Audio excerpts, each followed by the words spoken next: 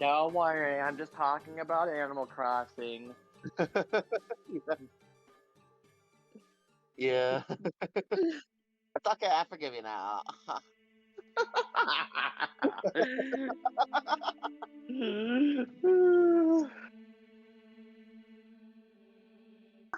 You should have set the start. Beastbird can be a could be like a total drag queen when he wants to. Yeah. It's okay, I forgive you now.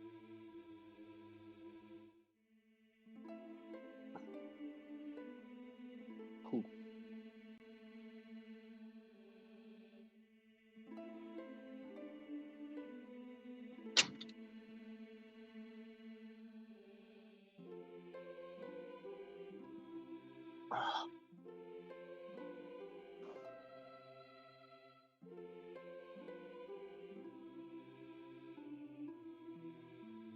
Hmm.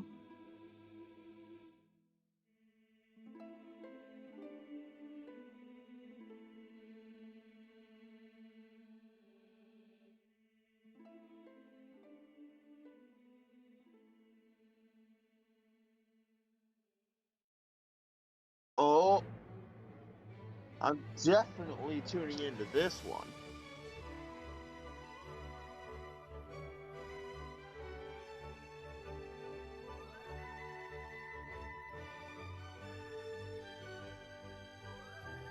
Mm-hmm.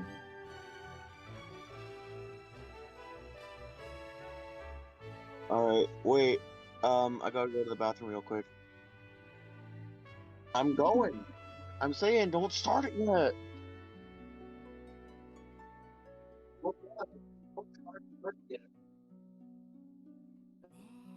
Yeah.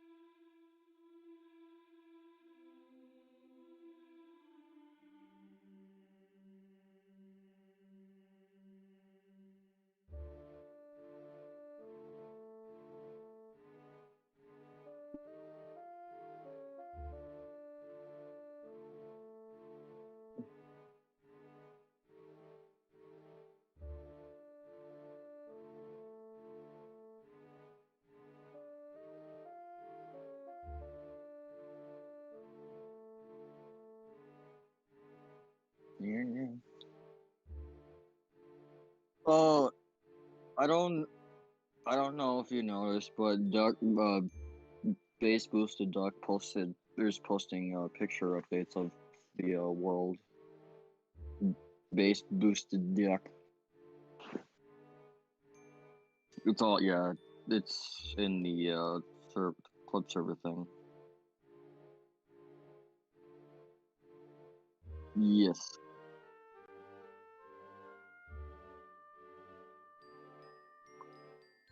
It's in the VRC pics and videos. Mhm. No, not VR buddies. It's in the club server, and the name of the channel is VR. No, not VRC Vicky. It's in the club server that I sent you of my club, and the channel that it's in is VRC Pixen. Pixen videos. Mm-hmm.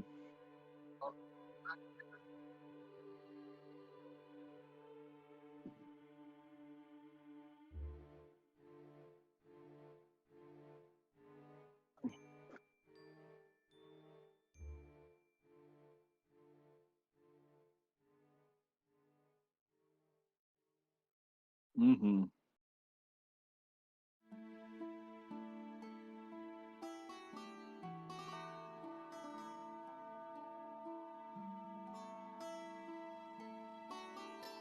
Oh, hi, Wolfie.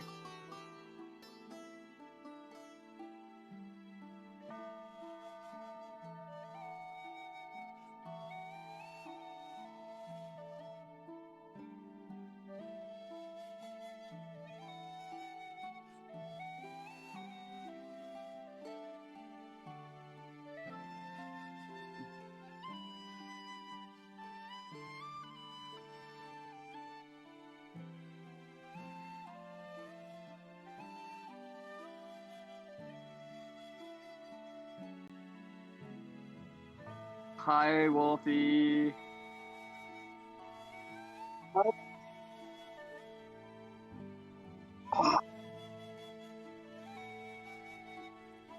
I've returned. Okay. Yeah, I'm fixing a setting because allegedly people in the stream can't hear me again. So if I were to delete this one. So can I delete this one? Yeah. Try this one. Okay. Wolfie, let me know if you can hear me. Let's see. Okay, yeah, Wolfie, let me know if you can hear me. I'm trying. Ooh wee, I'm trying. I hear you through the stream now. Okay, do you hear me? Ah, okay, woo! Alright. Yeah, it's something I have to do in OBS, which is really stupid.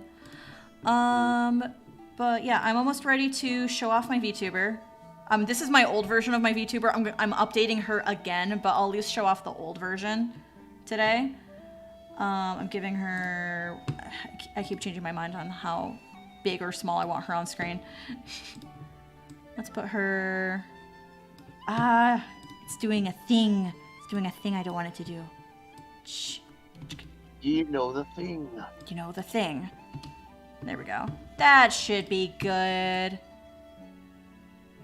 Nice. Yes, nice, nice, nice. Nice, nice. Okay. Let's put that down and go to OBS, and we're going to toggle visibility on the end card. Oh, I've got a couple other things going too. Alright, hey guys! Here's the old version of my VTuber, which has never been shown off before to the public. And I'm still gonna update her. Like, I made her, and I was like, yeah, she's done. And now I'm like, I think I want to go for more of a 2D look rather than the 3D look. So I'm updating her again. Anyway, here's the old version. This is Astrogoth. Obviously, my artist name is still Vicky Violet. Like, you can just call me that. But as far as, like, my new persona here, she's officially called Astrogoth. Nice. Astrogoth. Astrogoth. And I don't feel like messing with the facial expressions today because that's like really tedious and unnecessarily annoying with the program I use for VTubing. I'm gonna double check the chat. Oh, I've got more people in the chat. Hi, Spotlight Cartoons. Welcome, welcome. Hey, Welcome. everybody. Hey everybody, let me tell you something. I love this city that I'm from. Then I can't continue this song on stream. It's not appropriate. It's good. Oh, Wolfie's trying to beat Jevel. Good luck, my friend. I never beat Jevel. I decided it wasn't worth my time. Oh yeah. Okay, so let's try to get into some commission madness here. I'm gonna do some sketches. And this is my ref, so I'm gonna pull up a new one here. Bleeble Blabble. Also, people listening to stream, let me know how the audio balance is between my voice and background music. Like, if you can hear background music at all, and is it too loud compared to me? Stuff like that. Because that's stuff I cannot check myself. At least I can't check myself while I'm streaming, so.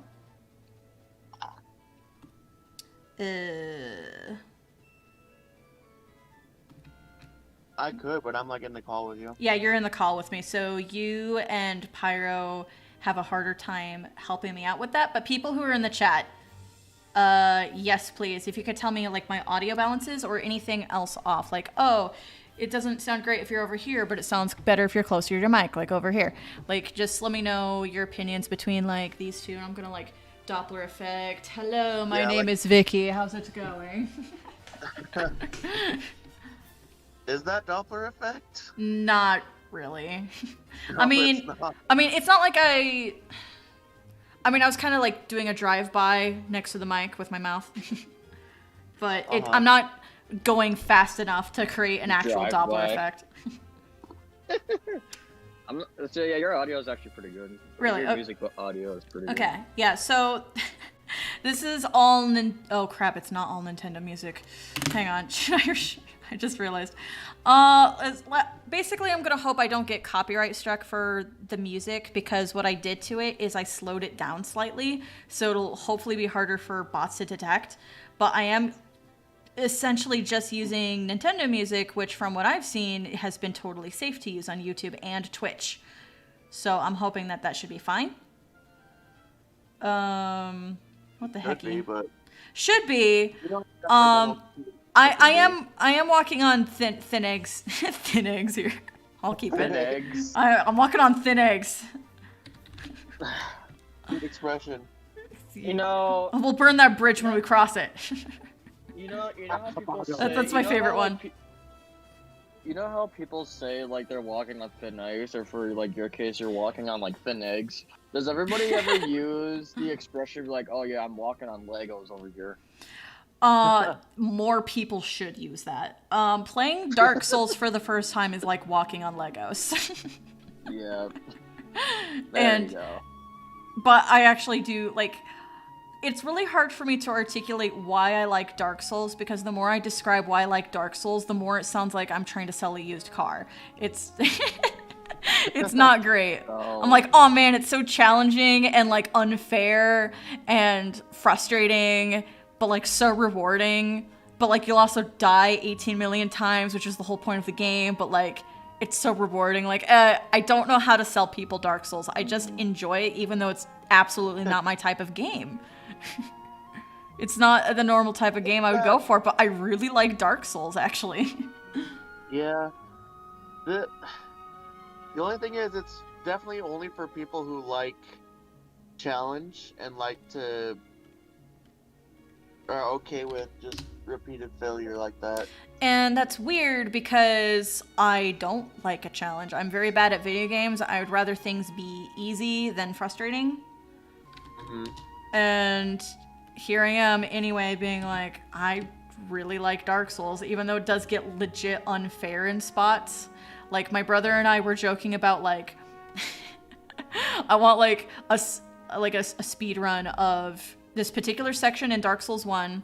If you're familiar with Dark Souls, I'll go ahead and name it. Anor Londo, specifically the catwalks area, which is just these really thin, narrow pipes in the air that you have to walk across, and it's really narrow, and you gotta like not fall the frick off, and it's really high up, so if you do fall, that is designed to be high enough that you will take enough fall damage to die instantly. So it's just these thin catwalks that you're walking across, and there are other enemies on the catwalks that will attack you and try to knock you off. So you have to knock off the enemies before they knock you off.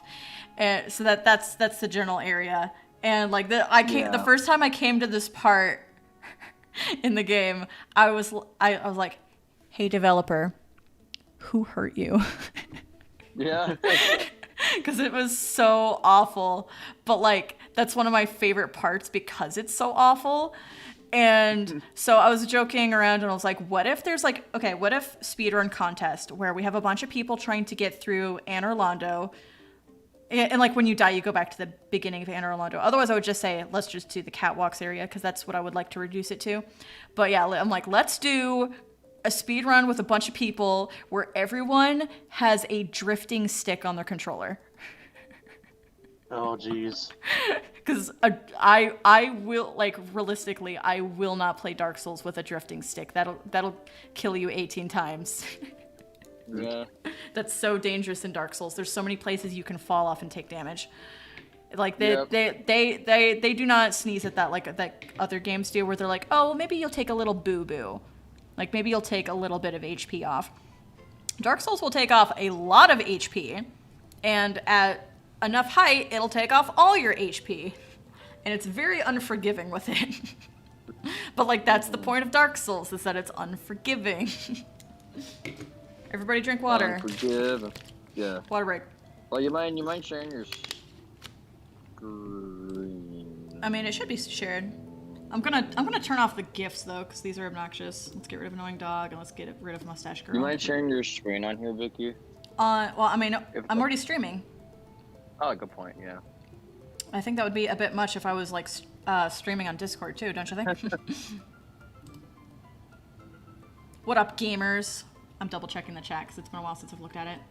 Haven't played Deltarune yet. Need to play Undertale again. Yes, you should. Spotlight Cartoons. Undertale is one of my favorite games of all time, and I've had this opinion since the first time I played it. Really, really early on, like before the fandom blew up, which it did blow up very early on, but still. And even to this day, I look at Undertale and I genuinely can't think of anything negative to say about that game. If I did, it would be a nitpick. I can't think of anything genuinely wrong with that game. Undertale is like so good as a game by itself. Like don't look at anything else. The game by itself is a masterpiece. Yeah. And I will happily die on that hill. Let's see.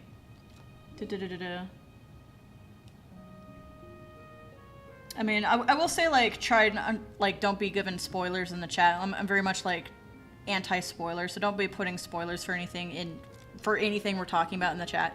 Which I know is going to be difficult later on, because I will be, like, drawing characters for, like, fun streams. It's like, wow, we're going to do some wacky stream time. Tell me a character you want to draw. You know, that sort of thing. But I'm like, some things, like, I know we won't be able to avoid spoilers too much because I might even start talking about it, but in general, like, a bunch of things recently came out, so try not to drop spoilers for things that recently came out. Yeah. Which is several things, because my brother and I are in agreement that it sucks that we've gone, like, 2 years without any games, and then a bunch of games drop all at once. So, like, this is very unfair for all of us. It's not cool, and we don't appreciate it.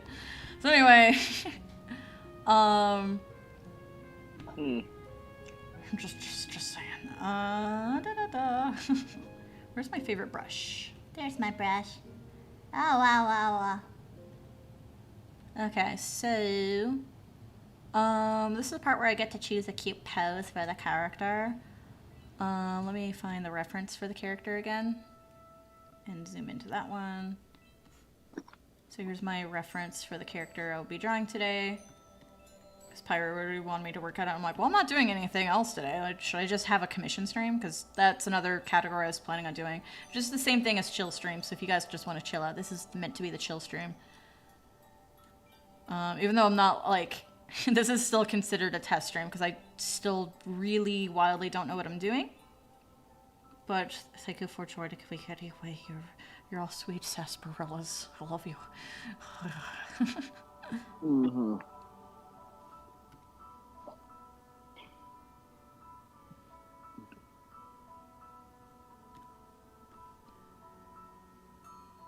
Oh yeah, okay, so we were going for, like, the dress situation. So I'll pull up that reference on my phone. For, like, this character.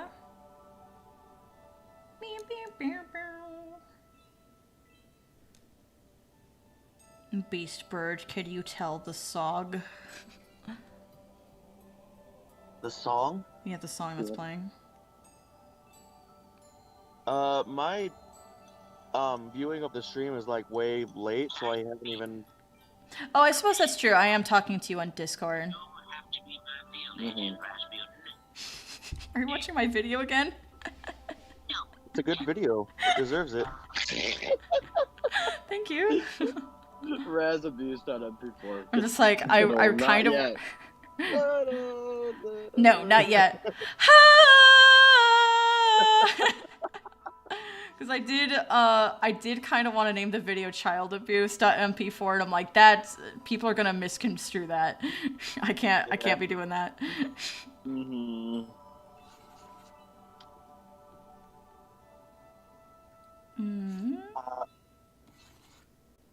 Honestly, I always have a hard time titling my videos. I find video titles to be a lot more difficult to work with than like just art titles. Mm-hmm.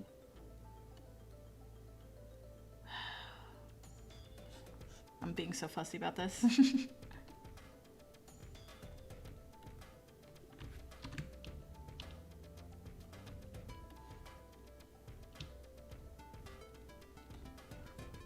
It's like I'm not on a fast art stream. I don't need to do super fast. I'm just kind of because sometimes I have to get my mind into like a speed run mode, and then sometimes I'm like, no, I need to like take my time with this. Speed run.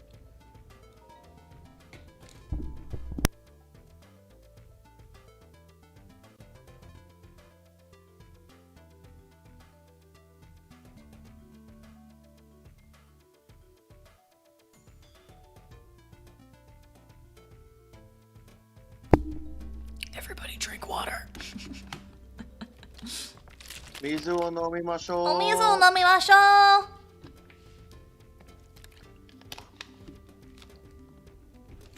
Okay, I'm still looking for that reference. It's on my phone. I'm getting too many messages on my phone.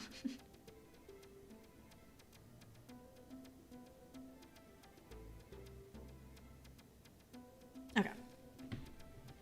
So I'm trying to think of a cute pose.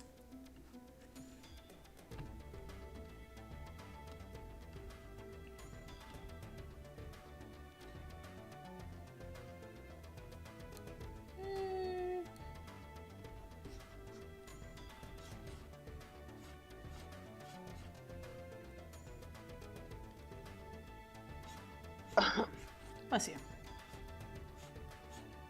Thank you.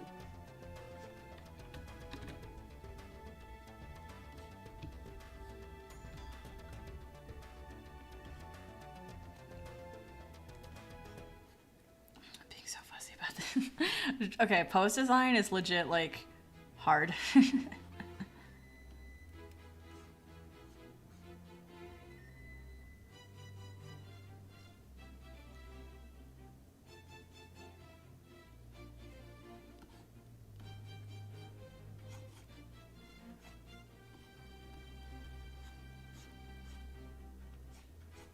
I should double check the chat. Oh, there's more stuff in the chat.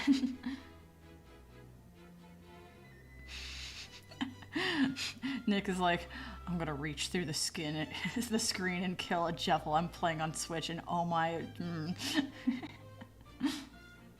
You got this, Wolfie. You got this. I can do anything. I'm sorry if that gave you war flashbacks. Yes, Wolfie, No. you can. I would, dude. If you're gonna go through your screen and choke out Jevil, can I watch? That'd be sick.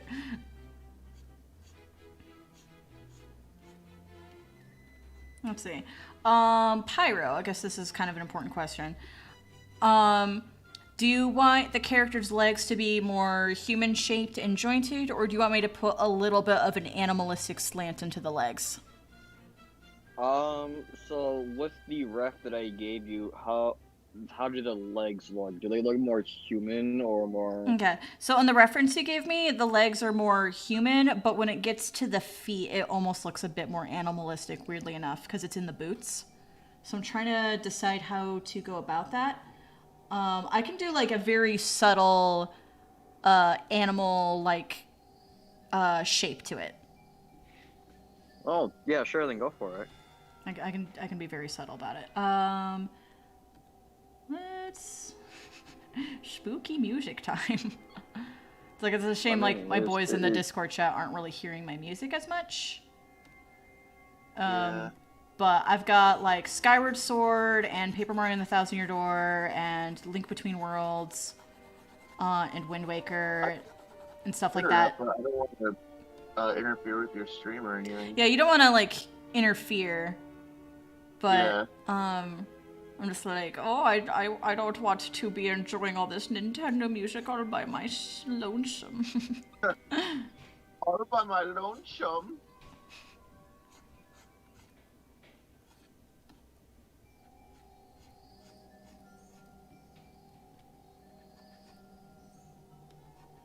But yeah, it's currently playing the creepy steeple music from Paper Mario: The Thousand-Year Door.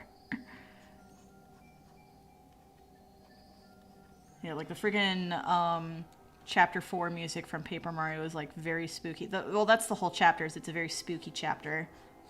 Yeah.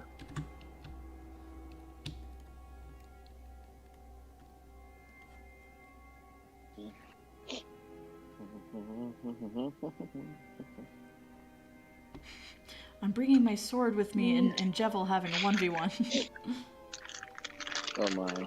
See you later, Z-Dog. Bye, Bye. Z-Dog.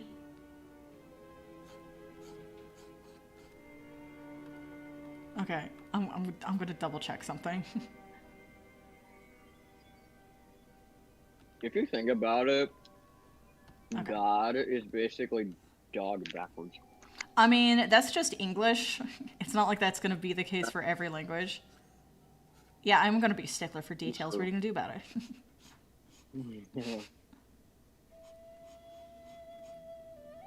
Because, you know, it's basically a pun we're pointing out here, and a pun is just a mockery of language. Mm-hmm.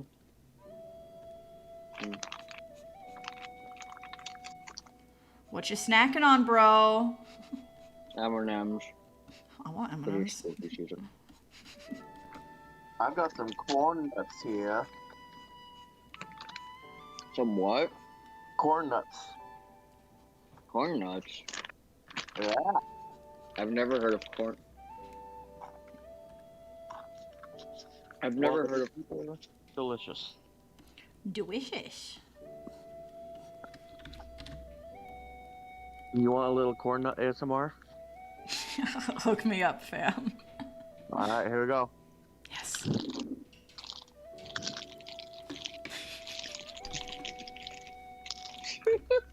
Not do anything for you? Oh, yeah. You want some hydration ASMR? I don't know. You want me to give you some hydration ASMR?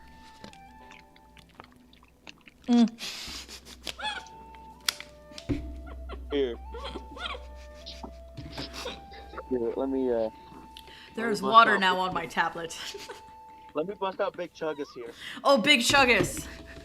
All right, Big here we go. Chuggus. Never mind that I got a little bit of water on my I drawing think tablet. you It's pour out fine. the Don't worry bottle. about it. Here we go. I get water on it all the time. Ooh. I love the soothing sounds of beast birds. It's soothing. Nice. Nice. Oh, I just decided I'm gonna link what I'm doing here in the Me Mansion chat. Because I have not done that. And I don't know, maybe somebody will be interested. I want to move that right. Okay, hang on. I'm gonna move my face. Put that right there. There we go. That's not suspicious at all. No one will ever know. Okay. Test the stream. And share. And Facebook chats. And I'm gonna double check the chat. Oh wait, I told you I downloaded Steam, right? Well, yeah, you downloaded Steam and then you got the Steam version of VRChat and then you were playing with it on desktop and then I played with you on desktop as well because that's the fastest way for me to open up the game is if I go like VRChat, boom, boom, it's right there. Boom. Like that's the fastest way to open it. And when I was on like the PC version, that way you were like, oh, are you on link cable? And I'm like, dude, I would not be able to open the game this quickly if I was on link cable. Link cable's the version that takes me the longest to open up.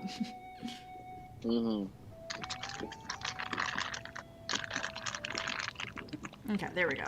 I have shared my stream with the Me Mansion, so that means we can maybe get Kit and Sergeant here, maybe. Man, your YouTube avatar is doing pretty well. This thing? I know it's a rough, but it looks really good, babe. I mean, I want to say it's a Good. rough. Like, this is the final when I finished it, and then I decided, you know what? There's several things I decided I'm not happy with already. And one of the things is I decided I would rather a 2D look rather than a 3D look, so I'm gonna really revamp it and flatten most of the textures and give them like 2D shading and stuff and give it like bold outlines on like everything. So that way it looks more like a cartoon. I'm like, well, that's deeply what I want to be. I just want to be a cartoon. Mm-hmm. I just want to Wait, be a is it cartoon. 2D or 3D right now? Right now, this is the first version I made with like 3D, so it's got more of soft shading on her. So yeah, the new version is gonna have much more like flat 2D shading with like, you know, cell shading and stuff. But for the most part, it's gonna be the same. I'm fixing the hair again too. I've spent so many hours on this hair, and then I fix it again, and spent so many more hours on the hair, and now I'm fixing it again because that's not how I like it. For example, she does not have a cowlick, and every single time I draw her, she has a cowlick. It's like, actually, wrong button. Actually, you know what? Bad example. I just pulled up my end card, and the end card I drew does not have a cowlick. Frick. Well, never mind. Bad example. I like how the hair just kind of sinks into the body sometimes. That's Yeah, it clips a lot, and I know a tutorial to keep the hair from like clipping into the head, because I can create some colliders for that, but I don't know if I can create colliders for the body. And yeah, the hair keeps clipping into the body, and I really don't know what it is I can do about that. Yeah, it's something I have to work with more, and I'm like, do I really want to like fix that? Because it's the hair constantly like fussing with the few colliders that are present on the body, and yeah, it's just fussy.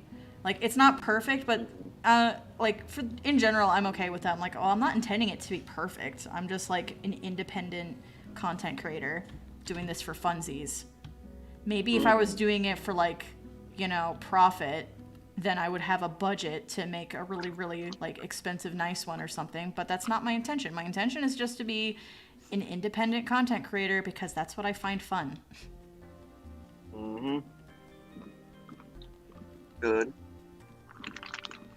Yeah, like, yeah, people ask me all the time, it's like, oh, do you plan on making your YouTube thing a job? And I'm like, I mean, it could accidentally become that way eventually, but in no way am I doing this for the views. In no way am I doing this for the money. If I was doing this for the money, the latest upload would not be a Psychonauts S posting video, okay? Let's be real for a second. It's true.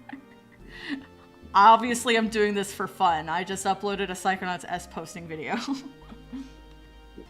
Mm-hmm.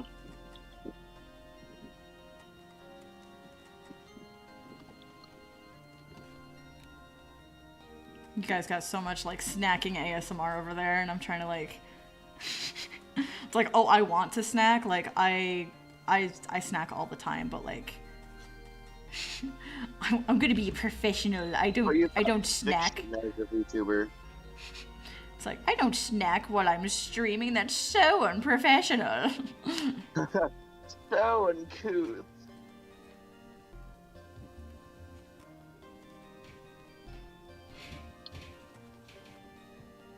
It's like you have the streamers that think it's very unprofessional and make sure they're on top of that, and then you have other streamers that are like, do not care. And I really like that Corona in particular is one of those that just doesn't care. Yeah. Like this amuses me because I don't know, there's just something about like the Japanese VTubers that feels like, oh yeah, they should be more professional.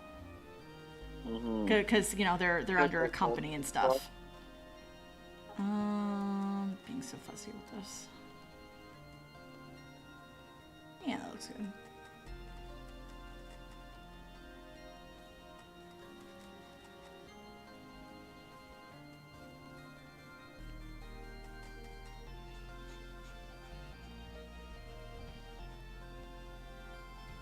I hope you don't mind my eating. I mean, I don't mind it. But yeah, I always question, like, am I gonna have somebody in the chat that's gonna find it really aggravating? I don't know. Stay tuned, we'll find out. Board 8. Morty.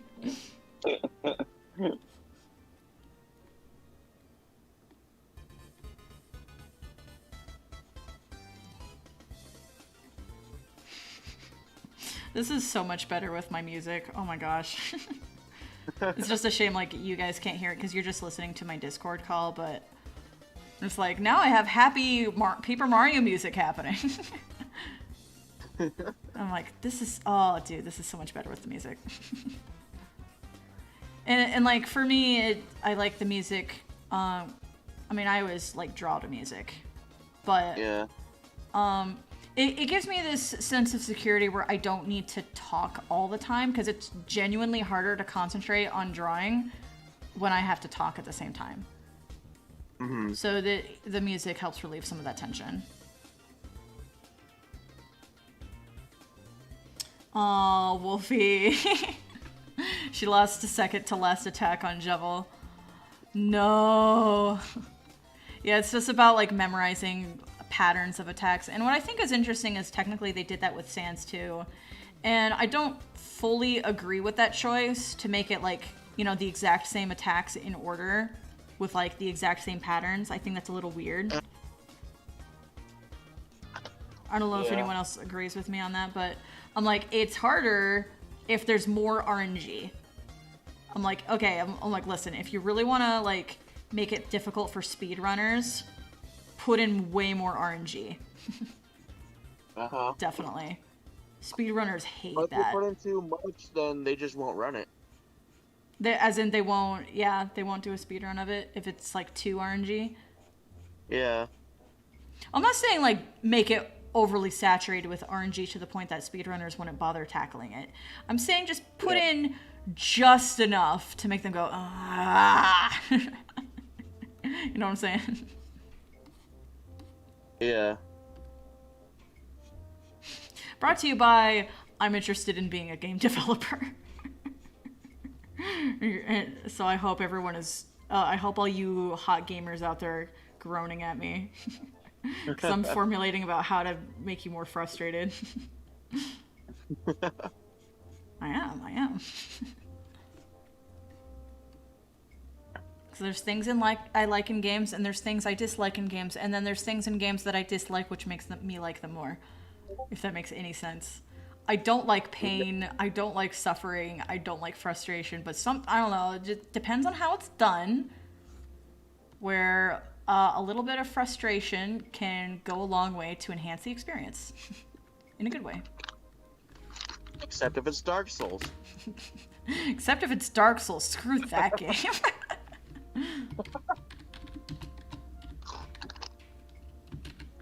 Oh, I'm out of corn nuts. I'm so sorry to hear that. Yeah, they're really good. Oh yeah, F in chat. I'm gonna do an F in chat. There we go. The RNG gods are not being kind this day. It's like, hey, I'm playing Dungeons and Dragons. Can I? And I'm a warlock. Can my patron be RNGesus? I still remember the kind of warlock you want to have. Yeah. Oh, well, okay. Well, I'll go ahead and say it again for the people in the chat. One of these days, I'd love to be a warlock. And for my patron, I would like to recruit Sam Riegel. I would like to just, like, I doubt he would respond, but I'm like, I think it would be Sam super. Riegel? Yeah, Sam Riegel. He is a voice actor who's one of the main cast members of Critical Role, a D&D podcast show. That if you like D&D podcast shows, you're pretty much watching Critical Role. Just that one. Yeah. None others. So Sam Riegel is the biggest troll. He is just a real life god of chaos trapped in a flesh vessel. Sorry, I'm laughing at something That's very different. specific. Oh, That's very specific. It's very specific. And I would love to like DM him on Twitter and be like, hey, I'm playing a warlock. I would like you to be my patron, and as your servant, I want you to tell me the exact things you want me to do as your servant so I can have your warlock powers. Like, what are your conditions? What are your conditions? Because I want you to basically be my personal god for my D&D character. And whatever he says goes. Yep. Just like no matter how much it might anger my DM. Like obviously if I was picking a character like that, I would make sure I get a DM that knows Sam Riegel and is like, yeah, literally whatever he says goes. Is that cool? Of course. Of course. And I'm just morbidly curious, like, if he did respond, what legit things he would come up with, because he is the type to intentionally come up with something that would piss off the DM as much as possible. Yeah. And I'm just really curious what it could be. Like, it's just like a bunch of background stuff that the DM would have to constantly remember. Yes, exactly. Sorry, I might have yelled too loud. That even hurt my ears. Because I have the input-output with my headphones. I can hear myself at the same time. It's like, should I get closer to my mic? I mean, I have to, like, lean over a little bit. Like, I moved my boom arm, so it's a little more prominent. Yeah, I was leaning more back here. Oh, wow, that is different qualities. That's just a few inches difference. Mm-hmm. Hello, microphone. Okay, this is making some progress. I'm actually making progress today. That's crazy.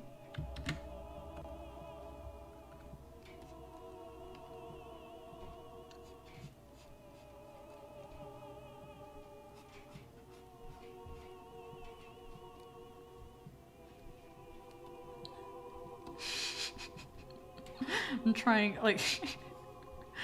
I'm like, how lenient do I want to be with what I say on my stream? Because there's been some jokes I really want to say, and I'm like, no, I shouldn't say that on a stream. Like, I almost quoted Oni Plays just now. I'm like, nope. Yeah, it's not with the kind of channel you want. Yeah. I mean, yeah, so I've discussed this with Beastbird before, but, and we have, like, different opinions on how we want to go about this. But I'm very much, like, for my channel, at least how I present myself on my channel, like, my channel's still full of S posting, and I don't care about that. But, for, like, myself and my streams, I want to present myself in a very specific way. I want to make sure I'm promoting wholesomeness and positivity if I can. Can't guarantee I'll be able to do that all the time, because sometimes I'll get on a topic of, like, oh, that video game makes me angry. You know, that sort of thing. But in general, like... I am very specifically, like, I need to maintain, like, a wholesome persona. But that isn't 100% of who I am. So if I were to, say, do a collab on somebody else's channel, depending on that person's channel rules, like, if they're more lax about that sort of thing, like, oh, yeah, like, we're more questionable with our humor over on this channel, then, yeah, I would let myself be a little bit more loose with my humor. Because I'm like, well, I'm on somebody else's channel. And as an example of this, I got very excited to see that Anthony Padilla with his VTuber, because like he had a VTuber he made for himself for a VTuber interview episode, which is an excellent episode. And I was like, oh man, I really want to see more of his VTuber. And I found on another channel where he collabed with someone and used his VTuber the whole time. And I was like, oh, heck yeah. The channel in question was Nox Taku. Oh my gosh, yes. Which I cannot recommend that channel to people with good consciousness. With a good conscience. I can't do it. Nox Taku. I do not recommend clicking on Nox Taku. I mean, I'll recommend specific Nox Taku videos, because I started watching him for, like, his more serious stuff, like, oh, here's the psychology of Bill Cipher, here's how overpowered can be done right with Bill Cipher. That's 2 videos. And he also has Psychology of Raven from Teen Titans and OP Done Right of Raven from Teen Titans. Like, right there. I just named 4 different videos that I highly recommend from Nox Taku. Because all those subjects interest me immensely. I love both those characters, and I think OP done right is an excellent topic to cover. And I think, you know, talking about the psychology of characters is really cool. I just really like psychology. And so, yeah, I do recommend those videos. But for the most part, don't click on anything else by Nux Taku. Like, click on your own risk. I cannot personally tell you to click on that. I think what's going on is most YouTubers and VTubers these days, they're kind of migrating their content to what everybody else is doing, so they're kind of making it similar, but like they're putting their own twist on it, sort of thing. Mm-hmm. You know? Yeah. I mean, because like that's what I've noticed a lot, like how Mr. Beast started these challenges for money, then all of a sudden you start seeing these other channels pop up, they're like, oh yeah, I'm doing this challenge for X amount of money, sort of stuff, you know? Yeah, exactly. So I'm giving an example of what I'm talking about. So Anthony Padilla, not to say that like Anthony's channel is perfectly clean either. As an example, a recent video he uploaded, which I haven't watched, so I can't vouch for whether or not other people should watch it. But the latest one he uploaded was interviewing dominatrixes. And I'm like, I don't know if I want to watch that one. So I'm not saying Anthony is perfectly clean either, but the example I was giving was like, oh man, I want to see more of Anthony's YouTuber or VTuber avatar, like it's super cool and awesome. And then I found it, and it's on a channel that's known for doing not safe for work content pretty frequently. And I'm like,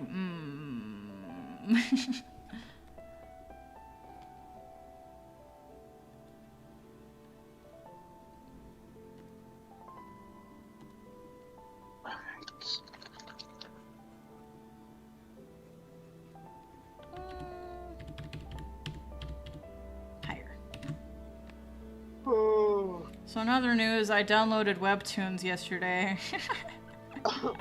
Webtoons? It's like if I finally cracked and downloaded Webtoons, it's like, okay, what did you want to read? I get ads for those sometimes. Yeah. I mean, why? definitely like the interesting one in question all the time is Lore Olympus. I'm like, what is this? Like, I know of it, but the fact that it has merchandise in Hot Topic tells me like, whoa, this is huge. What is it? You know, not that I downloaded it for Lore Olympus. That's not the case. The ads I would usually get are about how, like, one of them was like how about like this girl went to like school and this guy always bullied him, and then she went home and started acting crazy about how she liked to get bullied by this one guy. I'm like, why are you showing me this? Why are you advertising this at me? I mean, yeah, I watch anime stuff, but it's not like that kind of anime. Like, what do you right? Like jeez. But yeah, so my sister got an ad for a new comic on Webtoons, and she's like, this isn't something I'm interested in, but Vicky would love this. So she sent me a screenshot of the ad, and I'm like, yep, I'm downloading it. It's called, it is a DC comic, and I assume it's from, you know, the actual DC, because it had the DC logo on it. So I'm like, oh, this is like made by DC people. But it's called Wayne Family Adventures, and it had, you know, a picture of like Bruce Wayne and a bunch of, you know, the Wayne kids. So you're gonna have like Batgirl, and you're gonna have, you know, different versions of Robin. You're gonna have Nightwing. They've even got more obscure ones in there, like Red Hood and Orphan and Spoiler, and, you know, just a bunch of like more deep lore Batman characters that most people aren't aware of. I'm aware of most of them, and I'm aware of most of their like backstories, but there's still like multiple of them that I'm like, I'm interested in learning more about them. I just don't know what they are. And I'm like, also based on the thumbnail, it looked super lighthearted. I'm like, this looks like it's just gonna be like lighthearted shenanigans. I have read everything that is out so far. It's only 5 chapters, and they're all really, really short. It is very wholesome. It's actually very wholesome. It's just like, okay, so we have, you know, Batman, which is one of my favorite things about Batman, is like, you know, he pretends to be such a loner, but then he keeps adopting kids who really, really could use a home. And stuff like that. And, oh gosh, I freaking love Batman, in case no one knew that. I'm gonna draw a little Batman logo just right here. Just and there's heart. I think love Batman. Okay, so yeah, it's very wholesome, and my sister was like, so did you read Wayne Family Adventures? I'm like, yeah, I did. And she's like, so what goes on in the comic? And I'm like, the first conflict is they're fighting over a cookie. They're fighting over a cookie. Yeah. That sounds close to I intentionally what picked like the most juvenile thing to say about it, but I'm also not lying.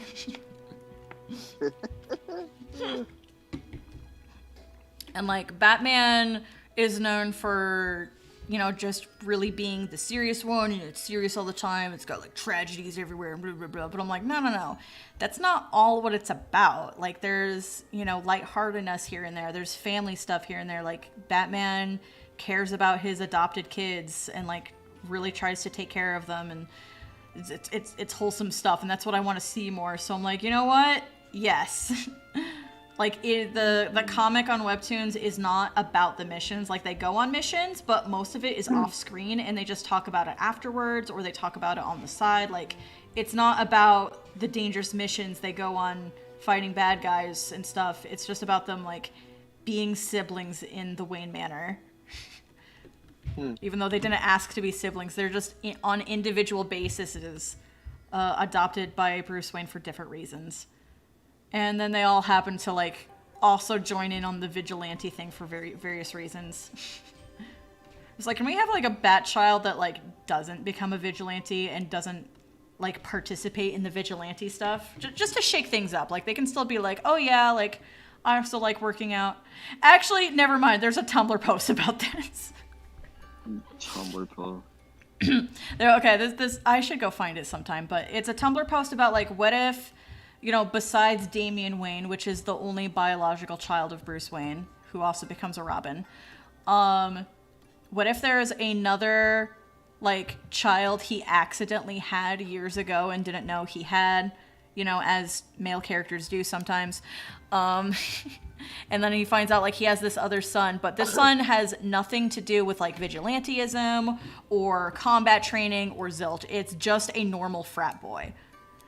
And then he comes to live in the Wayne Manor and is trying to do normal frat boy things around these other bat kids who are like, you know, hardened vigilantes at this point. And they're all trying to figure out how to live with him because he's a huge idiot. And like, it just goes on with this as a hypothetical. And I'm like, I freaking adore this because I just love everything Batman. I adore Batman. And my sister knows this, so that's why when she saw that comic advertised, she was like, oh, Vicky will love this. It's like, thank you, you know me. Yeah. I freaking love Batman. So, yeah, for people vaguely familiar, at least vaguely familiar with the superhero story I'm writing right now, I have a character that's very much basically literally Batman. But, so people are like, oh yeah, this is a character that's literally Batman. So my character that's quote-unquote literally Batman is not literally Batman. As in, it's not super in your face for copyright reasons, but canonically, my character, his name is The Crow. His thing is that, so this takes place like in the future, so he was a Robin. He was just another one of the Bat Kids, and he's grown up now, and he has his own place, and he's just a separate dude who also just continues the line of adopting kids that need the adoption and trains the ones that are interested in joining him in the vigilante stuff, and it's just continuing basically the bloodline. Bloodline used loosely, so to speak, because, you know, most of them are adopted. But, yeah, so basically that's what the character is. It's never... Yeah, it's a family tradition now. Is what I'm implying. Is it's family tradition. Like, it's not like, you know, I'm implying all Robins do that, because, you know, some Robins are more, like, you know, spiteful than others and aren't interested in, like, you know, they're... Some Robins are very much like, I literally do work alone sort of deal. But my character is like, he was a Robin, and he really liked the family dynamic, and he liked... you know, being adopted at a point in his life where when he really needed to be adopted and taken care of by somebody. And he really liked the family tradition, and he continued it. So that's basically that character. And I really like Batman. Initially, the idea was that he was literally Batman, and I finally figured out more things, and I wanted to do more unique things with the character and not limit myself. I mean, obviously, I shouldn't be like, yes, this is Batman, and I'm stealing him. That's not what I was going for. But I came up with a bunch of unique things to do with it later, and that's the rough backstory of my character. Because my implication with the superhero universe is that all the superheroes that we have today are just kind of people that were popular 20 years ago in the timeline of my story. So, like, yes, they existed, but they're not the main characters. They're not necessarily mentioned all the time. It's just kind of say, like, yes, this takes place in the same universe as DC universe stuff without, like, worrying about the copyright. Because it's not like I'm copying every single character, because the main characters are not meant to be like carbon copies or anything. It's not like a Marvel or anything.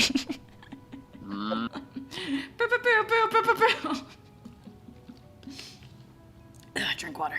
Water break. Oh, I have a bunch more things in the chat I need to read. Oh my gosh, Kit's here. Sorry I took so long to check my chat and see that there was more people here. I just got on a long tangent, but hello, Kit. Welcome to the stream. Everybody drink water. In fact, I'm going to take a break. I'm going to get up and get a new water from the fridge. BRB. I need cold water.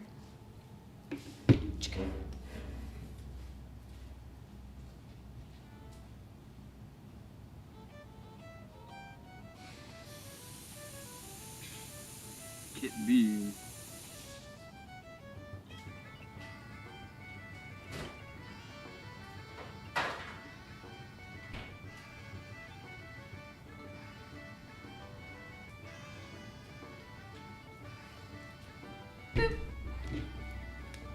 I have acquired the cold water, and it feels way better in my gullet.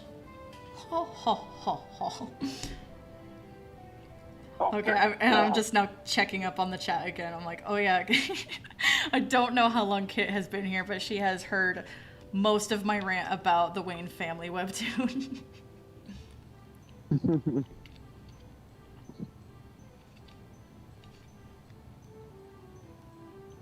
Yes, drink water, everyone. Partake in the hydration fluid. It's good for you. Yes. It's good for you. Ho ho ho ho. It's so good for you. It's so good for you. Be sure to hydrate every day. Just once a day.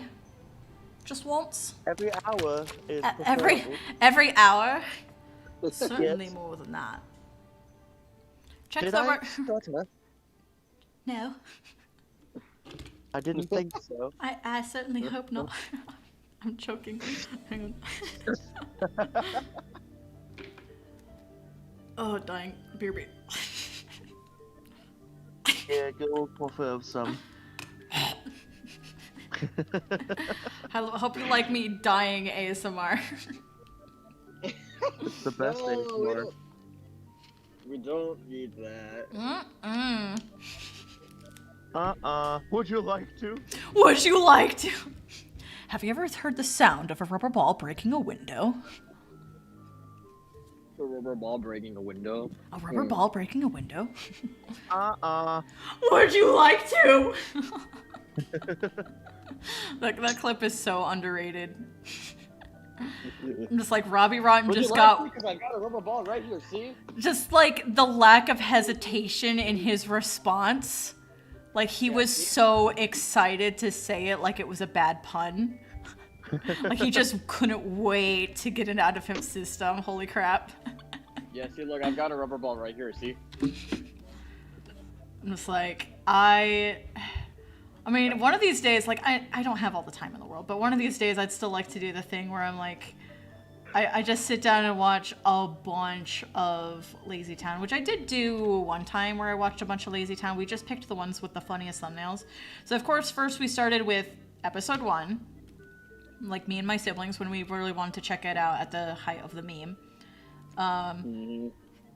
And so we're like, episode 1, just so we know, like, you know, this is the exposition, this is like the establishment of the universe, so to speak. Which is, and also episode 1 is actually really good. I liked it. Yeah. And then of course we watched the famous one that had We Are Number One.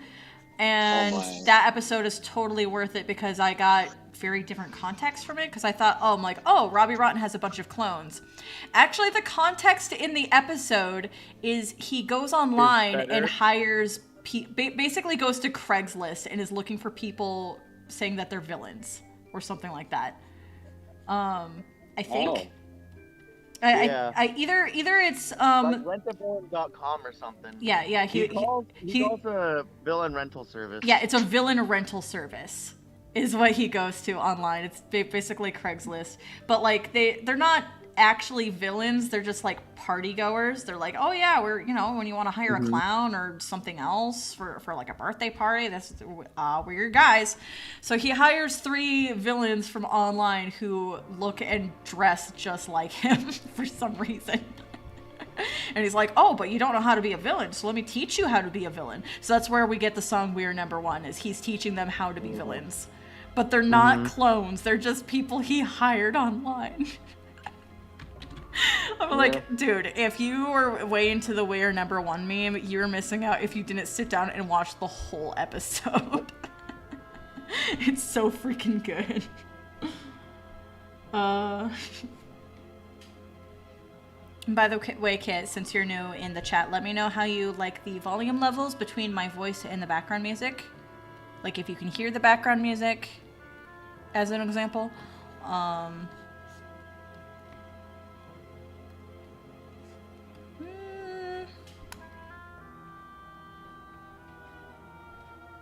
Spent all this time drawing this pose and I'm like, do I even like this pose?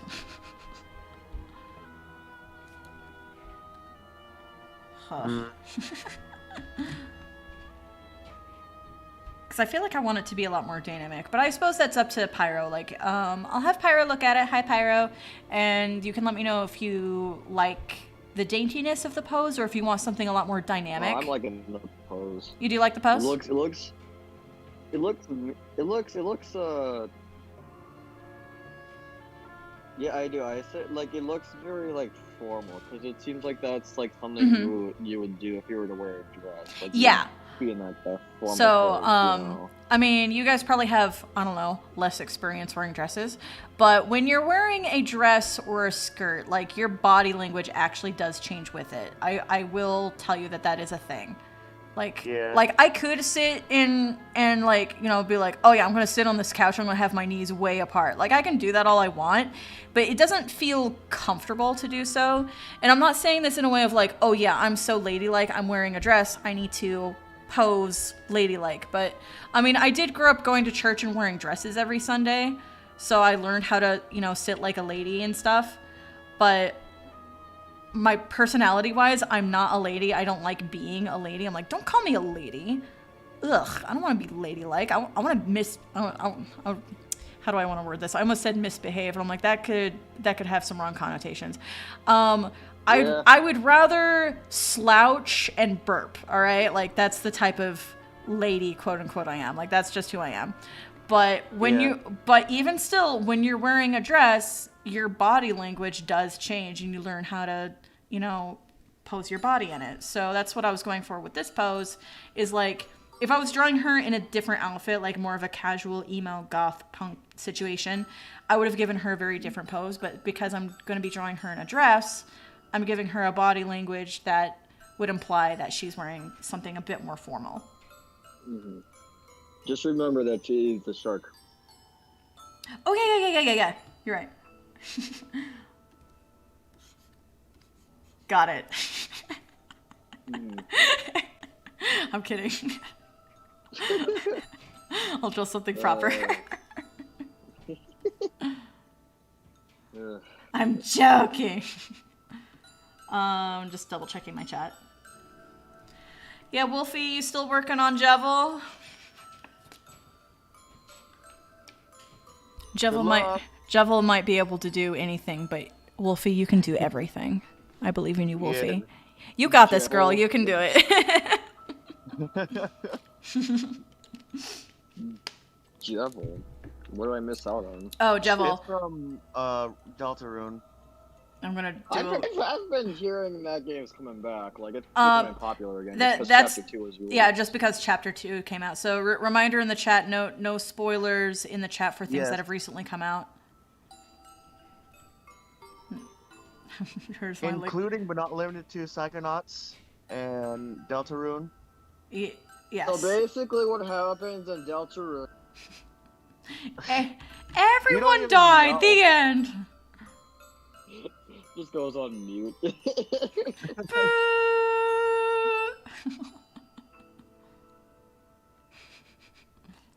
Trying to remember what that Jevil meme was. You know, on memes where they'll like draw a character as MS Paint, and then the next person will draw an MS Paint, but like even worse, and then the next person will draw an MS Paint, but even worse, and it just gets more and more degraded over time. And then it even has text with it, where it gets more degraded even over time. I'm trying to remember what the last Jevil one was, because there was a Jevil one. You know what? I'm gonna look it up right now, just on my phone. Because I am morbidly curious what it was. We're taking a detour. Jevil. I should find it pretty quickly on my Tumblr by just searching Jevil. Oh gosh. Peak character design. Bastard A-word clown. It's just several characters, and one of them is Jevil. Oh, this is a separate post. Also peak character design, do not at me. This one also has Jevil, and also has the Snatcher from A Hat in Time. Freaking excellent. Okay, I gotta skim. I gotta skim this faster. Okay, I found it. Okay. And these are... This meme I did find annoying a little bit, like where the drawing would get more degraded, but then they would make the text longer and longer, and like make the vocab way bigger. I actually found the text getting bigger annoying, but I'm gonna read this off anyway because some people like it. I can do anything. I'm capable of carrying out any task. I, Jevil, possess the ability to accomplish every possible objective I so desire. I would like to bring to your attention, my opponent Chris, Susie, and Ralsei, that I, the being known as Jevil, hold the power necessary to perform everything that would, in any other case, be impossible to execute for those of lower echelon such as yourselves. Do lot.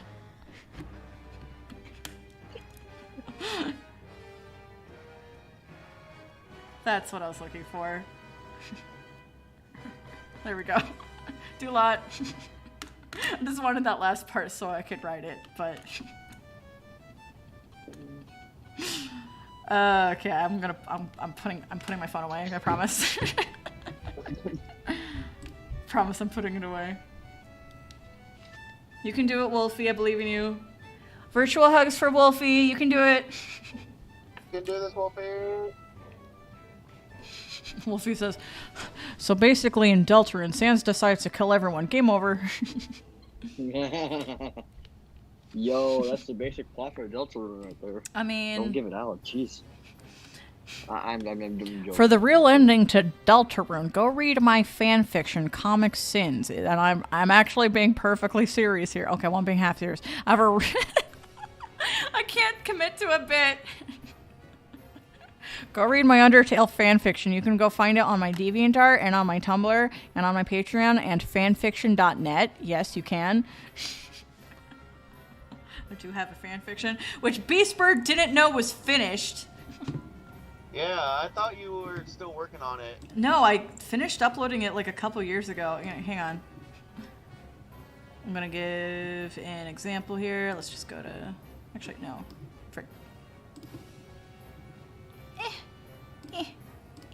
There we go. Literature. And we go to subfolders. Where's my subgalleries? Okay, so on DeviantArt, as an example, I have a subgallery that's just my Undertale fanfic, and it's labeled Undertale fanfic. This is a completed fanfiction. It's not good, but I wrote it, and you can read it if you want. It is complete. Are you good? And well, what was the question? You should. Oh, you should read it. Ho ho ho. Does it have the thumbnails? Oh no, did DeviantArt get rid of my thumbnails? Oh no, I'm gonna be so mad about this. Oh no. I drew thumbnails for each individual chapter. If I upload it again, will it appear right here? I'm gonna have to look into that now. I was not aware of this because I've not checked since DeviantArt Eclipse became a thing permanently. Yo, DeviantArt, I drew a thumbnail for each individual chapter. There better be a picture here. I drew these. I'm so angry right now. I will check this later and see if I can like re-upload the thumbnails for each of these. Because they're all gone now. Oh, I'm so mad. But anyway, I made a final thank you for reading art. Bless you. It's like thank you for reading. Like this is a completed fan fiction. Go read it. And then I have like author's comments, which I of course also recommend reading. You don't have to, but I highly recommend reading author's comments. But that's a thing I'm gonna have to look into now on my spare time, is to see if DeviantArt will accept me making sure that my chapters have chapter thumbnails. Cause that's really weird. Even before this, they were kind of botching it with DeviantArt Eclipse because, and it wasn't even DeviantArt Eclipse, they were just updating the way DeviantArt looked just before Eclipse came out. It was just super subtle things, but this is one of the ones I noticed that like matter to me, is normally it's thumbnail and then text. Like maybe the thumbnail would be a bit smaller, like this whole thing is the thumbnail, but then like the artwork would be small and then the text, but like you could see it. And then the thing they changed about it is like your artwork that you upload for it is the whole thumbnail and then the text is in front of it and then there's like an overlay of green over it. So now your whole art is green. I didn't like that. I'm like, don't change the color. Yeah. It's not a good color to put over any image. Don't do that. Anyway, so I'm gonna have to double check this thing. But if you go to my Tumblr, I'm gonna, as an example, I'm gonna go to Tumblr right now because I'm really miffed about this. Because I'm going to recommend you read the version that has, you know, the drawings. Oh, how many notes does this have? 104. Hey. Because I uploaded my dumb Psychonaut test posting video directly to the video player of Tumblr. Because if I do that, it'll get more views. Because it'll autoplay for people. What am I looking for? Oh, yeah. Let's give an example. Okay. Oh, I'm feeling kind of sad because I'm remembering like how sad my fanfic it can get. Okay, so yeah, if you go read it on Tumblr, here's an example. You will get the thumbnails that I bothered drawing. I'm gonna scroll more. I really, really loved some of these. Oh my gosh, I love the body language in this one. I forgot. I really like this one. I'm gonna scroll down to some of my other favorites. That one sucks. Don't look at that one. That one's pretty okay. Oh, and then this is like a section of the story where like over and over again, I was basically drawing different angles of the corridor and not really even focusing on a character. I was focusing on the corridor. Because the majority of it takes place in the corridor, because of course it does, because it's a very sans-focused story. But as a writer, I discovered one of my favorite things to write about is describing environments. So I started drawing the environments too for the thumbnails.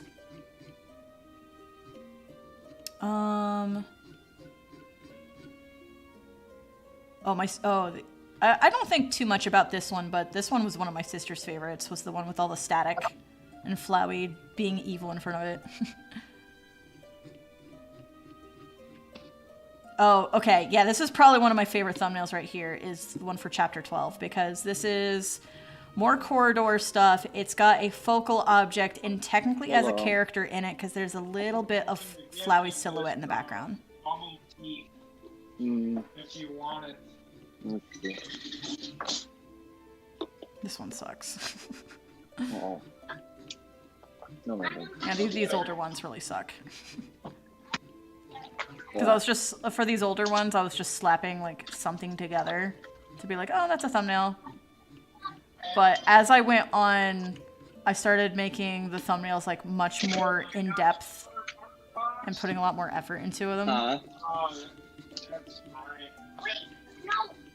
No, it's not Wait, yours. oh, it's not a bark box? No, it is a bark box, but it has my... Pyro, who are you talking to? Oh my gosh, let me see if this is... If you're- Hold up, I need a... Pyro, if you're having a private conversation, you need to mute. Please hold. Oh gosh. Here we go. No, I'll Here show we you go. when I open the box. Okay. Sorry Pyro. about that. You okay, Pyro? I just... Okay, so I need to see... So remember about those custom-made blankets that I was telling you about that I ordered for Yeah. me and my boyfriend? Yeah. I think the box that I have now might be them. Okay. Let's see. That sounds interesting. It's like these. No, these thumbnails suck. That one's Yo, done it very is. quickly. I'm pretty sure this one was done very quickly because I was like, I finished the chapter. I'm like, okay, it's ready to upload, and then I realized I didn't have a thumbnail yet. This is very clearly drawn quickly. Here, you mind if I turn on my camera? Your camera? I mean, Yeah. yeah, I suppose, or it might be better for you to save it while I'm not streaming. That's probably, like, the better idea, even though I'm totally like, yeah, but I don't know, I don't want to, like, show something on stream that could be, like, personal information. Because Oh, no, I that's just bad, wanna but... show off the You can blanket that you can take a picture of it. I'll take a picture. Oh, they smell me. Yeah, they look really cool. Hold up. I'm gonna take a picture and then I'm gonna send it to... Alright, I'm gonna skip through that last one because it makes me feel sad. There we go. Alright, so yeah, that was me advertising my McFrickin', McFrickin'. my McFrickin', that's right. Go to my McFrickin' restaurant where you can order a McFrickin' Comic Sins, which is a very bad title for an Undertale AU of any kind. But let me tell you, it's an AU that doesn't have under or tail in its title, so give me points for that one. It has the same syncopation, it has the same syllables, and it's a really bad pun that's like not even like the good kind of pun or even the good kind of edgy, but it's just a bad pun and bad edgy. That's the title. But give me points for not calling it something tail or under something. Drink water. It's good for you. Hydrate. And I'm gonna check the chat because I just had a long rant about my Undertale fanfiction. I don't know if anybody's been saying anything about it. Where's I'm afraid. Let's put this back over here. Okay, what am I missing in the chat?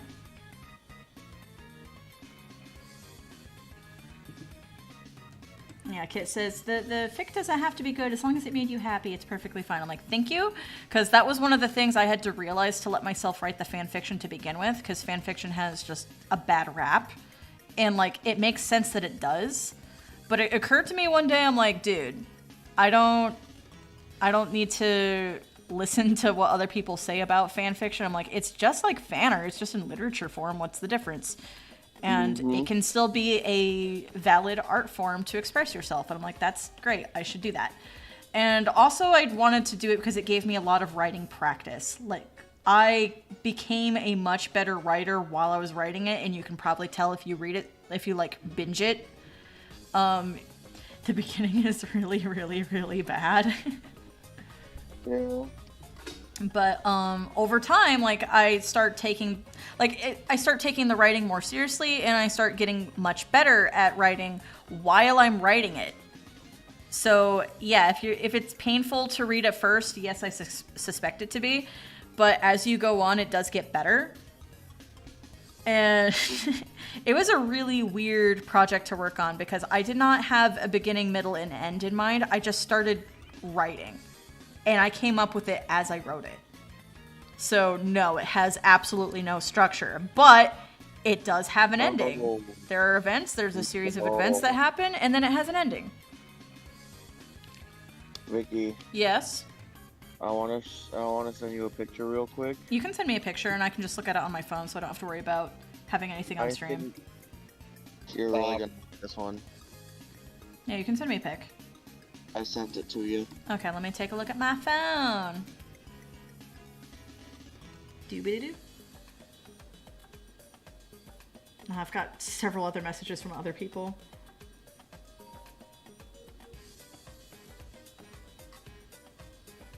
I think you'll really like it.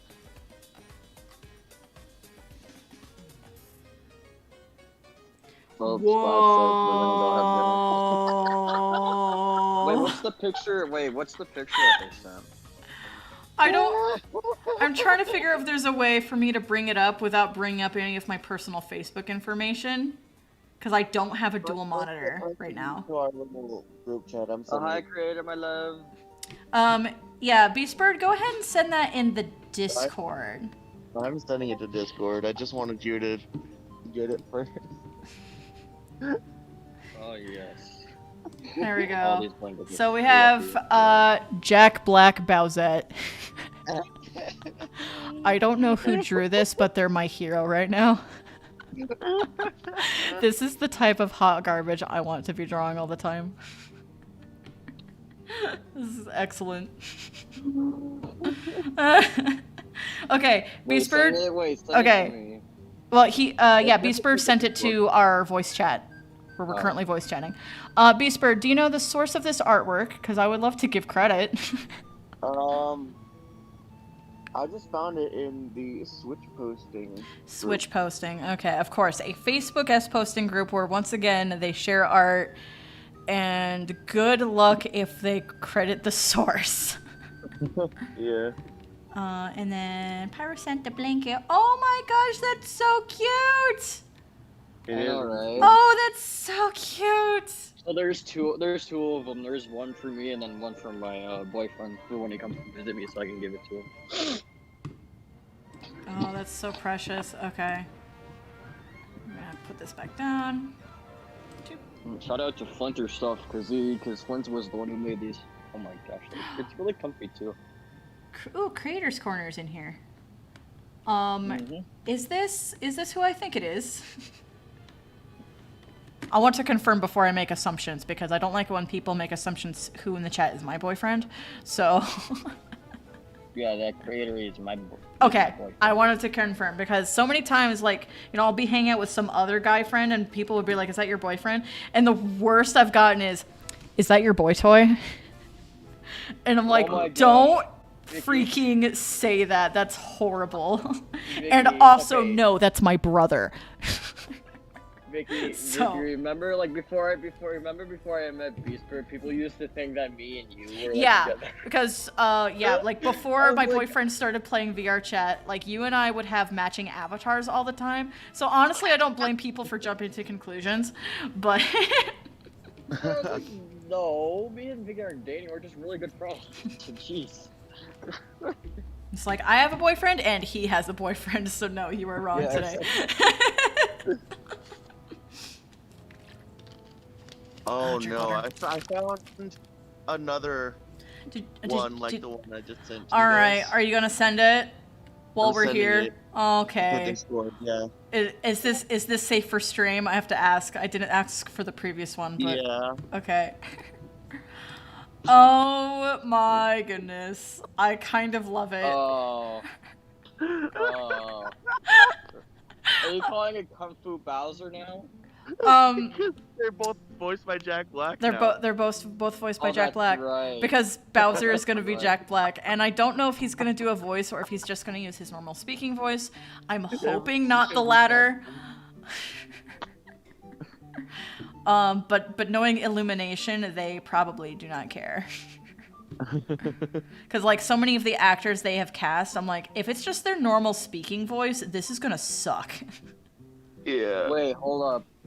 Are we talking about, are they making like a Smash movie or? No, a Mario movie. So we've known about the Mario movie for a while, and they just announced the main cast that they hired to do the voices, and Jack Black is Bowser, so that's why we've got these memes. Oh yeah, that's right. So that Yeah, Chris Pratt is Mario. Yeah. I They made memes about that too. I mean, if I got to pick anyone, and knowing Illumination, they wouldn't get Charles Martinet. I mean, Charles Martinet is in the cast, but of course he's not Mario for some reason. Yeah. I'm like, if I got to pick somebody who wasn't Charles Martinet, obviously I really, really want Danny DeVito.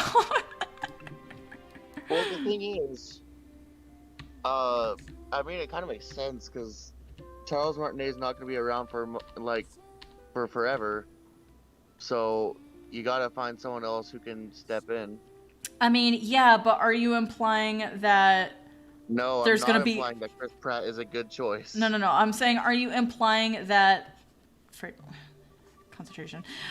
I started drawing and then I lost my train of thought. Amazing how that works immediately. Face. Okay, train of thought. Put this up back. Am I implying? Okay. Wow, my train of thought just crashed immediately as I started drawing. This sucks. This is why I need you guys. Are you implying that there's going to be a lot of Mario movies that could go on for years and years and years, and then we won't have Charles Martinet forever?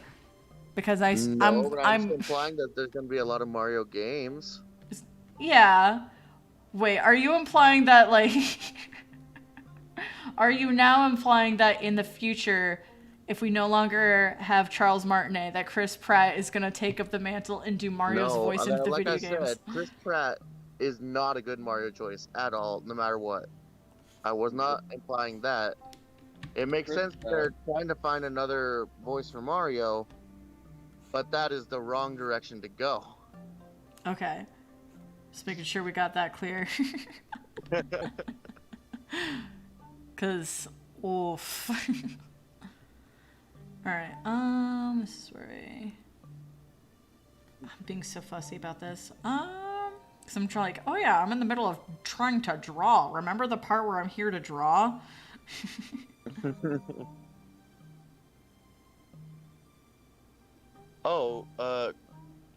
Looks like our kids. friend on the Facebook chat sent the source for the Bowsette. She sent the source? Okay, I'm bringing that up right now because that's very important. That, like, artist integrity is so important to me. Because obviously it is. Like, I've had so much of my art reshared on Facebook groups without credit. And that's super annoying. Okay. TechTiger_VH on Twitter. I'm going to try... This is probably going to... If this person does not safe for work content, I'm going to be in huge trouble right now. But I'm going to try... Well, Twitter... Hold on, I can look it up for you if you want. Yeah, go ahead and look it up first. TechTiger_VH. So I'll get that loading, and then I'll have it down, and then I'll have you look at it first to make sure that it's... if I bring it up, it's safe for stream. Yeah. I don't have a dual monitor currently. I think the HDMI port on my motherboard doesn't work, so I can't plug in my other monitor. So I now need to do research on DP cables because the DP port I have is on my graphics card, which is where my current HDMI port works. So I assume the DP port should also work because it's on the graphics card as well. Yeah. They're safe, by the way. Okay, they're safe? Okay. Yeah. So yeah, I don't know if Beastbird, I don't know if you know a lot about DP cables, but is it possible for a cable to be DP on one end and HDMI on the other end? Is that a thing? No. No? Okay. I just wanted to check. And I'm trying to decide if I should get a monitor that has a DP cable or if I should check if my second monitor over here has a DP port. So I can just get a DP cable, because that would be a lot cheaper to just get a DP cable. Yeah. Okay, so we're going to appreciate some art, an artist real quick. Tech Tiger VH. Here it is. Okay, we found the source, everybody. Woo! Thank you to Tech Tiger VH for this phenomenal piece right here. Yeah, and we're gonna get to look at it bigger. Jack Black bows that. If Jack Black hunts me down for drawing this, I can only hope Kyle Gass is there too. That would be awesome. Dude, what if just... Okay. If Kyle Gass was in the Mario movie, who would he play? Shoot. A freaking. I need this information immediately. A Goomba? I don't know. Get him to just play Cammy Black Koopa. does that. Yeah, just to get him to play Cammy Koopa, so that way they're together. Yeah. I was like, I don't care that Cammy Koopa's a woman. Like, let's go. Oh, I love the gem in the middle. Yeah. Yeah. This is some really stunning artwork. This is fantastic. Thank you, Kit, so much for finding the source. It's fun to show off art, but it's so important to have, the source. Like, it's this person on Twitter. There you go. That's where you can find it. We have been blessed this day. Thank you so much, Kit.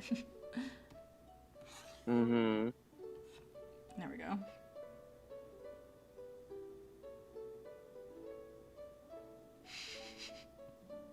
I have no idea what Wolfie is saying about Walmart. But it seems good. Alright, what else am I adjusting?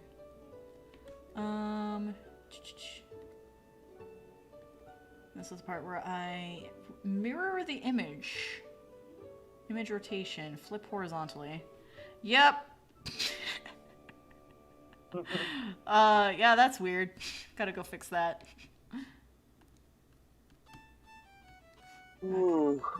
That's the thing about art, kids. Especially if you're doing digital art, like there's kind of no excuse not to do this little trick. But just mirroring your art, you can see what's wrong with it. There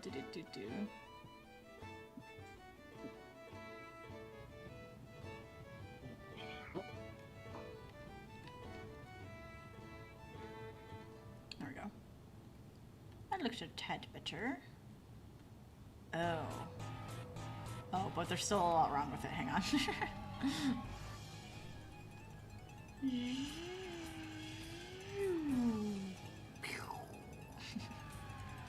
Yeah, I'll make dumb child sound effects while I'm drawing. I don't care.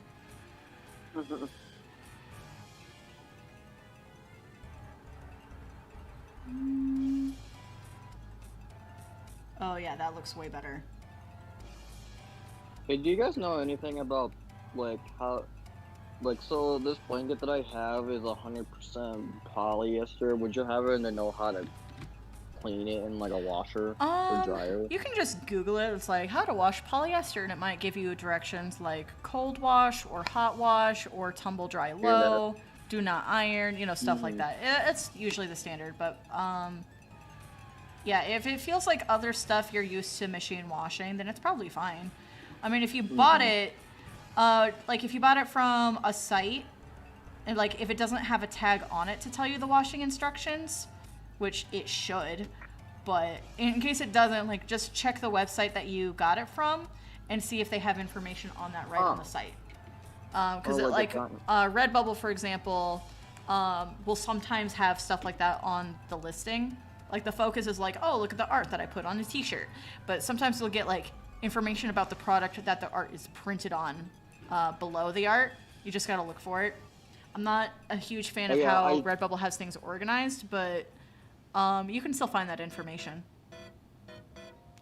I just found it says cold, delicate cycle, tumble dry, low heat, do not iron or press, do not dry clean. Yeah. Okay, the weird one I've started seeing in recent articles of clothing I've bought is do not dry clean. And I'm like, that makes no sense. Not that I understand what dry cleaning is, but to me, I'm like, oh, dry cleaning is the thing you do to something when you can't wash it. you know, it's the more, like, you know, fragile thing. It's the delicate thing to do. And I'm like, okay. But to have something say, do not dry clean, I'm like, wait, don't do the thing that's safer for the material in case it's sensitive? I'm confused. I don't know. But I don't know. I still to this day have zero idea what dry cleaning is. It's just a way where they like spray a little bit of cleaning on clothes and like steam it instead of like throwing it in a washer where it like tumbles it around. Yeah, or tumbles and like, yeah, agitates it, which is the point. That's how you like get the stinky out. Is, you know, you agitate the fabric. Yeah.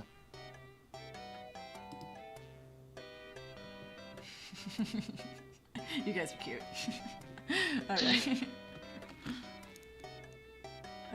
Let's see, what else am I doing? Yeah, this part is still bugging me. I'm gonna fix that.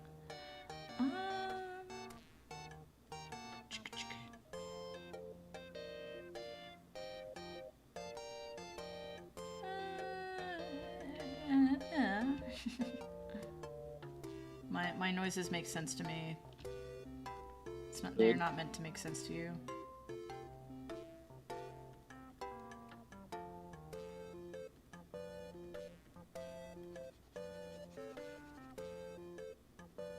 Just gonna get rid of all these scrumbly lines.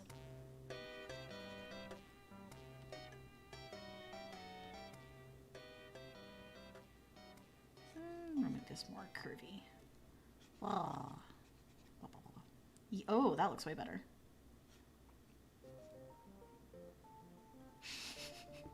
All right, now my music player is playing the one song I have that has lyrics. It's Plants vs. Zombies OST. There's a zombie on your lawn. There's a zombie on your lawn. Oh yeah, there's a zombie on your lawn, right? There's a zombie on your lawn. There's a zombie on your lawn. Like that's it. That's the whole song. But there's more going on.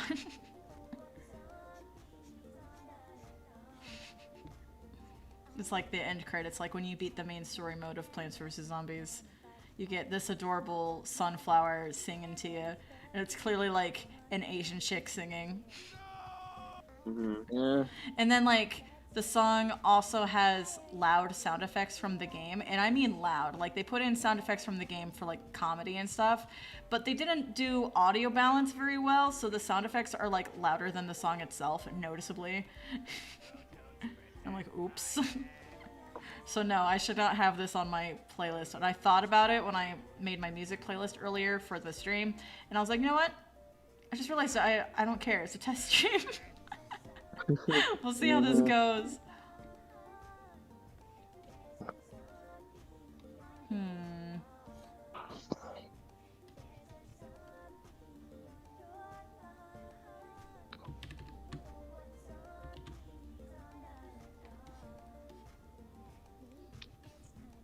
Also, for people out there, if I commission you, you don't have to ask me about putting your signature or something on it, because I really don't mind.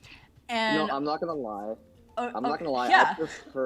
I prefer artists to put their signature on it, just so I can remember who I commissioned for like this art piece, to see like who I may want to commission. That does make sense. I do have like some art I've gotten from friends or art I've commissioned from years ago that I'm like, who drew this? So I try to like have a more organized system for it now, so I can be like, like I'll label the title and artist on the art piece itself.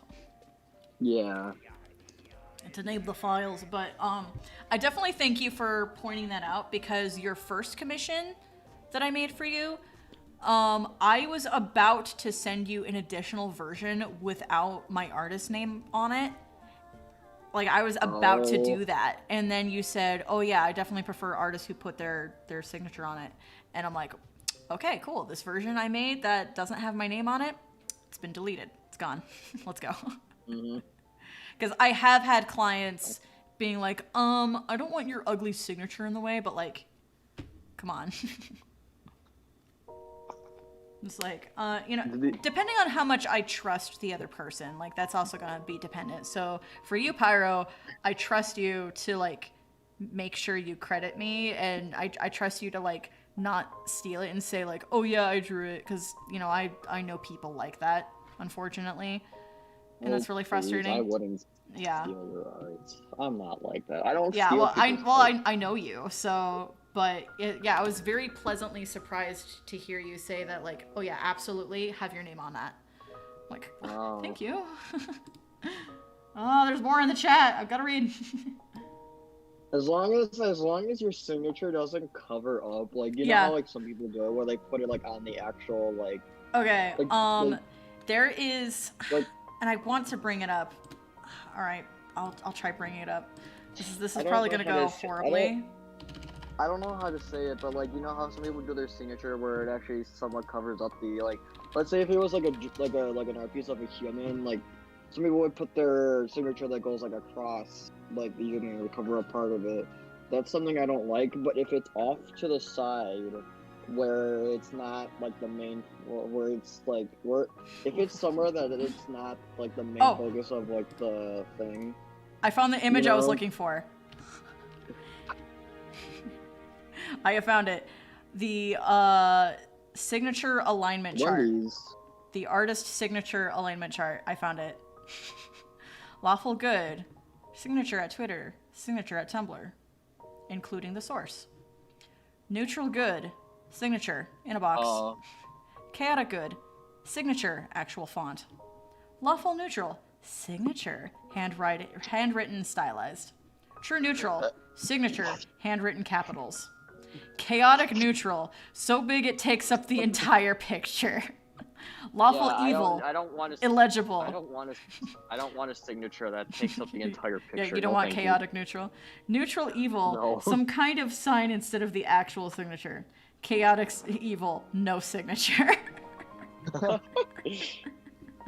Some people are chaotic evil out there. Definitely like the one where it's like They're really big nasty over the people. center is very chaotic. And yes, there are tons of stuff in my DeviantArt gallery from a particular time period where I was being like hyper nervous about people stealing my art. And I was right, by the way. Some of that art from that era did get stolen. But I had my signature really big and over the art. I mean, obviously I had it transparent so you could still see the art behind the text. Like there's no way I'm not doing that, but there is a time period, you know, and especially dependent on like what I was uploading. Like if I designed this art to be sold or printed, then I definitely made sure my signature was really big over it. I try not to do this anymore because I do think it's super ugly and stuff, but yeah, even stuff I have that has a big signature over the middle, I've still gotten art like that stolen. It's super annoying. Let's see. With Like- signatures, like I feel like most of them that I've gotten were like lawful neutral, and maybe like a few were like either chaotic good or neutral good or neutral good. Yeah, it just depends, and I try to shake things up every once in a while, make things a little bit different. Where's my search bar? DeviantArt, where's the search bar? Fine, I'll do it faster. Fine, I'll do it myself. Fan art. Undertale is an example of what I'm talking about. And it's an art that's gotten stolen multiple times. It's this one. So this one is pretty chaotic with the signature, but I had to be because I spent so many hours on this piece. And lo and behold, this one has been stolen multiple times. But at the top, I have very legible, here's my DeviantArt, here's my Tumblr. It's still transparent, but it's very visible. And then over the bottom and over the middle, I have those links again, just over the entire piece. It's very transparent and it's hard to see. But if you see like maybe they could like crop off the top sort of thing and then repost it, like you're not going to be able to get rid of this text across literally the middle and over over the artwork. You're not going to be able to Photoshop that out very easily unless you got all the time in the world. But here's my logic with that. If you got all the time in the world to Photoshop out in a signature, then you should have all the time in the world to draw your own dang art. All right. Yeah. You know what I'm saying? Is like my logic, but Mhm. I still hear about it happening. I still hear about people taking the time to Photoshop out artist signatures so they can steal the art. And yeah, I did have, and I didn't see this until like recently, and Angry Reacts only. This latest comment right here. Love your artwork, and I'm glad I eventually found this because unfortunately the first time I found this was on wish.com on a pillowcase, so someone's using your art and selling it.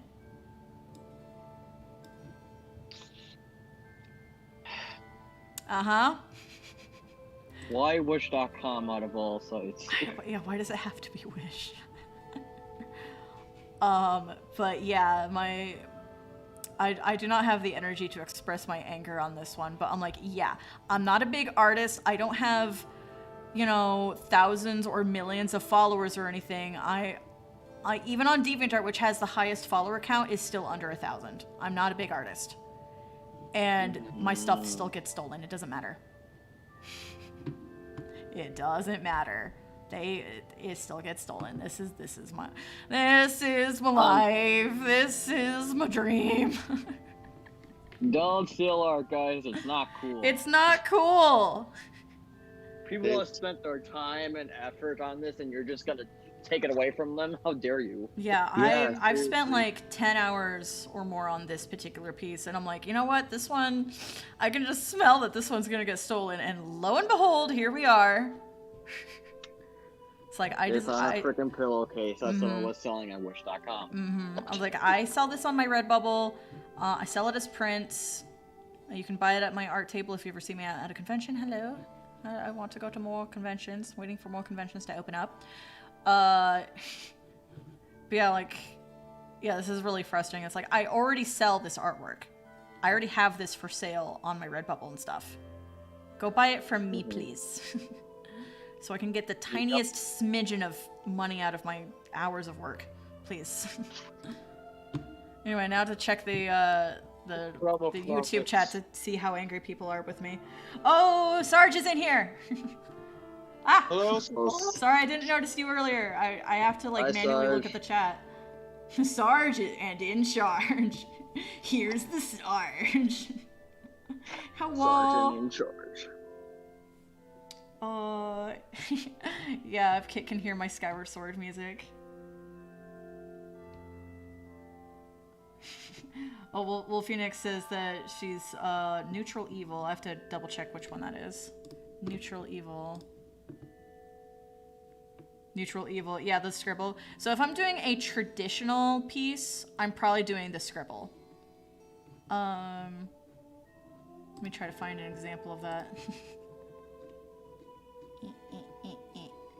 Okay, yeah, here's an example. Because this is something I drew with pencil and color digitally, but it's still something I drew on paper. So I always like sign it on paper. So down here in the bottom left is like my artist drink water. My artist signature. Drink water.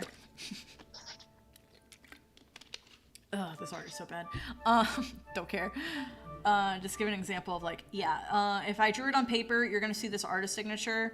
If I drew it digitally, you're probably not gonna see this artist signature. It's just kind of a little scribble that's like, it's like, yeah, I drew it, and then I always write the number, that's the year, so I drew this in 2017, so it's got a 17 next to it. So there's an example for you.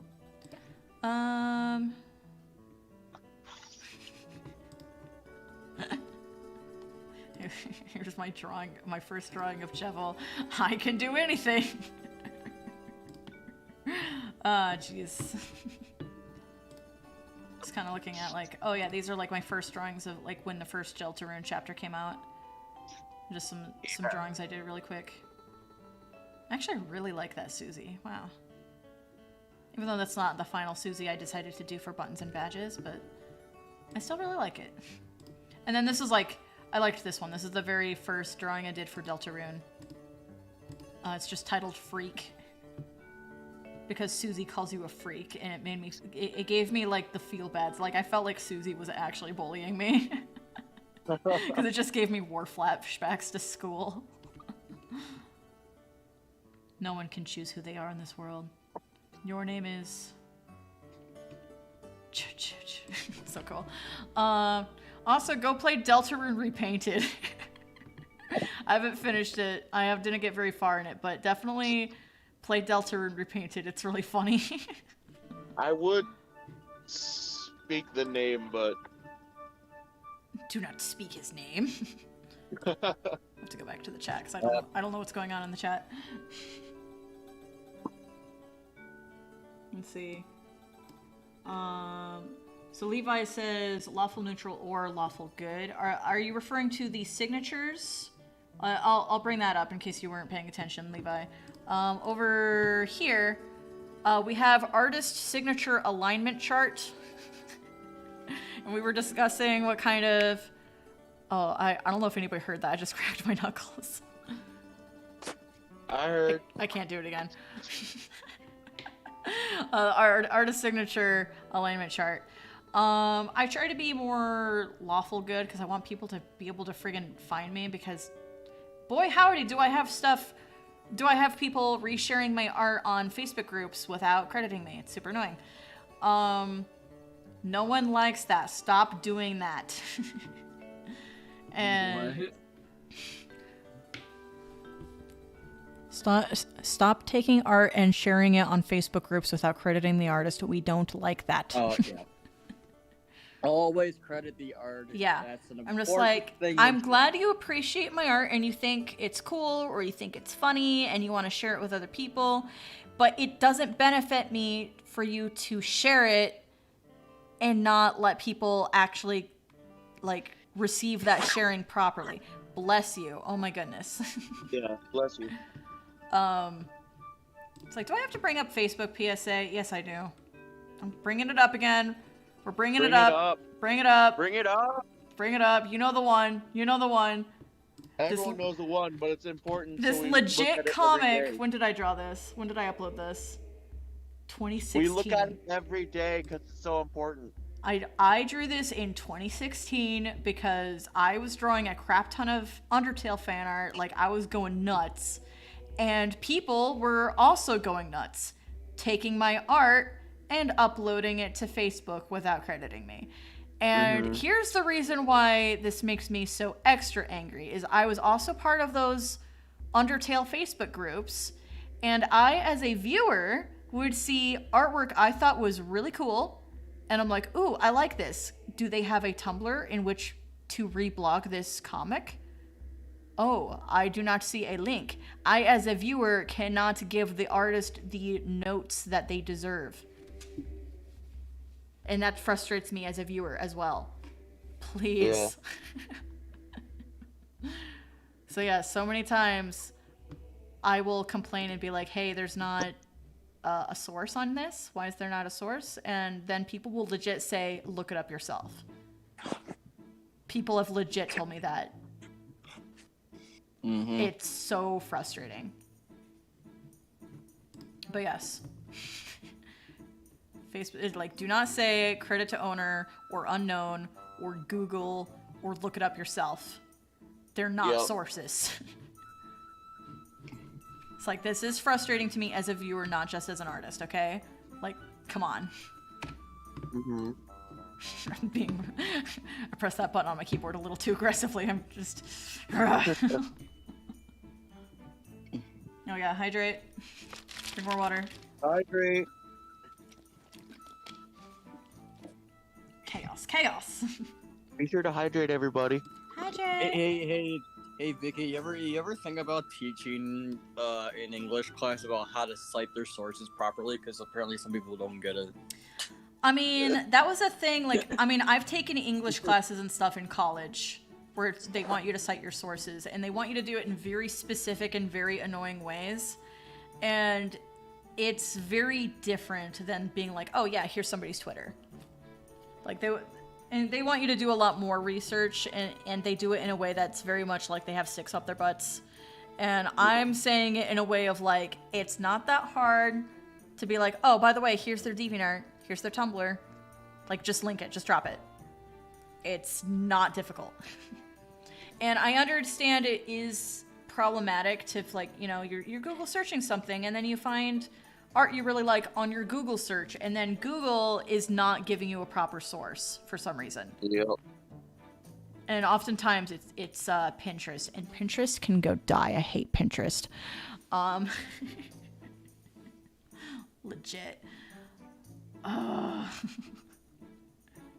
But yeah, and I understand that it's a problem. But if you can't find the source, I'm under the opinion that you should not reshare it to Facebook if you can't find the source at all.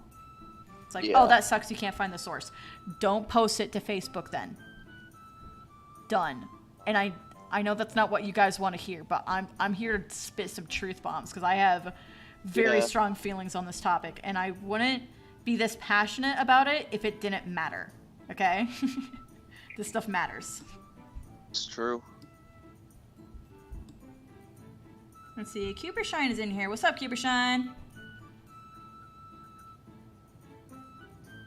We're talking about how we're just shy of our 30s. Yeah, I'm just shy of my 30s. Me too. Now we're talking about MindSpace. And it's like, I've said it once and I'll say it again. I'm losing my train of thought because I'm trying to look back at my drawing while I'm talking. That doesn't work. That doesn't work, Vicky. Yeah, when I was an uwu baby teenager, MySpace was the big social media that my parents gave me a warning. Do not put your personal information on the internet. Don't put your real name on the internet. That's bad and dangerous. So I never did it. And then Facebook becomes a thing, and it's suddenly okay for everyone to put their real name on the internet. Yeah. Why is Facebook the exception? I'm genuinely asking this question. Why is everybody cool with putting their name on the internet all of a sudden? Just because Facebook wants you to do that? No. Yeah, Facebook is not really the It's place. not that difficult to just make an alias. Just lie. It's like, oh, but I want my grandmother to know it's me. And I'm like, well, why is... I mean, I guess, but like... I see nothing wrong with having a Facebook that's like, you know, for your grandparents and stuff, like for your family, and then a separate one for like when you want to S-post. Like you just want to go to Facebook groups and meme a lot. Go like, yeah, keep your lives separate. I do. Yeah. My family does not interact with my memes. Those are separate lives. I don't really use Facebook anymore. Mm-hmm. And I try to make stuff like as like Yeah, if I want memes, I'll go to Tumblr. Tumblr has the best memes of any platform, and fight me on this one. I try to make my like social accounts like as vague as possible so nobody can really track me. Mark Zuckerberg. Huh? Mark Zuckerberg. Mark Zuckerberg. Oh no. Okay. Okay, I need to get back to drawing. I go off on tangents after tangents after tangents. So I'm like, at this point with me just chatting, I might as well just be on VR chat right now. Reminder, everybody, my VR chat name is Vicky Violet. Go friend me on VR chat. You might see me there every once in a while too. Yeah, you might see Pyro and Beastbird. Mm-hmm. Subscribe to us, please. Subscribe. Well, I'm not even saying subscribe. I'm like, just like, I love VR chat, so go friend me. Unless you're an annoying poopy head. Oh no. Unless you a meanie face. What? I'm sorry for what I just became. That's fine. Is it? That came out of nowhere. Did it? Did it? Did it? It's one of those things where, like, I'm like, can I quote community on my channel? Is that safe to do? I don't know. Well, if they know, they know, and if they don't, then you didn't say anything bad. I didn't say anything bad, but yeah, I'll just start making progress on this and actually like draw some features on this now. Yeah.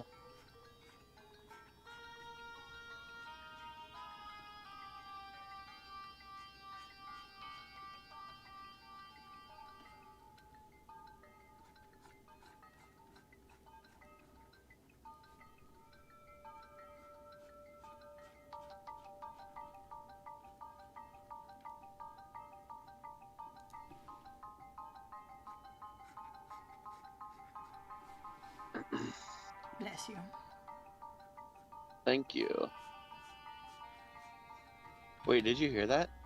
What, your cough? Little throatal cough? That was no cough. Or, I don't know, maybe I did. I don't know, maybe I did. Maybe I don't want to admit what I really did. Maybe I don't want to Maybe admit to I my just mistakes. don't remember my bodily functions half a second after I make them. Bodies change, sweetie. Bodies change. Bodies change. It's looking a little funky, but I'll worry about it later. Just getting the general... Kids fighting. I can sell this. Kids fighting. You can rub strokes forever.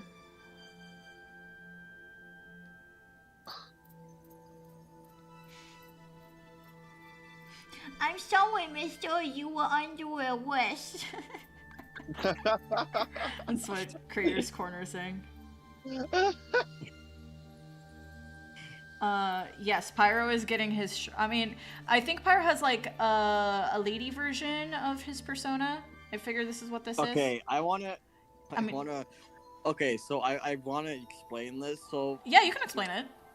I'm drawing it. first, basically what I did, I had this artist. Mm-hmm.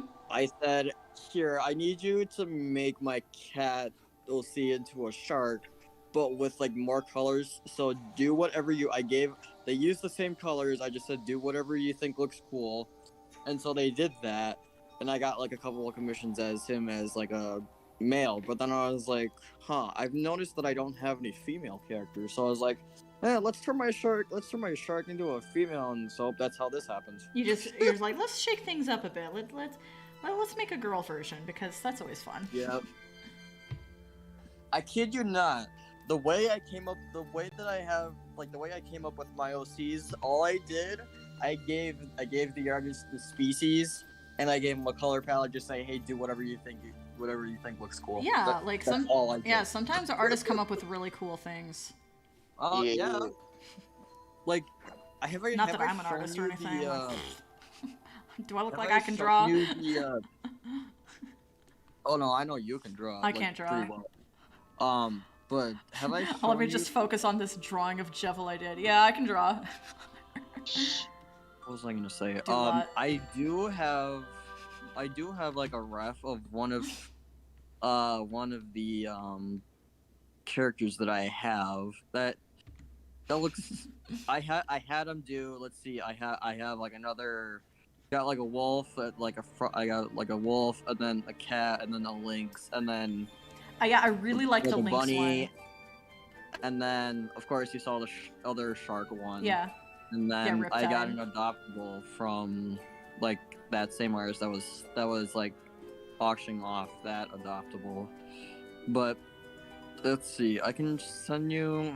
I'm gonna send it to the this group chat here. Basically, it looked. That's all I did. I just said, hey, here's some colors, here's the species, do whatever you think looks cool. Okay, I have to clarify something to Creator's Corner, because he just saw that I drew the star thing, and he's like, oh, is that Luna's clothes? So he's thinking Luna from Hell of a Boss. No, there's tons and tons of fashion, goth fashion, that has the star strap, and it just happens to be one of the things I suggested to Pyro when I was doing like some rough sketches of like, oh, you know, here's some different goth fashion. And I recently drew one of my own OCs wearing a little dress like this, similar to this, with like the star straps. But no, Luna is not the intention. Goth fashion is the intention, okay? But I guess I understand where we have this confusion, because we have a similar goth aesthetic on a furry character, okay? Like, Luna doesn't own this look. Even though she does look awesome in it. I love her design, actually. And I probably like her so much just because I like the emo girl aesthetic of just like, you know, the pouty rebellious teenager thing, which is like so dumb and gets made fun of all the time, but like, I like it though. It's my secret. just by the just by the clothing, you can tell she's the one that takes control, sort of thing, in a way. Yeah.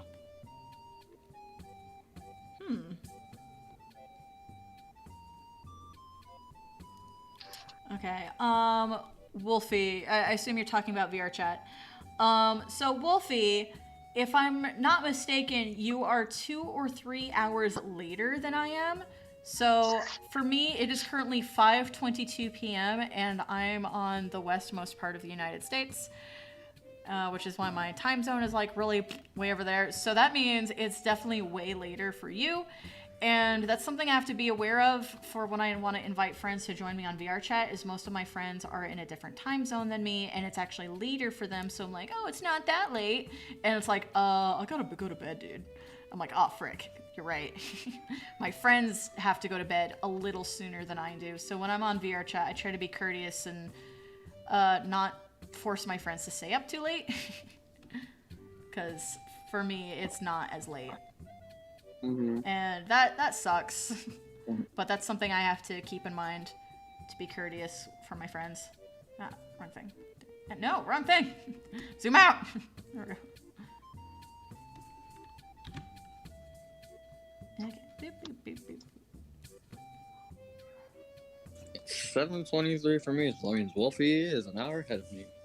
I mean, like, you don't need me online to hang out on VR chat. You don't need me.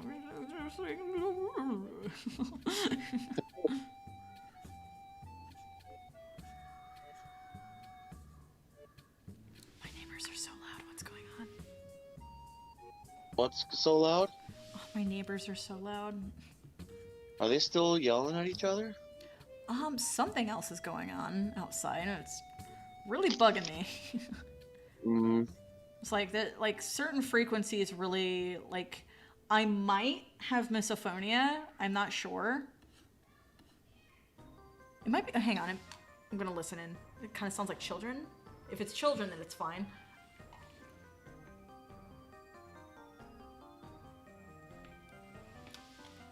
Okay, I think it's just children yelling. But children yelling, can get into the territory of the frequency of screams in the range of danger, and that really like messes with my head easily, because I may or may not have misophonia, which basically means certain sound frequencies can make me freak out. And depending on the severity, could give me like a panic attack. Most people I meet who do have misophonia tend to have very different sound frequencies that bother them, such as chalkboard noises or eating sounds. But for me, it's stuff that tells me that there's danger. So I'm like, to me, it makes it a little bit more sense that that stuff would freak me out. And like, so I don't get people who are like, oh, I have misophonia. I don't like the sound of eating. And I'm like, I understand that. I totally do. But I don't know. I don't know all the ins and outs about it. I don't know about how it works very well because I don't hear about it talked about too often. And when I'm working on mental metas, which is my superhero story about heroes with mental illnesses. And someone did ask me, do you plan on having a character with misophonia? Or more specifically, do you plan on having the main character have misophonia? And I'm like, I considered it, but I really don't know enough about it to write about it authentically, so I'm not going to bother with that one. And there's more different types of mental illnesses I would love to cover, but I'm like, well, I don't know enough about it. And obviously I should do my research, but especially for the main character, I'm not going to give a main character in anything something I don't fully understand. If I don't personally understand it, I'm not going to give it to a main character. And this is a dumb one, but you'd be surprised how often this one comes up. I've had tons of people ask me, like, why are your main characters always white? At least for, like, stories. If I'm designing, like, a video game, then I'll be more diverse with that. But if it's, like, a story where I'm, like, really delving in, like Mental Metas is one where I'm, like, really delving in and getting into, like, the stories and the backstories and the personalities and what's inside the characters' heads and stuff like that. And I've had people ask me why I don't write protagonists that are anything other than white, and I'm like, because I'm white. I can do the whole like song and dance of like, oh, the color doesn't matter, but culturally it does, and I would not be able to capture the accuracy of the culture because I just don't know it. Mm-hmm. So side characters, oh yeah, I'm going nuts making side characters as diverse as I can comfortably make them. And boy howdy have I gone nuts with mental metas. That is like the most diverse cast I've ever made. But I'm comfortable doing that because they're side characters. Like maybe main characters or side characters, but and I'm getting very diverse with it, but it's not like I have to get into that character's head and really explore like what's going on in their head as much. Yeah. So that's my thing. And I know that sounds dumb, but like that's something you do have to realize is, you know, you can have the I don't see color type of attitude, which is an okay attitude, but it's important to acknowledge culture. And ignoring culture is not very helpful.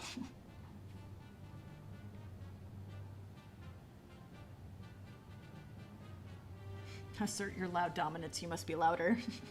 Mm-hmm.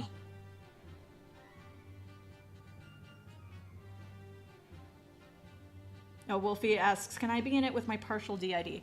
Maybe. Okay, so I've had people ask me if I wanted to put DID in mental metas, and I'm like, that makes perfect sense. I would love to, except DID is so complicated. I would much rather have a story dedicated to a main character that has DID instead of having a side character that has DID. I mean, I probably should still just do a side character and passively say, this character has DID. Done.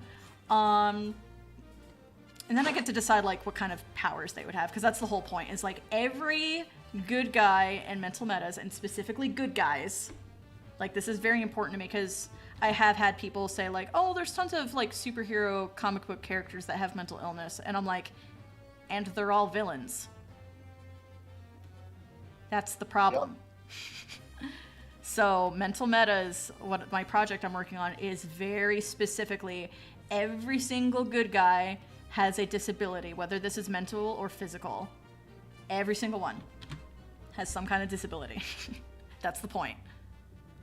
And so, yeah, maybe I should probably have like one character on the side where we passively mention that they have DID, but there's no way I can focus on it and expect people to understand what DID is based on that. There has to be a whole story dedicated to one character with DID. Because it just gets way too complicated. Because the majority of the characters you would have to focus on are going to be the alters. That's going to be a large cast. And you have to have the audience understand the alters.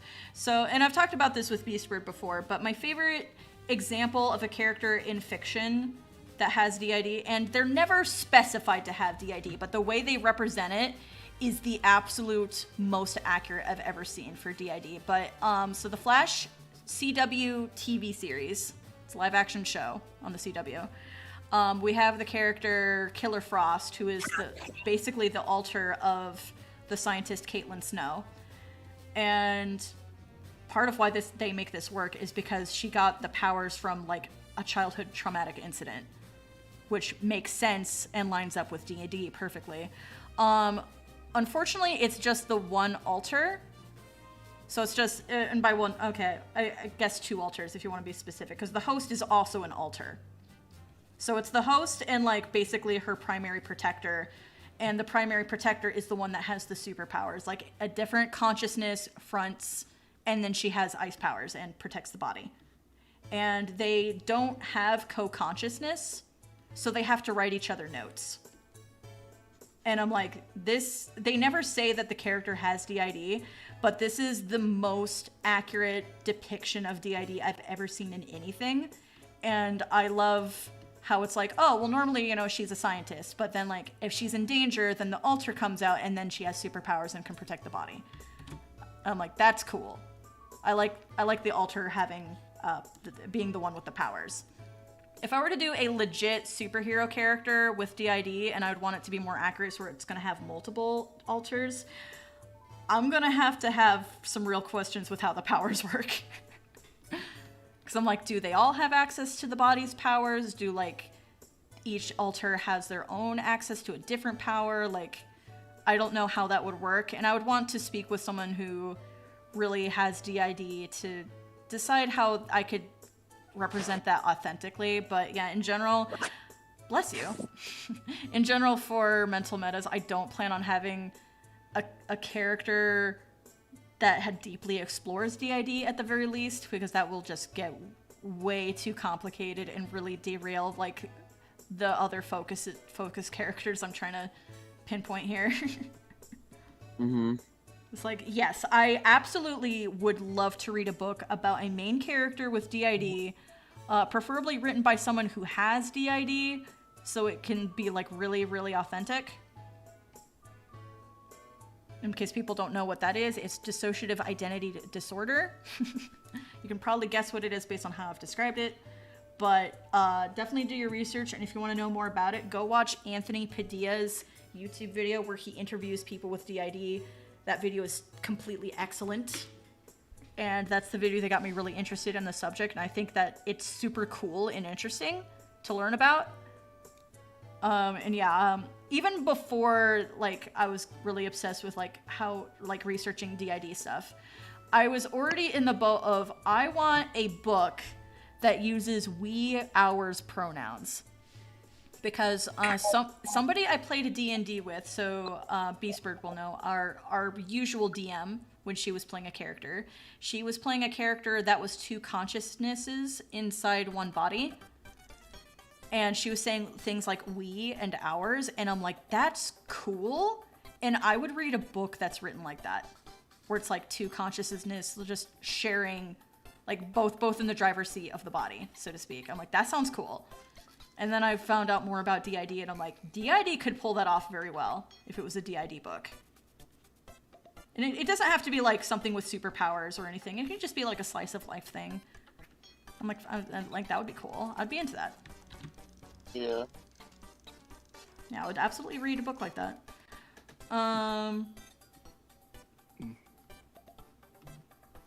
Let's see, I'm going to put this here. And everybody take a water break. Everybody drink water. Take your biggest water break.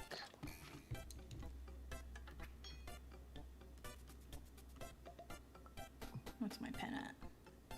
Water break. 5. So yeah, I just realized something. So you know how Wolfie uses VR chat avatars for her different personalities? Yeah. So, which is excellent and very helpful. Yeah, but see, I don't have anything against DID. It's just that many people have used like those same avatars before.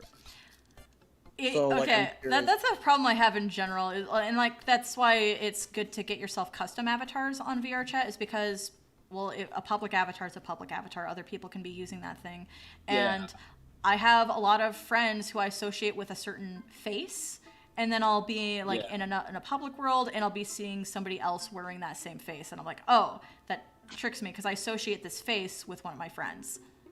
So yeah, one of Wolfie Nick's VR chat avatars I do see pretty popularly in public worlds, and that sucks. Yeah. So yeah, again, that's why it's nice to get like custom avatars if you can, if you want to really identify with that one face. I'm curious. So like, what would Wolfie's like other personalities like actually look like? You know? Yeah. Like, if we're to base it just on like voice. Yeah, just based on voice. Something, Okay, so here's an interesting one, and I feel like it should be explored more. So the main channel I watch that talks about DID is called Dissociated. It's a pun. It's dissociative identity disorder. So it's dissociate and then DID. That's the title of the channel, Dissociated. And she has a video where each alter, or at least a few alters who volunteered, because not all of them want to participate in the YouTube channel at all, which is fun. She has several alters take a turn drawing themselves. And they all have different interpretations of what they look like, and they have very different art styles and different impressions on how they should use art materials to begin with. Yeah. And that one is cool. Yeah. I'm just like, oh no. But like in a good way, because it's like really, really cool. But also like some altars are having a harder time than others. And like you can tell by like, oh, this particular altar is applying a lot of pressure to the paper, and they're drawing like really darkly on the paper. They're just sort of, you know, and yeah, they just have different aggression levels. And yeah, they have different art styles, and they draw themselves very differently, and they have different points of view. And it's not the focus of DID isn't about the personalities. It's just different state of consciousness is basically what it is. But because it's, you know, different altars with amnesic walls in between, like they forget in between, depending on the level of DID, different experiences creates different opinions, which creates different personalities. It's just kind of a flow of how that works. Bless you. I don't sneeze. Well, somebody made what sounded like a sneeze, so bless you. Bless you anyway. Thank you. Oh, Cammy's in here. Hi, Cammy. Oh, she was. Cammy was in here when I was talking about her D&D character. I didn't know that. Hi. Yeah, we're talking extensively about D&D and your character Raisa. Yeah, Raisa Mir.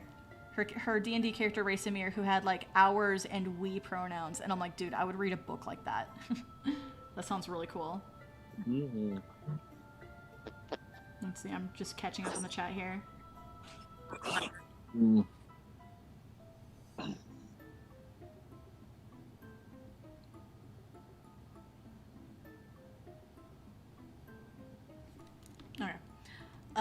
Water break. Everybody drink water. Water. Drink water. And I'm also going to do a huge BRB break because I have a flesh vessel that needs to be taken care of. Good. There we go. BRB, everybody. Take care of yourselves. This is a good time for you guys to take a break too. If you need to use the Tinkle House or go get a snack or get water in case you're sitting at your computer and you're like, oh man, she keeps telling me to drink water, but like I don't have any next to me. Now's the time. Go get water. BRB. Yeah, go get water.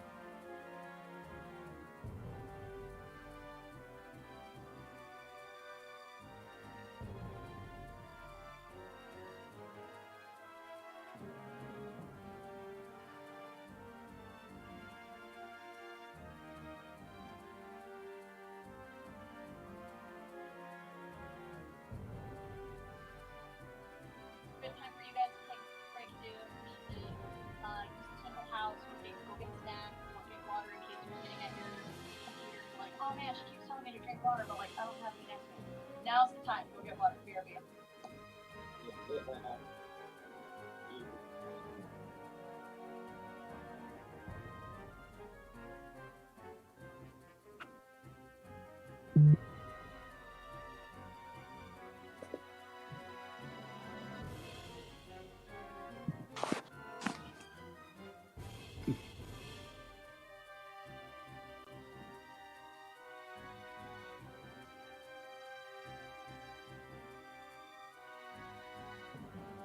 Fuck, that's gonna...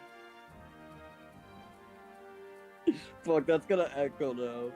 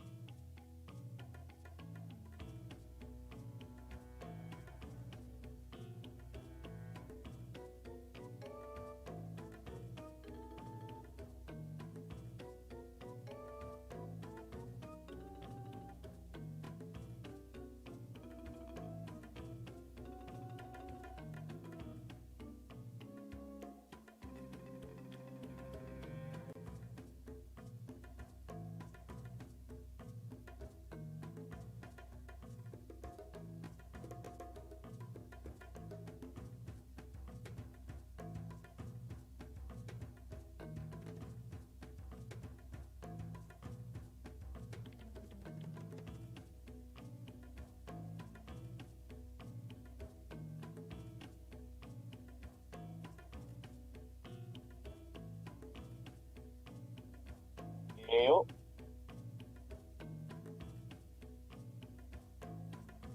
Cello. Hello. Hello. Bless you, I have returned. We could. There's Vicky. Hi. Dang it. If I was any about of to say we you... could say anything on stream that we wanted to. Oh, frick, you're right. Oh, Because I jeez. do also do something bad. Time to cancel the stream. Ni- Oh, boy. Nickelodeon. Nickelodeon now. Bam. Alright. Nickelodeon. I came back to say that I do actually got to get going. Oh, okay. It was great talking to you. Yeah, thank you you for- for having me on the stream. Yeah, It's thanks an for honor. joining. I've never been asked to attend something so prestigious in my life. Thank you for this So, reward. Like, I'm thank you imagining very you much. carrying like one of those Golden Globe trophies. Yeah. I have been humbled. I've been humbled this day. Thank you so much. Yeah, but I actually am gonna get I going. want to It was thank great my meeting mom and all I 5 wanna of my thank mom cats for giving birth to me. and my Oh, cousin. I want to thank my cat for always being there at home waiting for me. And looking at me like I'm an idiot when I say his name. No, as in the cat thinks I'm the idiot and he's not wrong. Yeah. Just thought Oh I should my. clarify that. It's a very important. It's a very point. important distinction indeed. Alright, thank you for joining. Go ahead. You're dismissed, Beastbird. Go ahead, go. Buddy. Bye. Ladies, it was nice seeing you again. Yes, that's not you. Bye. I liked my character's mouth doing that.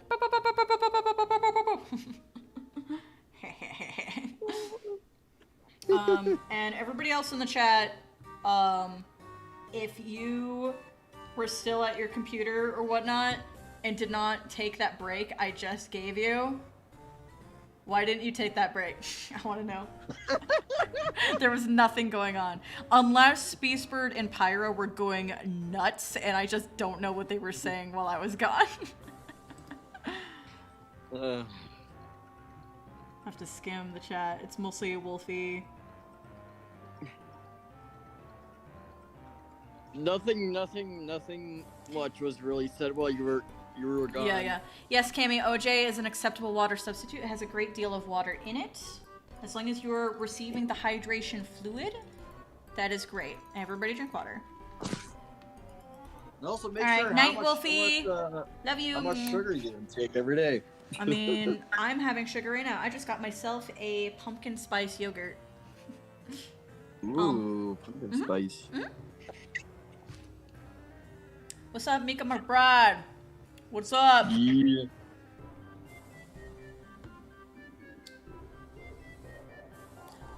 Additional BRB while I grab something else from the kitchen. Okay.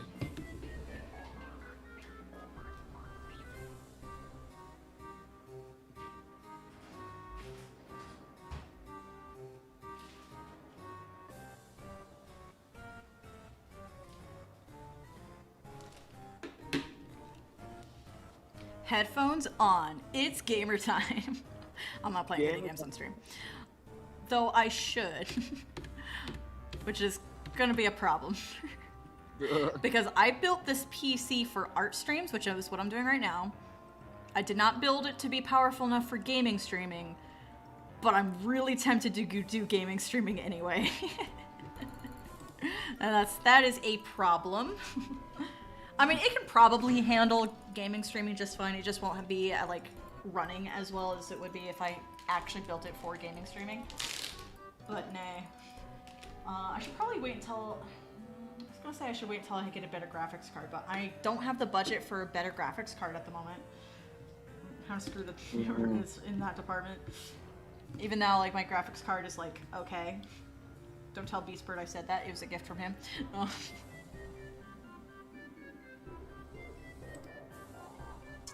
Micah. Thank you. Micah McBride. Hello, Micah. Welcome to the stream. I'm trying to get some commission art done, but right now I'm taking a yogurt break because I've been sitting at this computer for hours, not Actually not getting very much done on this commission because I've just gone on wild art-related tangents over and over again. It's just really good yogurt. It's really delicious yogurt. You can never get enough yogurt. It's pumpkin spice yogurt.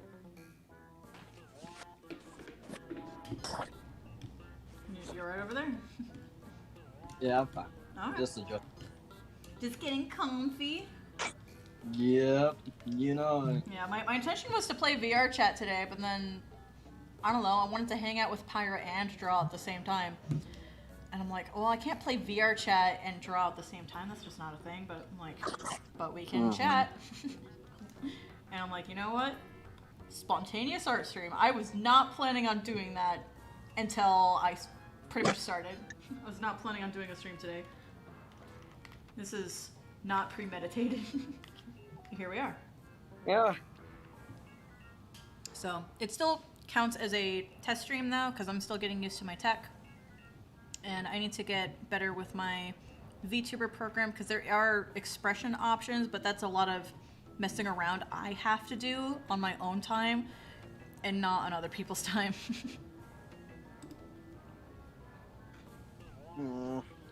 Yeah, I don't... Yeah, if you're just a lurker, by the way, I still love you. When I'm watching art streams, I'm usually a lurker. I don't interact too much. So if you're just kind of a lurker and you're listening to it in the background, that's cool. This is just kind of like chill stream, we do whatever. I don't really care.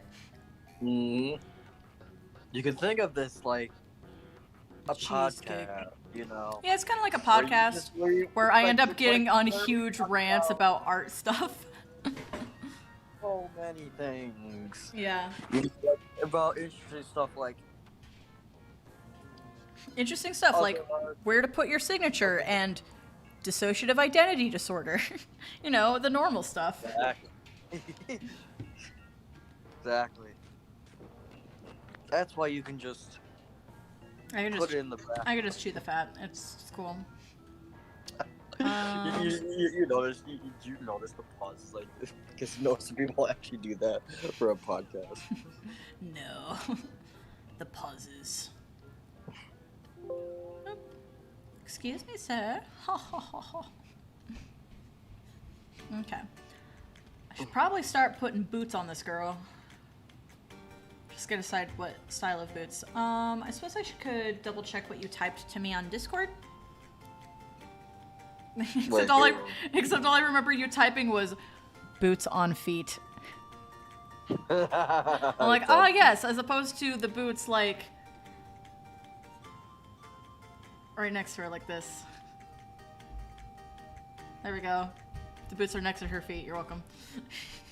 It's on feet. Oh, my bad. Let me fix that for you right now. There we go. That looks good. Now the boots are on the feet. Boots on feet. On feet. Okay. Let's see. Okay. Oh, you did specify which one. Okay, tap to see attachment. This one. Okay, so these boots. Awesome! That makes it way easier. Good thing I thought to check Discord. Yeah. Okay, so these are boots. Let me just remove the garbage I just put here. Okay. Image. Rotation.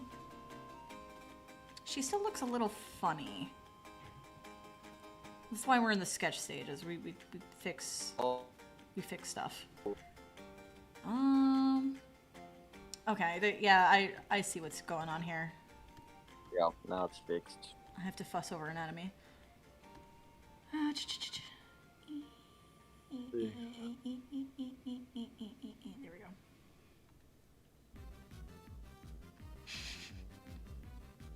I'm jamming out to this song. Oh yeah. Wait.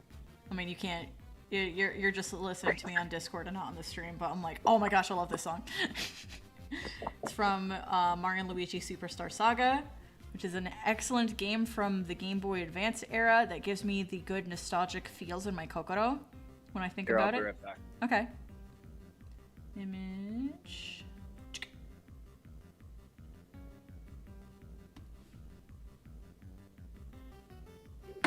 All right, I'm back. Hi, back. I'm Dad. You haven't heard that from me 5 times in the past week, I'm sure. Oh, trust me, I've heard. I've even heard the parts where I've said, hey, Vicky, and then you just completely like say it backwards. Oh yeah, that's different on Discord. Like, I'll just kind of repeat what you're saying, but like change it up a little bit.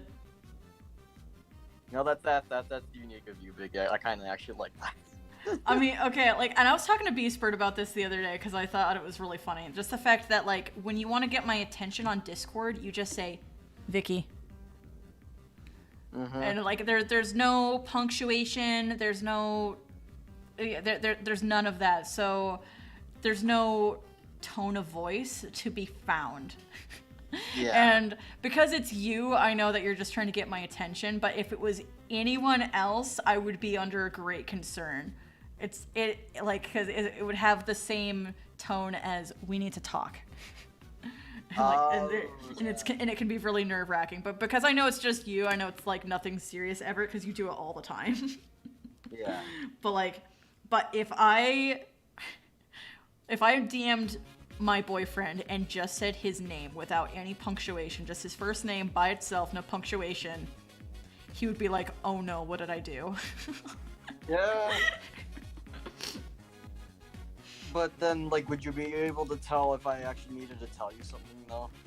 If you did, you would say, "Vicky, I need to tell you something. Are you busy?" Yep. Yeah, you would specify. Oh, Vicky, you know me so well. Instead of, "Oh, yes. Yes, queen." Double check in chat. Absolutely nothing in chat since last I checked.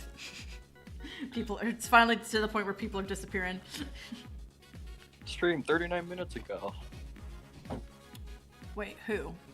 Certainly not me. That's what your stream says. I've been streaming for much longer than that. Okay. Gotta take a look at Let's these. reload. Well, let's see. Let's reload and then. Oh, never mind. Started streaming 2 hours ago. Yeah, I was gonna say, dude, I've been at this for at least a couple hours. And very little of it. Update it. Even if you're watching like a live stream, it doesn't update. Like, you know. Yeah. That's. Dang it, YouTube. Hello, YouTube. I'm a professional YouTuber.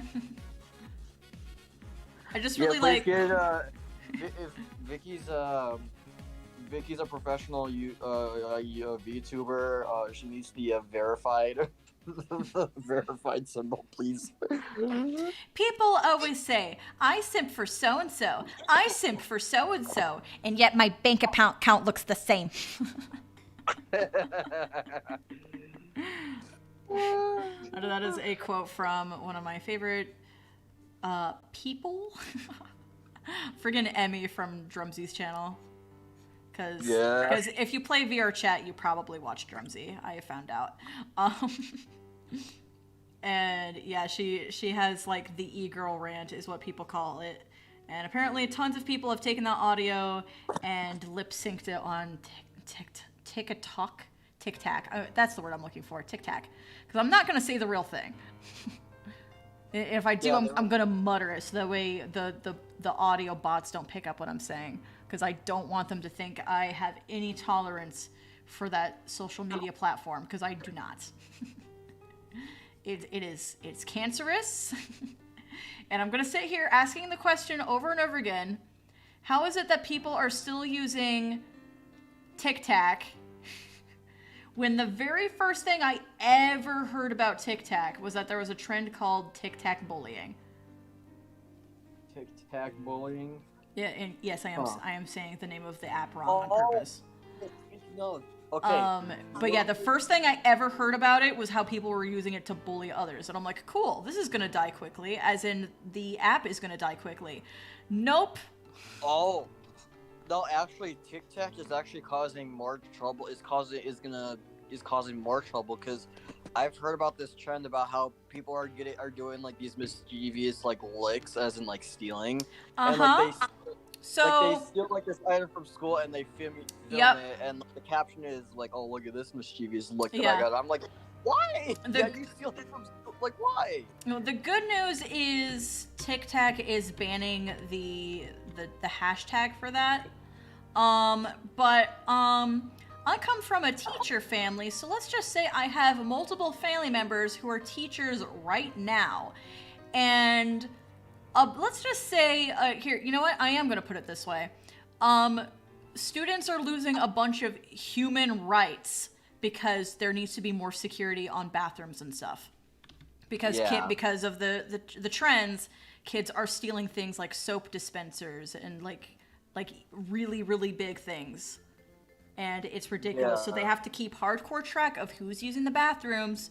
So congratulations, you're all losing your human rights because you're not using it appropriately. Because somebody here is choosing to do something they think is the funniest thing in the world and ruining it for everybody else.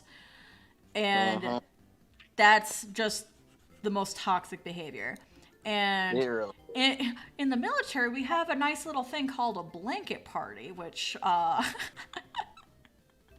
don't know if this is appropriate for me to say, but I'm saying it because I think it's funny. I'm like every time I hear about stuff like this, I'm like, blanket party. Blanket party. This would be so much easier if people could instigate blanket party. You know, I don't know if you know what that is. You know, if I'm being honest, like, once we're, like, way older, I wouldn't be surprised if the United States government decided, like, okay, we're gonna make it mandatory that you at least need military training, like some countries do. You know? Yeah. Yeah, I'm not saying lol go to the military, but I am mentioning this one little thing that I'm aware originated in military stuff, and it's really funny to me. Because it's something like it deserves to exist. I don't condone violence or anything, but sometimes you have that one person in the group who's ruining it for everyone else, and they deserve the punishment that they're gonna get from it. Just saying. Like every single time I hear about crap like this from dumb kids, I'm like, blanket party. Let's blanket party. Blanket party. I hope blanket party isn't like a tag that the YouTube bots are gonna track down and cancel me forever for. Please don't. I'm scared. Thank you, Spotlight Cartoons, and thank you, Cammy. You guys are fine. You guys can be lurkers, I don't care. I'm just checking the chat every once in a while to make sure at the very least I'm not ignoring people for too long. Because I would like it. And I have tech problems with this at the moment, which I plan on getting fixed. But I plan on having a dual monitor soon. So that way for streams, I can have a second monitor that has the chat in my peripheral at all times. And then I can just see that the chat moves and I can, dart my eyes over it and be like, oh, somebody's talking to me. And then read it right away. And then not have to bring up a window for you guys to see. See, even Kit is saying TikTok, thank you. Yeah, TikTok is just absolute cancer. It's very toxic, and the more I hear about it, the more I'm right. You know, I thought that app was supposed to be getting taken down due to getting info off of personal info off. Yeah, of people. it's a Chinese app. It's definitely stealing your data. Okay, the thing I don't get about it is its origin. Its purpose is to you lip sync to songs you like. But for all of us who've been on YouTube long enough, we know that copyrighted music is a no-no. Yeah. This is a person who's technically using copyrighted music right now, but don't worry about that. I haven't been canceled yet. You guys are still watching, so. Guys, don't tell YouTube about this copyrighted music. Secret. It's royalty free. It's royalty free music. Royalty free. I promise. Just hoping the malevolent bots don't catch me. Just hopefully this works. What I have with my music is I have it slowed down ever so slightly. So it's a little harder to catch. I should probably consider like pitching it next time and see if I hate it. Definitely if I pitched it, I would pitch it down and not up because, oh boy, do I have a lot of people who hate Nightcore. And I said slightly, so that way, like, for the most part, you guys aren't gonna notice. Like, if I wasn't paying attention to this, and I was just, like, listening in, I'd be like, oh, it's that one track from Skyward Sword, like, you know, what people are doing anyway. And you probably wouldn't notice that it is slowed down ever so slightly. I'm just trying to make it a little difficult for the bots to detect. Because I haven't tested all of the music yet. So what I've been doing with my music that I want to test, to like be like, is this safe? Is I will upload a video to Unlisted, to my YouTube, but Unlisted, with the music that I want to use, and then just leave it unlisted for a few days, and then the YouTube bots, with enough time, will detect if there's copyrighted music in it, and then it will let me know. So I actually did that a few months ago with the Deltarune soundtrack, where I just like uploaded my entire album of the Deltarune OST, and that was the whole video, and I uploaded that to Enlisted, and yeah, I did get a notification from YouTube saying that it did contain copyrighted music. I don't know what that would entail if I were to use it though. Like, is that bad if I use it? Because they have different restrictions on different types of music. Like, oh, like, you're not gonna get ads or anything. You're not allowed to make money off of your video because it has copyrighted music on it. One of my older videos has a song in it that I'm like, I'm well aware. I'm like, yeah, I know this isn't my song. I know this is a copyrighted song, and it's by an indie artist. So thank goodness there's a bot to detect his stuff at all. But it gave me a notification that said, the video will not be removed. The video will not be muted. It may contain ads, but you will not receive the revenue from the ads. The revenue will instead go to the artist of the music. And I'm like, that is perfectly acceptable to me. That though, I find these terms very acceptable. And yeah, I love said artist of said music. So yeah, they do deserve any royalties from their work. They're the artist. Or if you're really that into it, just make your own music and then use your own music in your own music. I have made my own music and it didn't go well.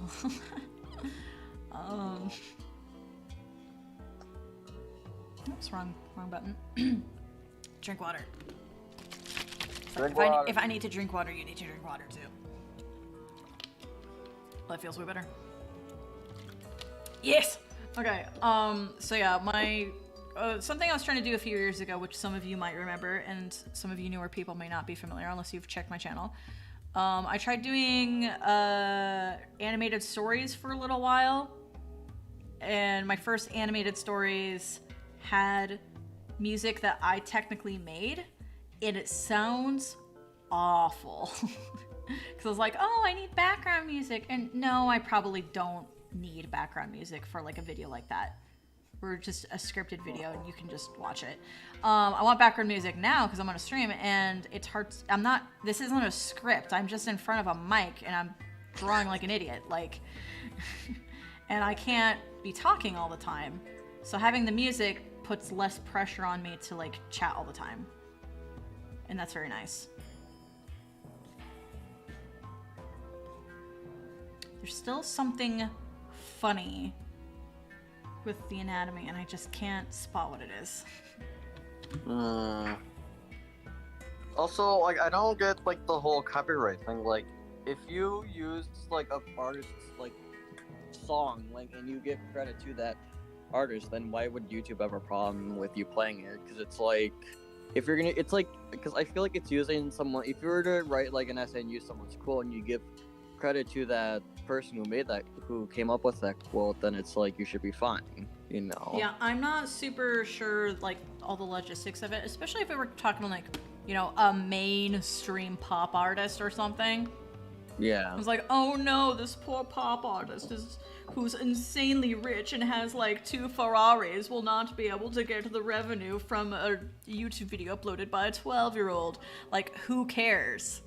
but they're big corporations and they care because they like ruining fun. So as far as that goes, I'm not super sure the logistics of like why that matters as much. But the example in one of my YouTube videos was, again, an indie artist, and then YouTube said ad revenue may be here, and ad revenue will go to the artist who created the song. And I'm like, excellent. So he's an indie artist, but clearly he got a deal with some kind of thing with YouTube. So that means he can get a bot to detect if other people are using his music. And yeah, if I was an indie artist, I would absolutely go for making sure my stuff was detected under a bot to protect my work. Uh-huh. Mm-hmm. So I like, for that, I'm like, I'm fine, like, go nuts. It's your work. Like, give more support to the indie artists. And my favorite artists of all time are indie artists. You know, like, I'm a huge freaking hipster, but like, there's some insane talent that y'all ignoring.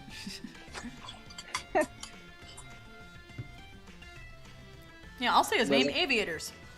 My favorite musician of all time is Aviators. And in fact, if you go to my YouTube channel, I'm gonna go to it right now to demonstrate, and you go to playlists, you will find a playlist called Aviators Starter Pack. It has 40 songs on it. These are handpicked by me, and you can watch it in order, or you can listen to it in order, or you can click shuffle, I don't care. But I tried to make sure I included a variety because he does do a variety, and this is absolutely my favorite musician of all time right here. So if you want a hint of my music taste, like, just listening to this whole playlist will give you a smidgen of my taste. But yeah, it's just right here. I made this for other people. Gonna double check to make sure it's public. Yes, this is public. I'm like, that would be problematic if this was not a public playlist. But yeah, I freaking adore Aviators. And he's definitely on my list of, like, if I ever make a video game, which is, you know, on my bucket list, I want to make video games, you know, where I, like, want some kind of, like, ending song or something that's really cool, I would commission him. I would commission Aviators, because his stuff is freaking sick. Mm-hmm. So, anyway, I had to get that off my chest. I freaking love Aviators, and I am the biggest Aviators fan I know. I don't have friends that listen to Aviators. It's like, I know, like, a few other people who are aware of Aviators, but aren't crazy about them like I do, like I am, so I'm lonely. I'm lonely. Go listen to Aviators.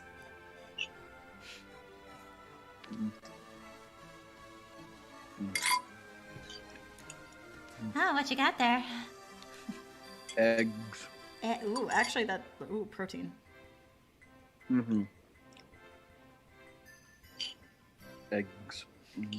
We got good news. My sister/roommate is not coming home soon. She's busy at work. I'm like, yay, the house to myself longer for me to do my stream. Because if she came home, I would feel pressured to end the stream. I want to go for like another hour. Maybe another half hour. Like a roommate. What? Say that again? I like how you kind of referenced her as a roommate. Yeah, sister/roommate. I mean, yeah, she's my roommate, and we're tight. We're thick as thieves, because apparently thieves are thick. I guess. I I don't know. Drink water. Drink water.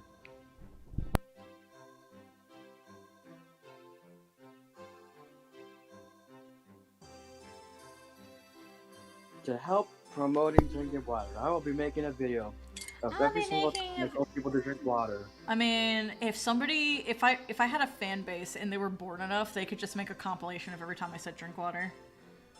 Mm-hmm. But and it's like, oh, why don't you do it, Vicky? I've got important things to do. Like being on VR chat and whining about how much I don't have time to do things. Yeah. It's very important.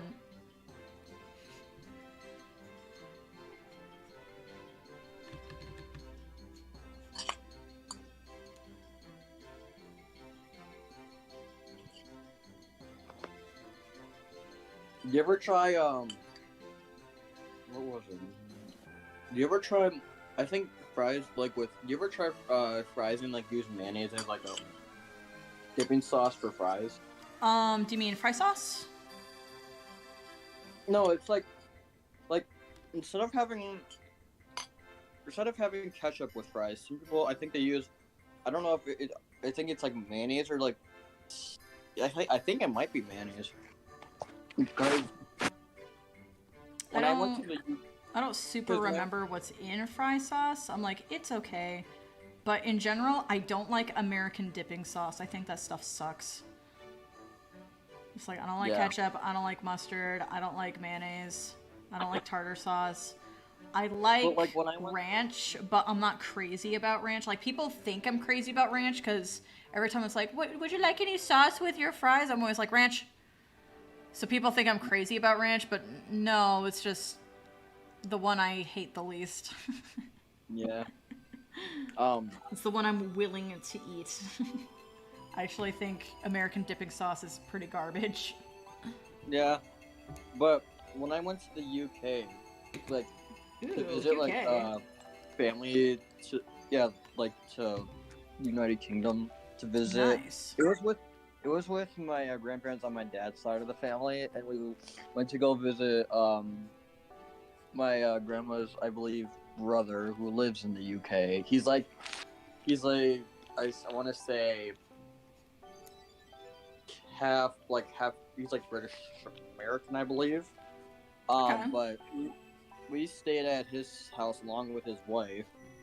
And apparently, instead of using ketchup, they use mayonnaise for their dipping sauce with fries. And I tried it, and it's actually pretty good. Bunch of weirdos. And you know what's funny? When I went to the UK for the first time, you wouldn't believe how much I would talk about how well they take care of their lawns. So I was like, hey, can we cut our grass this short and make our bushes look this nice? You know. Right. Everything, they just make it look so freaking neat compared to what we have in the U.S. It's like, ugh. I know. I mean, it depends on where in the U.S. you live. Like, if you live in a big city, you're gonna see a lot more landscaping, where they clearly spend a lot more budget making the main parts of the city really pretty. And so yeah, I currently live in a city, and the landscaping is very pretty. But then there's like still a lot of trash everywhere, so they clearly don't have as much of a law on like littering. I believe it's like Phoenix, Arizona, where I remember there being a lot of anti-littering signs that's like, it is literally the law. If we catch you littering, you will get a fine. Yep. You might go to prison. Like they're really hardcore. And I'm like, yeah, if you want to maintain the beauty of the landscaping, you have to enforce the littering rule. Littering law, I should say. If I say rule, that's going to make it sound like you're in school and you're like, you have to obey the rules. But also, if you're in school, please follow the rules. You'll make it a lot less stressful for your teachers. Your teachers are very underpaid, and there's a very limited supply of teachers right now. Please respect them. It's like, I'm going to get that PSA out there. I'm just like, oh ho ho, this thing, how I hated school. Well, I hated school because I got bullied, but like, but please respect your teachers. They don't deserve your sass. They get it every day from everyone else. Okay. It's like, if respect is a two-way street, show respect.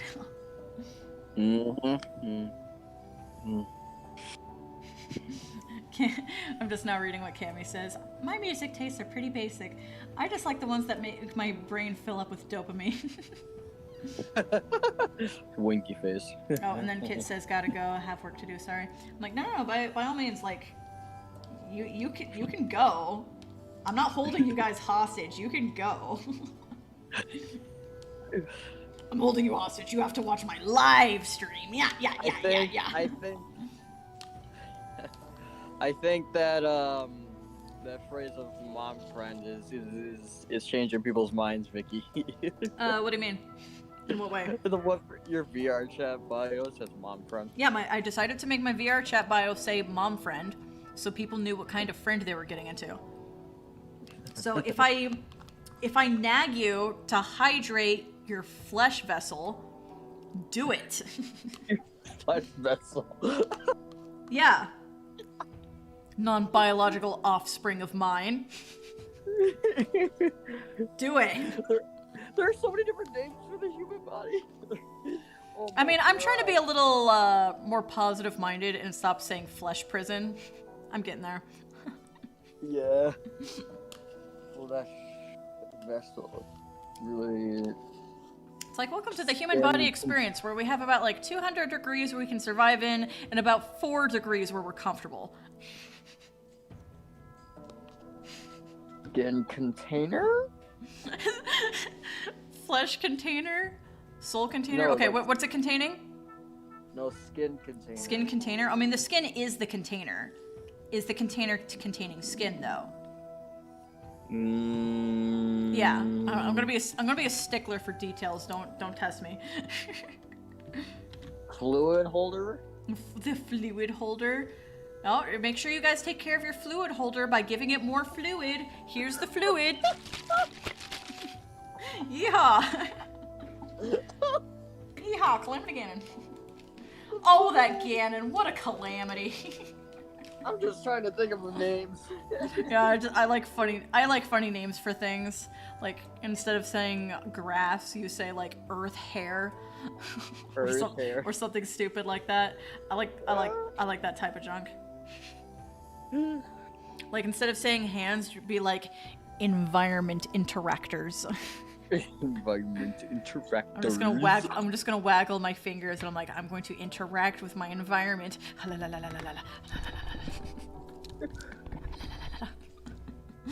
What would you call your tongue then? Like the food? The taste experiencer. The taste experiencer.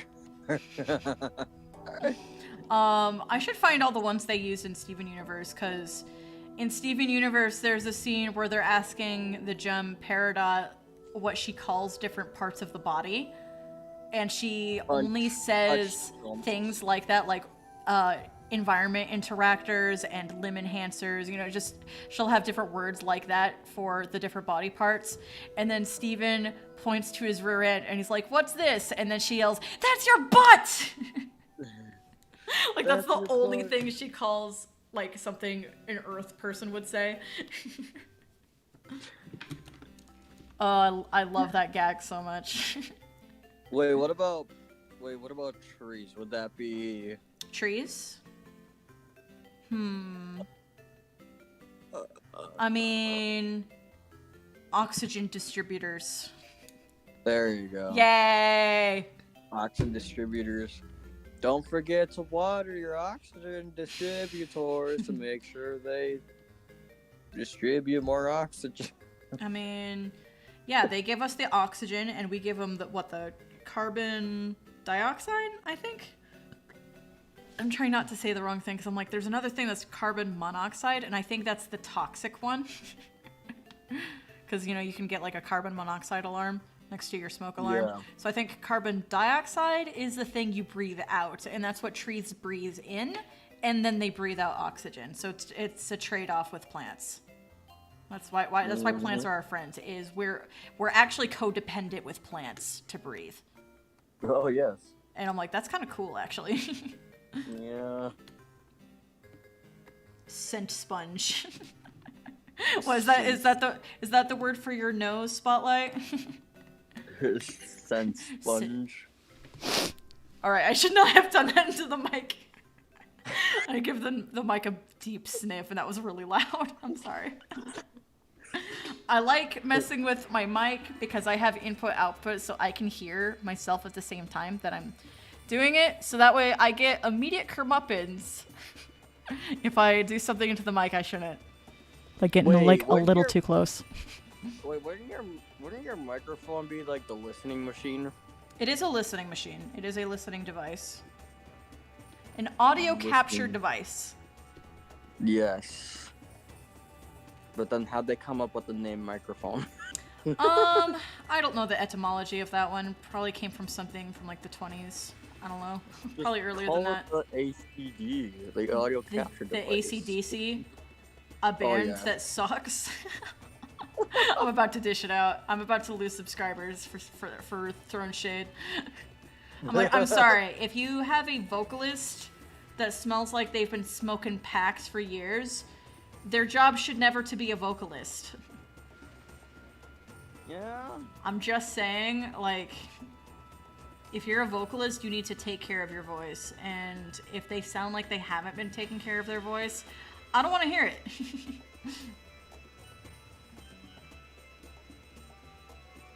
Same thing with Guns N' Roses. Also same type of garbage. I'm like, I should not... A vocalist should be someone with, you know, pipes I want to listen to.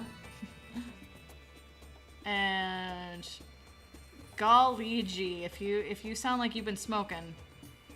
If you sound like you've been smoking since you were 11, like, come on. You should not be a vocalist. That is my hot take for the day. I'm ready to lose subscribers. Bye. Vicky's already prepared for what's to come. Yeah. That's good. I'll say it. Do it. Do it! I'm gonna get rid of that. Because this still looks a little funny and I have to mirror it again to see what's going on here. Something is still amiss here. Does she have... Okay, Pyro, does your character have, like, fins coming out of her back or anything? Um... Or more hair coming out of the back of the head or anything like that? Or should I... Yeah, you can double check the reference too, but I'm looking at it and I'm like, I feel like my drawing is really missing something on the back side. Like, this is ample room to put, like, long hair, but I see that she doesn't have long hair, which is just fine. I like girls with short hair. But does she have any, like, fins or anything? So and that's okay if the answer is from, no. Like, any art that I've gotten, I really don't notice. I really don't notice a fin on the. I don't really notice a fin on the back, but like on the elbows, there are like tiny little fins. Tiny fins on the arms. Oh wait, here. Actually, I can send you a reference. That Yeah, I'll take another reference. Might That'd probably be be helpful. better. Let's see here. See, where is it? It is right.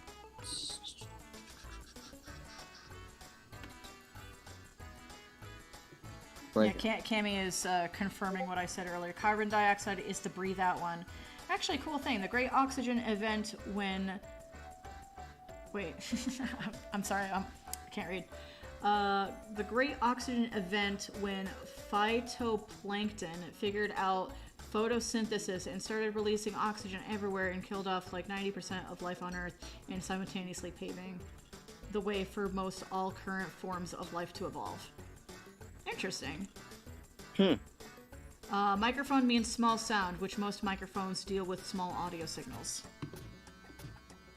Welcome to the education chat. I like learning. Welcome to Vicky Violet's Education Corner. I don't hate learning. I don't hate school. I hate getting bullied.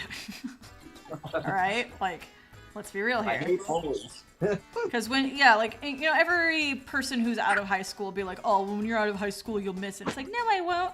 Here's the thing, is like, you start reminiscing about the good things that were in it. Like, as a whole, the experience kind of sucks, but then your positive and negative memories will actually segregate from each other, and you'll start remembering the good things that you miss, and that's what makes you miss high school.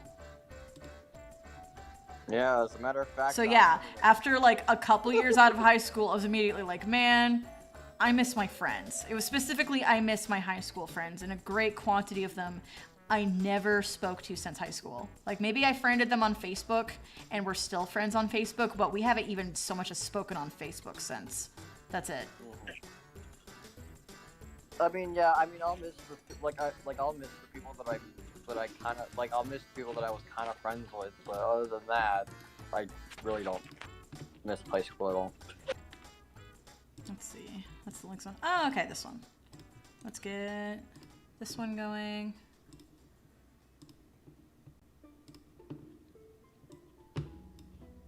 Yes, this one, please.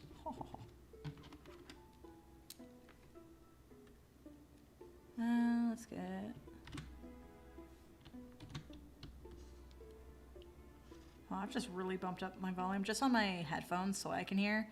And I'm like, oh, I can hear the subtle sounds my mic is picking up now. It's like the sound of me rubbing my tablet pen on the thing. I have it way too loud. I was like, oh, what if I really bump it up and I can hear all the sounds? I'm like, oh. Oh. Hello. Boop, boop, boop.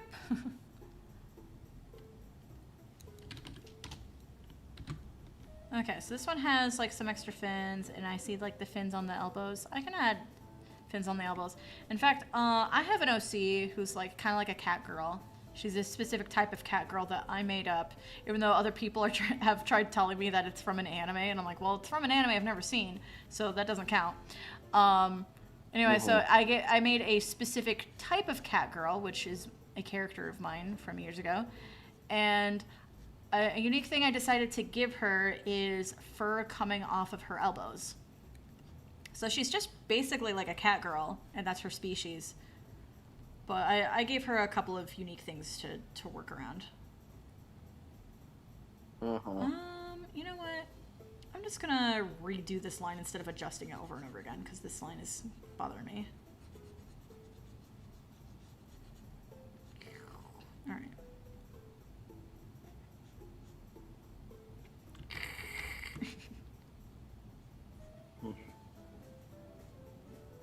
I do. You know, I kind of hiss. like the part of like that kind of band like around like the like under the kind of like under the bust. Yeah.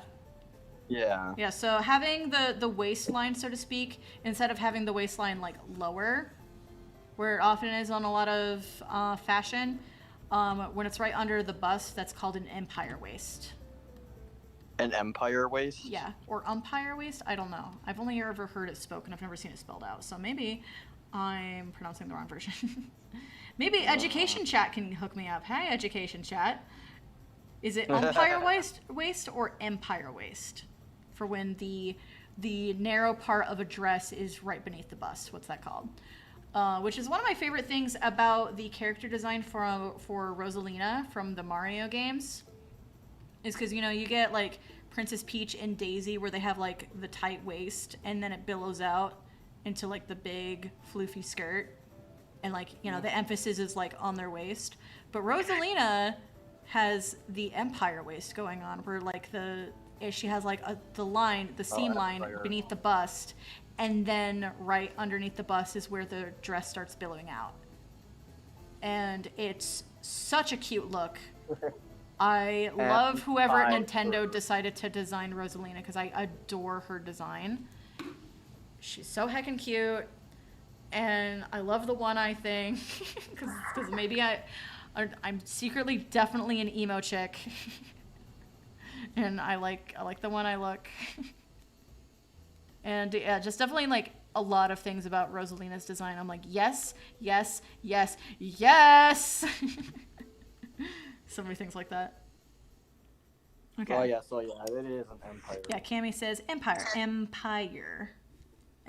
Spotlight also says empire. So I'm like, was it empire or umpire? I'm like, what's an umpire? Is that thing from basketball? Hey, let's go. Education Chat, woo! Education Chat, don't at me about the basketball comment. I know what I was saying. let me have this. I love sports ball in that one sports team where they throw the sports ball and then earn sports points. It's like okay. Try to explain the sport as vaguely as possible. As vaguely as possible? Yeah. Okay, so there's like this sphere, right? But you're not allowed to touch it. And that's like weird, right? Yeah. Am I doing it? I'm gonna be amazed if you already know what sports ball I was talking about just now.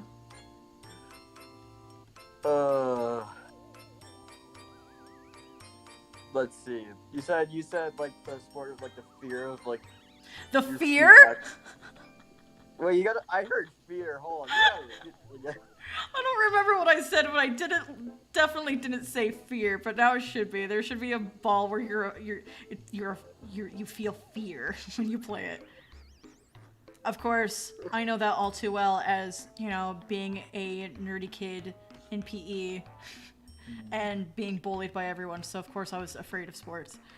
I was afraid of sports and developed hatred of sports. And my sister laid down some hot truths the other night, and she was like really angry about it. But I'm like, but she ain't wrong. I experienced all of this too, as like, you know, the non-athletic kid in PE is like, PE in schools should be physical education. It should be about how to be healthy and take care of your body and maybe learn like actually how to exercise instead of being told go exercise, because that's not helpful. So, and what my sister said the other day is in PE, I didn't learn physical education. I didn't learn how to take care of my body and be healthy. I learned how to hate sports. Because it's just the perfect environment for the sporty kids to bully the non-sporty kids. That's it. And I'm like, yep, as a kid, that was completely, exclusively bullied by the sporty kids. Yes, I hate the sporty kids. I hate people who like sports, and I just hate sports. Maybe it's not sports' fault, but yeah, if you're a person who's like, I like sports, I'm like, cool, I hate your entire personality immediately. We will not be friends. And I'm like, there's nothing inherently wrong with sports. Sports can be really good. It can teach teamwork. It can teach, you know, it can teach you how to play with others. It can be all those great things, but instead, it's about how to be competitive and how to not care if somebody else gets hurt. Yeah, that is true. But like, when I was taught like how to play soccer and stuff like that, like they always taught you about like good sportsmanship. Even in like when I was in like gym class in high school, like they always taught about like good sportsmanship to say well done or something like that, to shake like another person's hand at the end of a game to say good job, sort of thing. I just have to point out that Spotlight in the chat just said Athlemophobia, fear of sports. Thank you, education chat. It's freaking awesome, dude. I fear no man, but that thing. Picture of soccer ball. Yeah. It scares me. Soccer was mostly fine. Definitely, if you want to like kill a man, definitely get out the volleyball. Yeah. It's like, actually, you know what? I will dive back. There was one sport I enjoyed playing in PE. Floor hockey. Just that one. Hockey? Yeah, floor hockey. So specifically just hockey, but on the gym floor. So it's just, okay, here's the pucks and, you know, here's the sticks. Whatever those are called. And you hit the thing. Hockey's a dangerous sport because that puck is like solid. That could. Yeah, but I don't have a lot of traumatic memories of getting assaulted with a hockey puck, so that's probably why I also didn't hate it. But like, I don't know, I also found it fun to play. Yeah. Like I felt like I could be remotely good at it. So yeah, floor hockey got an okay pass from me. And of course I'm always a fan of bowling. I'm like, yeah, I'll go bowling. I'll definitely have a bunch of pained muscles by the time I'm done bowling. Yeah, same here. I don't know why. I've asked my brother about it, who's like more of a competitive bowler. And I was like, by the way, it's this muscle on my leg that is sore after 2 games. And he's like, yeah, that's the wrong leg. If he's like, if you're gonna be sore in a leg, it should be the other leg. I don't know why you're feeling pain over here. And I'm like, oops. Oops. But then I've also bowled games where like the muscles in both legs hurt, so at least I'm symmetrical. Yeah. Yeah. And it's like you tell your brother, and he's like, okay, at least now you're feeling pain in both. At least now you're feeling pain in both legs, but I still need you to feel pain in that one. It's like, at least let me be symmetrical.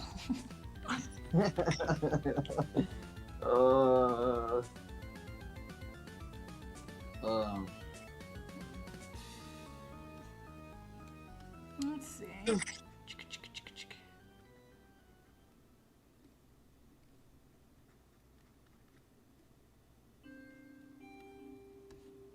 feel like I'm missing something else here. Because when I do the sketch, basically I spend a whole lot of time like fussing over the anatomy until like I like how it is. And then what I do is I stop staring at it for a while. Like I put the drawing away for a couple of days. And then I go back to it, and then with a fresh pair of eyes, I will be able to see what's wrong with it. Yep. That's, yeah. So basically I'm just doing the sketch day because I'm fussing with anatomy now. And then later on, I'll be able to see like what's really wrong with it. Like it'll be easier for me to spot those mistakes.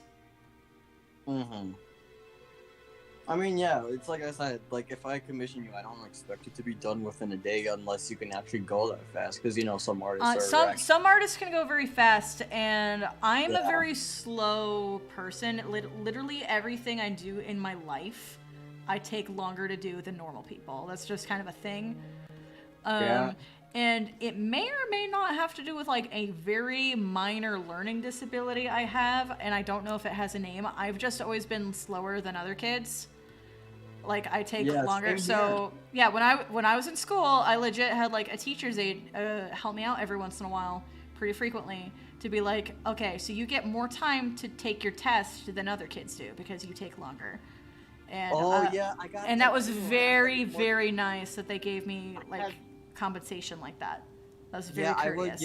I had that, like, I think it was like the 504 plan sort of thing in high school, where it allowed me to take like more time on tests, and it allowed me to take it in like a place that was kind of quiet, and also I did get like kind of like extended dates on my homework because like I was because like for some homework it was easy, but for others I was like I still don't get this. I'm not gonna be able to turn it in the next day. Yeah, like, so here's how I've always described myself. I'm like a slow computer. I will still get the task done. It'll just take me quite a bit longer than a fast computer. Yeah. But I'll still get the task done if you're patient. If you're willing to sit around for my page to load. Now imagine that, but being in like a math class or like a calculus class where everybody like is up to speed with that everything. Because that's what the situation was for me. Because I think actually it wasn't calculus. It was more. Wasn't algebra. What's high up? Trigonometry. Trigonometry, geometry. Maybe. I took trigonometry. Both. I think it was. Oh yeah, I did struggle with trig. Trig has many things that I would like to say about it. Anyway, continue. Yeah, I did struggle with trigonometry, and like I feel like almost all the people in there were like up to speed, and I was like the only one lagging behind. Like, what are you talking about? Like help, sort of help, thing. It's please. like, and like I'm a person. Okay, if it's super confusing to me, then you can't expect me to get my homework done like the night. You can't expect me to get my homework done and turned in tomorrow. Yeah, that's a ridiculous timetable. I mean, for me it is. Like, I just don't process information at the speed that I should. And my learning disability is so small and minor that when I went to college, they didn't allow me to have any aids like that whatsoever. So college was immediately very difficult for me because they were like, oh, well, you basically don't have a learning disability. It's so small. So I didn't get extra time doing my classwork I didn't get the extra time I needed to be able to get it done. And I was always behind everyone. They're like, why are you behind? I'm like, well, because I have a minor learning disability that's so minor that they're pretending it's not there. And that's really frustrating. It's like, oh yeah, just because I'm not in school anymore doesn't mean I'm no longer having problems being slow at things. And I'm like, that goes for like a lot of other people too. Like people like, and my friends have talked about this too. And I'm like, oh yeah, I promise you this is the case. because I've got so many autistic friends that are like, oh yeah, just because we're not in high school anymore doesn't mean autistic people stop existing. There I'm are on the spectrum. So. yeah, there are autistic adults everywhere. We're like I'm on the spectrum. yeah, but like yeah, so I've got a learning disability, but as far as I can tell, I'm not on the spectrum. Like I've asked before, I'm like, hey, am I on the spectrum? And people are like, no. I'm like, okay, but sometimes I feel like I am. It's like, I mean, I guess that's okay. a good thing, but I still have like, you know, things that are, I have things about my brain that feel very like, oh, that sounds like something that would be on the spectrum. I just happen to have it. Yeah. Even though allegedly I'm normal otherwise, but I don't know. So I'm very much like, yes, if anybody has anything, even if they're not on the spectrum, if they're like struggling in school, like you need to give them that help so that way they can catch up. And that's really not. Exactly. So yeah, I mean, I know like for all of my autistic friends, it's always like, oh, I have autism and it's really hard to keep up in school. And I'm like, yeah, but from my perspective, it's people look at me and they're like, oh, you don't have autism, so you don't need all this extra help. And so it was a huge struggle for me in school too, for like different reasons. It's like, how about everyone's brain is different? And yeah, like all brains are flawed just as much as our bodies are, and we could use a little bit more help. Just saying. So yeah, I'm very much like respect your teachers, like also because I'm kind of a teacher in a way. So that's why I'm like, yes, please respect your teachers. But when I was in middle school, I had teachers that did help me along when I was behind in classes, and I had teachers' aides, and I had teachers that worked on me with one-on-one and paid attention to me and made sure that like I could keep up, and they made me feel like they cared about my education. Yeah, so it's like, here. Yeah. Teachers are cool. So I liked my middle school teachers. I can't say the same thing for my high school teachers, but yeah, I'm very much like, also teachers are people and you need to give them patience too. Speaking of teachers, Yeah. This story might be funny depending on how you view it. Yeah. Hook me up. Literally, when I was in when I was in grade school, some teachers would like feel my hair, and they would tell me like, oh, your hair is like so soft, and like they would feel my hair and tell me how soft it was. Interesting. I'm like, okay, just like, because I didn't know about boundaries stuff or personal space. Yeah, because Yeah. I was a wee little kid. Yeah, wee little back kid. in grade. I mean, nowadays that's a little weird. I mean, maybe like 10, 20 years ago that was fine, but like, people are more aware of, predators and stuff. And we got to be like aware of that stuff, and there's a lot more rules about what teachers can and can't do. Yeah. Because this stuff was ruined for us by bad people. Surprise, surprise. We have restrictions because bad people did bad things. Great. Yep. This is why we can't have nice things. Blanket party. Full circle, baby. Full circle. Oh wait, what? Okay. Yeah. What was the name of that one? Who was the person who wrote that one pamphlet that they taught you in history that was like called Common Sense? Was it Thomas Paine? I don't remember. Education chat, help us. I think it was. It was Thomas Paine. I mean, you guys can look it up all you want. I'm busy like trying to stare at a drawing and decide what's wrong with it. Cause that's my job. Is I draw something and I'm like, what's wrong with it? There's something wrong with it, but what? But anyways, I think nowadays there should be more added to that pamphlet. Make it into. I'm not sure if it's made into a whole book, but if it's not, then it has to be made into a book, and we need to start getting that selling everywhere. Okay. Common Sense, Thomas Paine. Just have like, Yeah. Common sense. Whatever happened to common sense? Okay, I'm staring at this drawing and I'm getting an inkling. I feel like the body is too much my normal style, and then the head is like too cartoony. I think is what's going on here, and I have to figure out how to fix that. Okay, I'm gonna adjust the angle of the snoot again. Snoot. The snoot. The schnoodle. The good snoot. The petable snoot. The petable snoot. I mean, that looks like one petable snoot, if you know what I'm saying. Like, I just want to give it a little pet. I was gonna say something and I'm like, should I say that? I don't know, it's kind of dumb, but I don't know. If you have a fur baby, here's a spot to try to pet on their face. Right between the eyes, like right above the snoot. Just give it a little rub. Make like a circle rotation situation and see if they like it. Just go to your fur baby and ask them, hey, do you like this? And if they don't like it, then don't do it. It's all about consent. But consent, yep. Yeah, it was like you have to ask your fur baby permission. Like, do you like being pet here? No? Okay, then I won't do that anymore. Do you ever just walk up to? I swear, like my kitten Mittens, like sometimes I walk up to her and all of a sudden she just flops. Like she like immediately goes from like a standing position to like immediately laying on her side, like you know, like the position of like showing.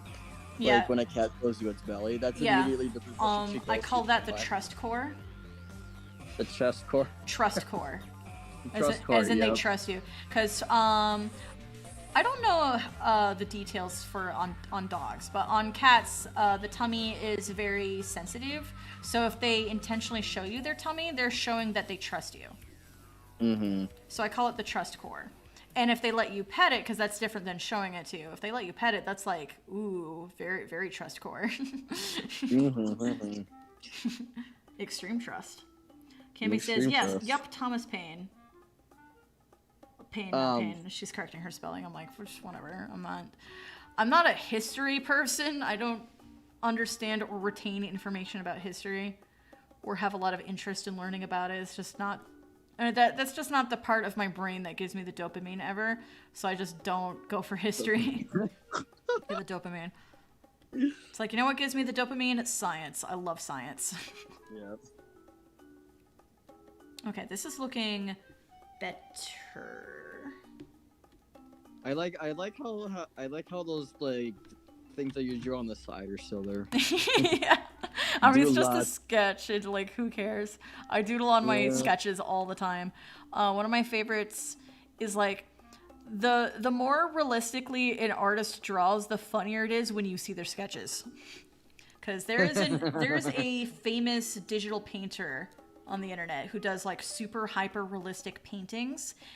So, you know, you'll have like, you know, the body and like, you know, they're doing like an action pose sort of thing. And they're like, oh, like I got a sword and we're doing combat. And it's like this super realistic painting. And if you look at their sketches, the faces on their sketches look like just are, oh my gosh, it's just doofy smiley faces, like cartoon scribbles. Yep. That's how every sketch starts out, is a goofy scribble and it evolves. I mean, okay, well, you remember like my first sketch I did for your commission? And if you if you don't remember, I'll bring it up. I have it on Instagram. which one was it? What's it called? Let me just go scroll down and find it. Okay, so here on Instagram, I have like the final sketch of the character before I went on. This is King Celeste. The final sketch I did before I went on to the final, and then I go backwards. If you go backwards on this, then it's like, okay, well, here's like the first real sketch, and then if you go farther than that, then you get like the first sketch that I did as a joke. There you go. Here, I'm waiting for the stream. You're waiting for the stream to catch up so you can see what I'm talking about. There it is. Oh yeah, I remember now. Commission work in reverse order. These were the sketch stages. Oh, So I started with like just this scribble that I did of the character, and then I did a real one, and then I did a refined one where I really tweaked. And I mean, I really tweaked. Like, the difference between, like, the first real sketch and, like, the final real sketch are very different. But yeah, I just started with, like, I am a suffering man. And I like saying that because I have a dumb meme on my meme folder on my phone, otherwise I'd bring it up right here. It's just a dumb scribble of Sans Undertale, and it just says, I am a suffering man. I freaking love it. Wait, hold up. I didn't notice that small drawing that you did on the other side of the commission that you're doing now. That's like, I don't know, like it looks like a human holding like a bat or like something. Oh, this one? I mean, you have to wait for the stream to catch up to see to see if we're on the same page here, but do you mean this one? I'll leave it up. See. It's not on the Instagram. It's not on the Instagram? No, I'm talking about the one that you're doing now, the sketch that you're doing now. Oh, the sketch that I'm like doing the right one now? on the side. It says Vicky Violet, and then there's like a human, and it looks like he's smiling and he's holding something. Oh yeah, that's because I was talking about like the really hyper-realistic digital painter online, whose sketches have faces that look just like this. What is it holding? I was like, oh, and then he's holding like a sword, but then like I scribbled it so it doesn't resemble a sword at all. It only says Vicky Violet because I was like, Vicky Violet's my VR chat username. You can search my name and then send me a friend request, and I'll try to remember to actually reciprocate that request, because sometimes I'll be like, oh, I got a friend request. Who's this? I don't know. I've never talked to them. Delete. I've done that, and then I'm like, oh, I'm not supposed to do that because sometimes I'm online on somewhere else, and I'm like, by the way, my VR chat username is Vicky Violet. You can search me and send a friend request, even though we've never been in the same room together on that game. Like that, I'm trying to be better at not immediately deleting friend requests. I'll delete. So basically, just make sure you let Vicky know who you are and where you're. I mean, it's not like they come and see me in a room. I just see the friend request, and then I have to make sure I don't do the knee-jerk reaction of deleting it. I'm like, I don't know who that is, because there was a while where I was like deleting all of the friend requests if I didn't know who they were. And now I'm like, oh, I shouldn't be doing that, because I literally just went to the VR chat Reddit the other day and was like, by the way, my username is this, go ahead and friend me. And then I forget that I have done this, and which might be why I got friend requests from people. Oops. Might be. So yeah, now I'm doing the thing where like if I get a friend request on VR chat, I do accept it. And then they can come see me later. If they happen to see me online, they can come just visit me, because I'm pretty open. I'm like, yeah, you can just join me wherever I am. I'm usually in Friends Plus worlds more often than not, and my status is usually on blue, which means you don't have to request to join me. You can just join me. Yep. So if you're like, hey, I'm that one person from Reddit or something like that, then like just come up to me and tell me. I'll be like, oh okay, cool. And then you can join me for dumb games like Zombie Tag and Overseer and stuff, because that's what I'm obsessed with right now. Drink water. Drink water. I feel like you're starting to like the game Overseer, just like how you're liking the game Zombie Tag now. It's a problem. I really like games like that. I didn't think I did, but I don't know. I like games that are really simple on the surface but have a lot of complexity once you're really good at the game. So I really like Among Us as an example. Among Us is such an incredibly simple concept, but the amount of strategy you can get out of that game once you get really good at it and start picking up on like the psychology of how people think and how people play, and just try to one up each other and try to outsmart each other, like that stuff is awesome. It's not awesome if you're in a public lobby though, because then it's just a bunch of 9-year-olds that don't know the layers of trying to outsmart each other. They have mush brain, okay? Like they don't know how to play the game. Yep. Just do not play in public lobbies unless you're really, really bored like me sometimes, where I will legit just go to a public lobby. And I'm talking like vanilla Among Us. If we're talking VR chat Among Us, absolutely do not play a public lobby. You'll get the kids as usual, but this time you can hear them and they will scream your ears off. Don't. This time you can hear them and they will scream. You will experience hearing loss and a greater hatred for small humans. Small I'm just like, don't do it. Don't go to a VR chat public lobby. Oh, Cammy's... Never go to public lobbies. Night, you don't know Cammy. how chaotic they can get. Thank you for Good night, joining. Cammy. Yeah, thank you for joining, Yeah, Cammy.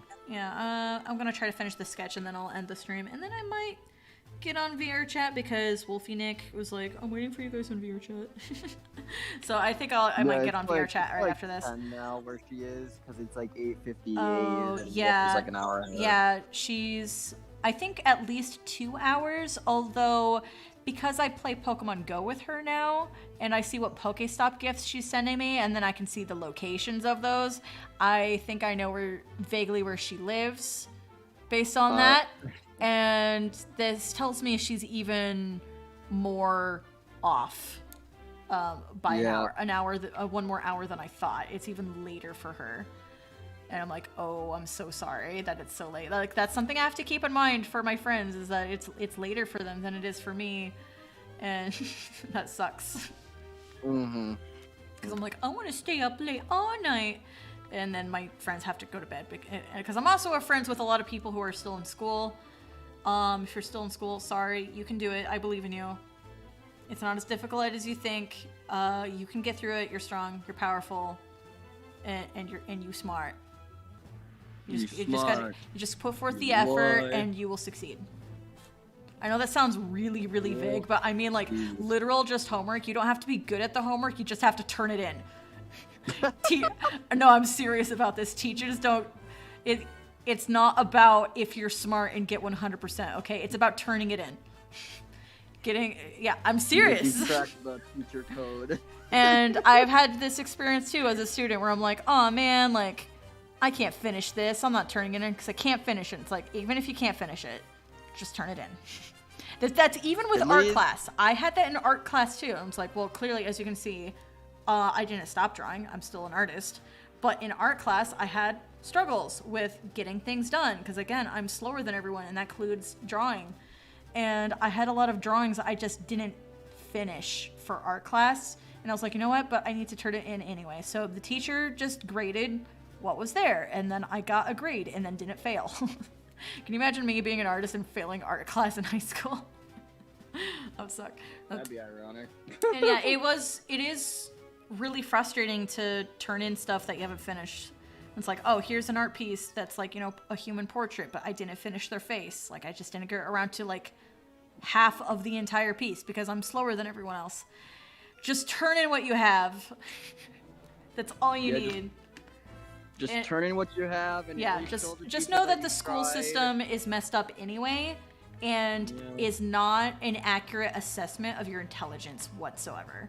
It's just an assessment of, did you put in some effort, and then did you turn in something, even if it's not finished or if it sucks. Like, did you turn it in? That's all that school cares about. Grades are not at all an accurate assessment of your intelligence. You are way smarter than your grades try to tell you. Okay? You're getting it. You're getting it from me. Vicky's cracking the. I'm trying. I am. And I'm like, I don't want to be like. It's weird because I have such a teacher mind and a student mind at the same time. So like when I'm like having a student mind, I'm like, oh, I hated when I had to do this in school. But I'm like, well, also a lot of people who are currently listening are people who are still in school. So they're like, yeah, this older girl really agrees with me. And I'm like, yeah, I agree with you. But I also have a teacher brain as someone with teacher experience. And teachers also have it very, very hard and also have to put in a lot of work that we don't get paid for, that we don't get appreciation for, acknowledgement for. And being a teacher sucks too, okay? Like, if you think being a student sucks, try being a teacher. I mean, if it's not for you, like, don't try it. But, like, I didn't think I was going to try it. And it's like, getting into substitute teaching is really easy, actually. Depending on the state you live in and the laws in the state. But it's really easy to get into. No, I'm serious. Like, my first substitute teaching job was the easiest job I ever got into. And part of that is because they don't require an interview. And I hate the interview process of getting a job. Substitute teacher, you don't need to interview. They just need a background check to make sure you're not a felon. And that's it. Then you're done. Yeah. It's super easy to get into. They don't even check to see if you have like any educational background. Well, for a substitute teacher, and again, this depends on the state and the laws of the state you live in, because some states will require that you have a teaching license before you can be a substitute teacher, which is bogus. I'm just like, I don't have a teaching license. I don't even have an AA degree. Like, I didn't properly finish college, but I can still be a substitute teacher just fine. Mm-hmm. And it's super easy to get into depending on the state you live in. Ooh, drink water. I need water. It's like, I'm there to help you with math. I am horribly, horribly bad at math, but I will sit next to you and you'll solve the problems before I do. You don't need me. But it looks like we're both doing work. Okay. There's a story I want to tell, but I'm like, if I tell this, will I get in huge trouble later if like somebody finds my YouTube channel? I don't know. I'm gonna say it anyway. I have played Among Us with students before. Oh. This I mean that's like saying oh yeah I've played Kahoot with my students before. Oh, it's like playing Kahoot with your students, like a board game. No. Okay, so no, you don't know you never heard of Kahoot before? Oh, I know what Kahoot is. I'm just saying, Okay. like, Kahoot is like a board game or a card game or whatever, and then Among Us is like a mobile game that like you're not supposed to have your phone out in it's school. like they got like an online version of Kahoot where it's like you gotta pick like the right answers for questions, you know. You gotta like the way that we play, the way that like I was like learn about like Kahoot was like it's like a website where you put in this code to join a room and like they host like these questionnaires and you gotta pick like the symbol of like the correct answer sort of thing. You know. Yeah. But yeah, this story I find is pretty dumb, and I'm also going to blame the Rona for this, the vid, if you will, because I'm just like, is there a word I can use? I'm just like, I mean, YouTube doesn't care if I say the word anymore, but I still don't want to say the word. The icky pandemic. I'll just say the Rona. You guys know what I'm saying. So I was subbing high school, and the internet went out. And this isn't like a normal. This isn't like a like a science class or anything where I have a curriculum. This is just basically the study block, like a block where they don't have anything to do except do their homework. That's the purpose of this particular block, is to do their homework, and the internet goes out. So they can't do their work. They're like, ma'am, we can't do our work. The internet's out. And I'm like, don't you guys have paperwork? And they're like you know, on paper, like paper homework. And they're like, no, we don't have paper homework anymore because of the vid, because of the pandemic. And I'm like, there's literally nothing you guys can do right now. And they're like, nope. And like, I believed them. Like, they didn't seem like they were being cheeky or lying. I'm like, oh, these kids legit don't have anything to do because the Wi-Fi on the school is out, which means they can't use their Chromebooks, and they don't have paper homework because of the Rona. And I'm like, wow, okay, this sucks. And then they were joking about playing Among Us instead because everybody has their phones on them, and most people have mobile data. And they were like, haha, what if we played Among Us? And I was like, all right, listen, kids. You can play Among Us during this block on one condition. I get to play with you. So I played. And then yeah. Like, it was for educational purposes about being more smart about tactics. Yeah.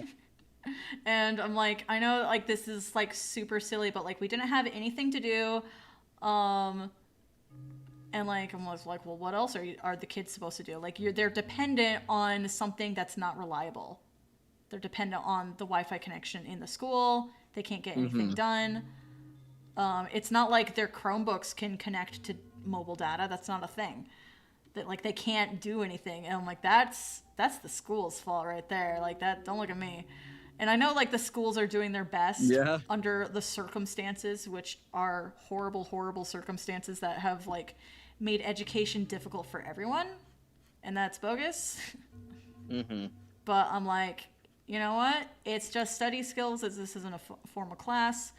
And I'm like, okay, kids, we're going to play Among Us. Don't tell anyone. Don't tell anyone. Because, like, it's one of those things where, like, maybe I could get in trouble for it, too. Not just the Vicky, students. all I'm going to say is, even though you told them not to tell anyone, you probably know that they walked out of their classroom and they were telling everybody, like, hey, guys, my teacher let us play Among Us today. Yeah, probably. Yeah, these were high schoolers. And, like, I trust the high schoolers more. Like, sweet, we got to play games today in class. Yeah, I mean, okay, to be real, if I was in high school and that happened, yes, I would have told my friends immediately. I would be like, dude, this was the funnest class period all day because I got to play Among Us with the substitute teacher. Yeah. I'm like, yeah, that sounds dope. That sounds really fun. I'm jealous. I'm jealous of these high schoolers. And yeah, like I did, and I know I would do that because I did have occasional things when I was in school where like a teacher did a thing that was like, oh, this is just between us. But then I told my friends anyway.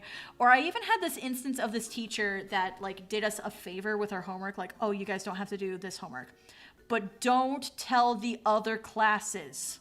Keep this information to yourselves. Don't tell your best friend. I will find out. Immediately at lunch, I told my best friend. And then best friend who takes the same class from the same teacher was like, oh yeah, she said that to us too. Oh, see you're thinking. I'm like, I see how this goes. Very nice. I thought I was in the special class. I thought I was special. I'm just like, I wonder if like she was doing some kind of social experiment or something. That was like really weird. But I just thought that was super funny. Like my friend being like, oh yeah, she told us the same thing. Yeah. Yes, excellent. But speaking of Kahoot, I wasn't a big fan of it only because if I got a question wrong at least once or twice, it would put me all the way at the bottom of the leaderboard. Yeah. I was like, why punish me this way? Why must I be punished this way, mother? Okay, well, I think I'm basically done with my sketch. I've been fussing over it. Do you want any more, like, friggin' accessories, like earrings or anything? I'll add it. An excuse to diddle longer, but there's no reason for me to diddle. I really don't think earrings would be necessary, really. I think everything looks fine as is. I mean, you can probably tell by looking at me that I don't really like earrings. Like, I give my VTuber, like, the earrings with the little chain and then the ear cuff. Ooh, yeah. I really like earrings. And it's been really hard because I have a main OC who canonically does not wear earrings. Her ears are not pierced. She does not wear earrings. And I'm like, this hurts me because I want to draw earrings on her so badly. She would look so cute with earrings, and this is a character thing I decided for her, and it's frustrating to me as an artist because I like drawing little details and accessories. And The only character I would have like an earring on would have to be Riptide with the fish hook on. Yeah, the fish hook. The fish hook is super cool. Ear, but what the rest of my OCs, nope. Nope. But I really do like wearing yeah. I really do. Oh yeah, you kids still use smart boards. Oof. I don't like smart boards. I mean, smart boards are probably better now, but when I was in high school, that's when smart boards were introduced as a technology. And because it was a new technology, it didn't work. And I had multiple teachers trying to use smart boards all the time. Bless you. And yeah, it was just a lot of class periods where teachers are like trying to troubleshoot the technology over and over again and getting it to work halfway through class. And then we get to use the smart board, and then maybe some other bug will come up because it was a new technology, and teachers were very insistent on trying it out. And that was just really frustrating. Hopefully you guys have good smart boards now. I hope you do. But also when I was in high school, that's when they introduced the Chromebooks, like the netbooks. I mean, it was netbooks for me. Maybe Chromebooks is like a slightly different piece of equipment. But yeah, when I was in high school, that was the first time they got rid of the planners and introduced the netbooks, were just the little baby laptops, and that's what you had to have. And I freaking hated it. But I did like the netbook by itself. So when I went to college, I actually got my own personal netbook so I could take notes in college because I type way faster than I handwrite. So I had a netbook with me in college, and that was awesome.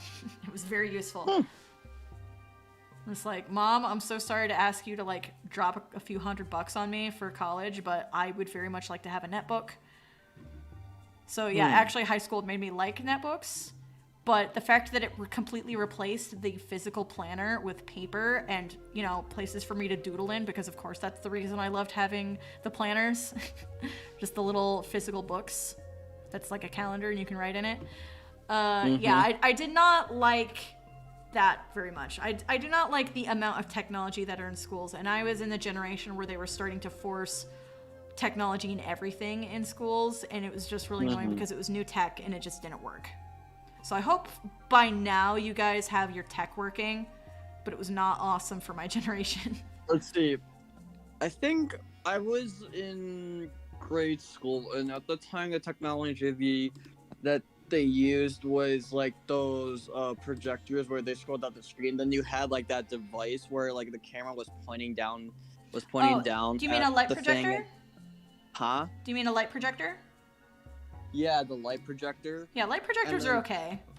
Yeah, they then you had to pull down that screen to flash the image of the projector onto.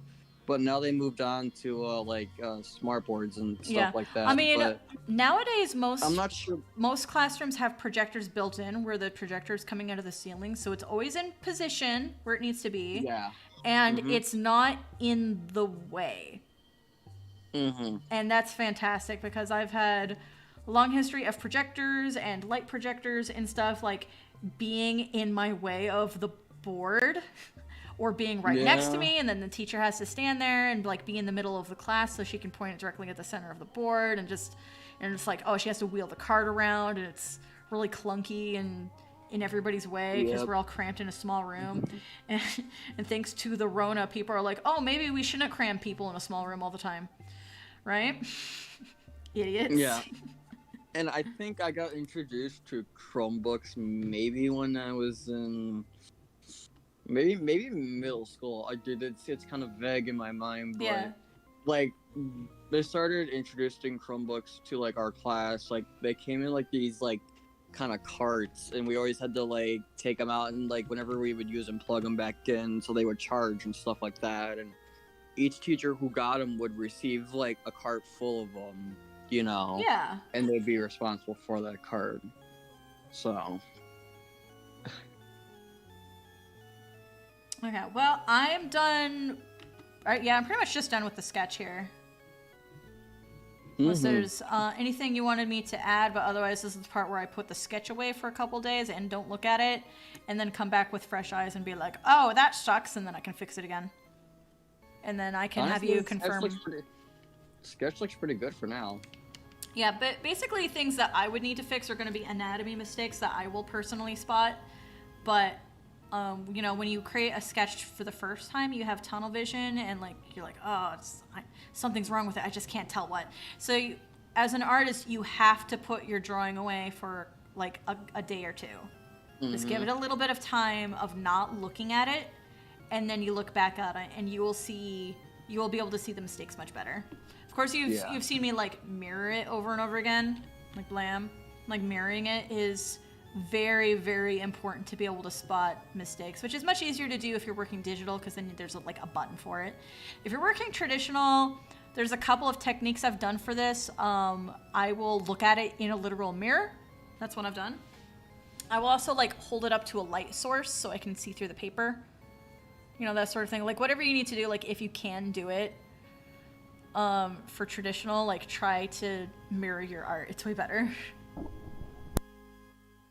Night, Wolfie. Oh, is she leaving again? Mm-hmm. Okay, see you later, Wolfie. Get some sleep. I know it's really late for you. I'm aware.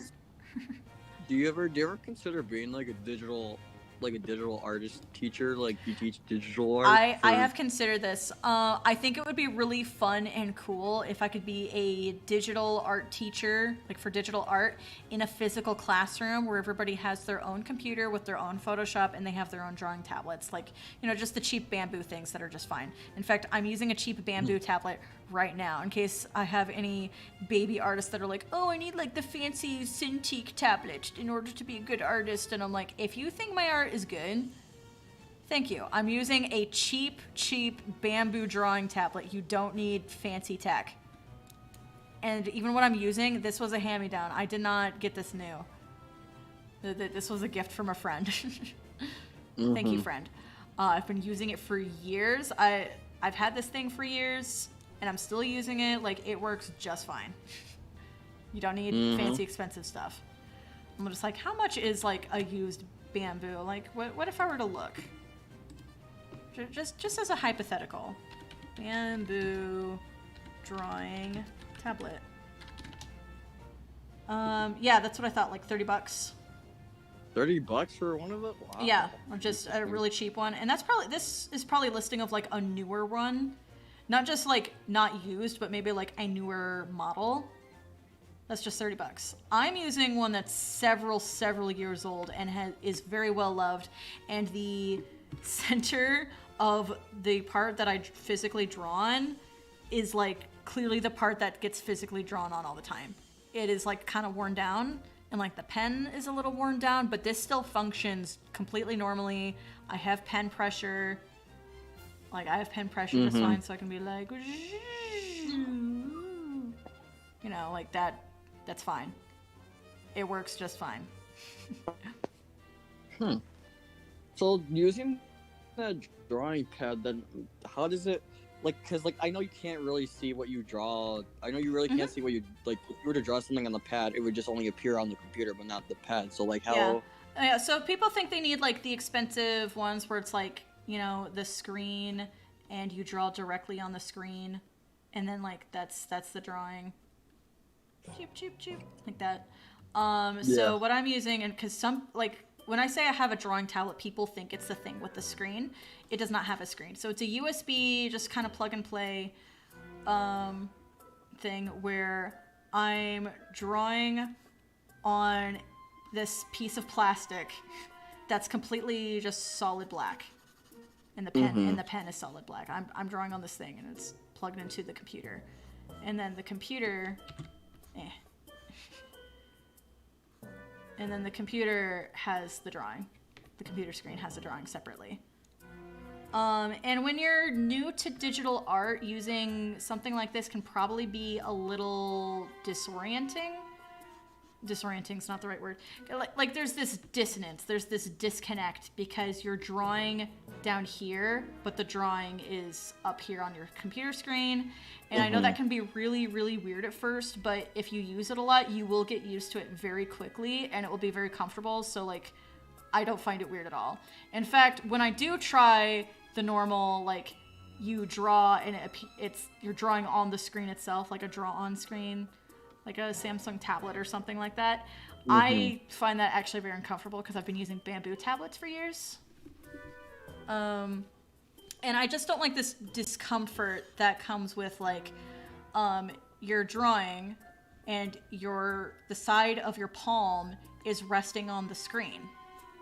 And the side of your palm is touching the screen. And you can get like an artist drawing glove, which I do have.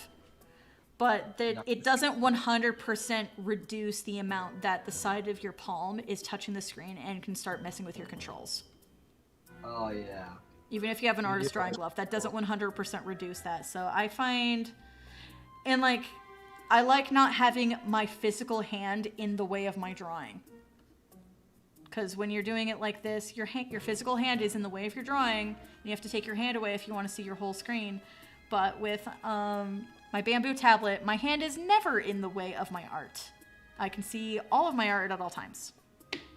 So it's kind of like a pick and choose, like what do you think would be more comfortable?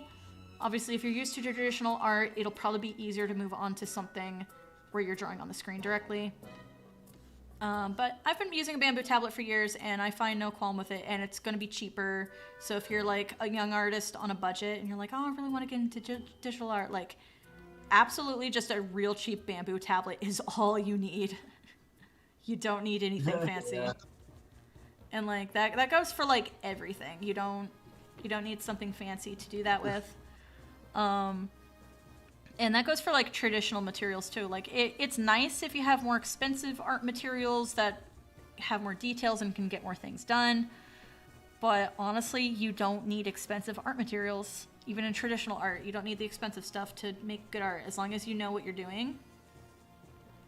So like Copic markers are a huge example. For traditional artists, especially anime and manga artists, they tend to use Copic markers, which are really, really expensive materials. But they're awesome to use. I've used Copic markers a lot before. Drink water. Or what you could do if you don't feel like using technology at all, just buy yourself an easel and something to paint on, and buy some paint and paintbrush. Yeah, you could do like the painting route. I'm not a painter though. I'm a cartoonist, and painting is better if you plan on having a lot of like in-depth shading and lighting and stuff. And I'm not. I mean, at first I would say I'm not good at shading and lighting, but that part of that is that I just don't do shading and lighting too often because I'm a cartoonist and I'm more focused on like the linear aspect of drawing rather than like, you know, creating depth. I'm just creating cartoon characters. That's just where my preference and passion lies in what I like to create is just cartoons. I like making cartoon characters. That's kind of it. But yeah, if you want to go to the painting route, like by all means, like, and if you're interested in the painting route, I'm going to highly recommend watercolor.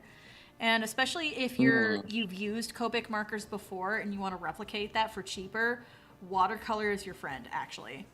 I try to use watercolor the same way I use Copic markers, and it yields very similar results if you know what you're doing.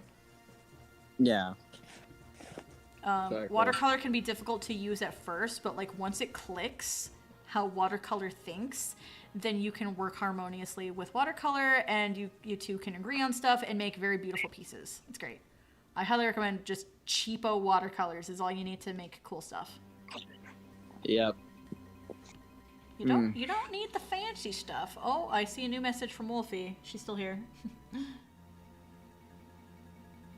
Wolfie says, I would attend Vicky's art class because I'm getting better, but need to learn more on how to do digital art. Yeah, if anyone has questions on like the basics of digital art, like I would not mind giving you guys some tips. I mean, there's tons and tons of YouTube videos on like blah blah blah top 10 art mistakes that beginner digital artists do, and I'm like, yeah. And I talked about this last time on my last stream, but last stream we took a little detour on my DeviantArt gallery. Like we scrolled to the bottom, and you can see how bad my digital art was in the beginning. And this was like 14 years ago because that's how long I've had my DeviantArt account. And yeah, that stuff's not going anywhere. I'm not deleting that stuff. And basically, like if you look at, you know, anything that's like, oh, here's, you know, top digital art mistakes, all the mistakes they're talking about are exactly present in my early drawings on DeviantArt. You can see every single thing they're talking about. It's right there. I did it too. And it's just something where you gotta like practice, and you gotta play with your software a bunch and get used to how your software thinks. And then you can create stuff. You can create really awesome stuff if you know what you're doing. And it can be really daunting at first. It's like, oh, where are all of my buttons? What am I capable of doing on here? But like once you know where like all your basic stuff is, like, boom, cartoons. I mean, I'm not here to teach you how to paint digitally because I don't know what I'm doing in digital painting either. Actually, I know an artist you can look up if you're interested in digital painting. Let me go get another YouTube tab here. An artist I highly recommend. They do lots of Pokemon paintings, so they're still like cartoony. Hi, I'm Vicky Violet, and welcome to my masterclass. Welcome to my masterclass where I tell you to follow other artists. All right, Saoshin. I highly, highly recommend watching Saoshin. They also are on DeviantArt and probably some other platforms for all I know. And they have tons of YouTube tutorials. So they have free brushes you can download, like a set of their own personal free brushes, which is the exact single set of brushes I have downloaded. So if I were to go to like Photoshop and I were to go to my brushes, and I'll just toggle the visibility on this one. Let's see, let's go. Here, I'll be right back. Okay, go ahead. Go to dishwasher, go, and then.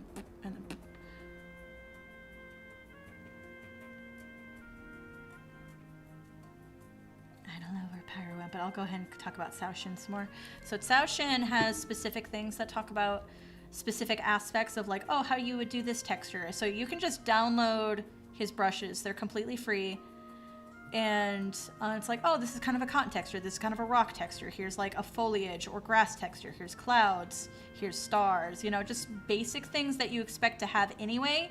But they're his own personal brushes, so they look way better than any default brushes you would find in a drawing program. Because let me tell you, the default brushes on your drawing programs are garbage. Try not to use them. I'm not saying don't use them, but I'm like, try not to use them. They look like garbage. So definitely like download his brushes, and then he has tutorials on like how to do things like fur and scales and forest backgrounds. And he tells you how to do it with the brushes that you download from him. And he shows you how to do it. Lots and lots and lots of these are Pokemon. And some of them are just like speed paints, but like he does have legit tutorials on like, this is how I would do a Batwing. If you want to do a Batwing or a Demon Wing or a Dragon Wing, like this is how I would paint a wing. He has that. It's like, oh, you want to have a rock in a background? Here's how I would paint a rock. So like, yeah, so if you're interested in more of like a digital painty thing, Saoshin is an excellent choice because his colors are very beautiful. He is excellent take on like the cartoon side of digital painting. Like this stuff is very cartoony, but has depth and shading and lighting and texture, and it looks phenomenal. So yeah, so this channel right here, if you're interested in like specific tutorials about this stuff, this is the channel you go to.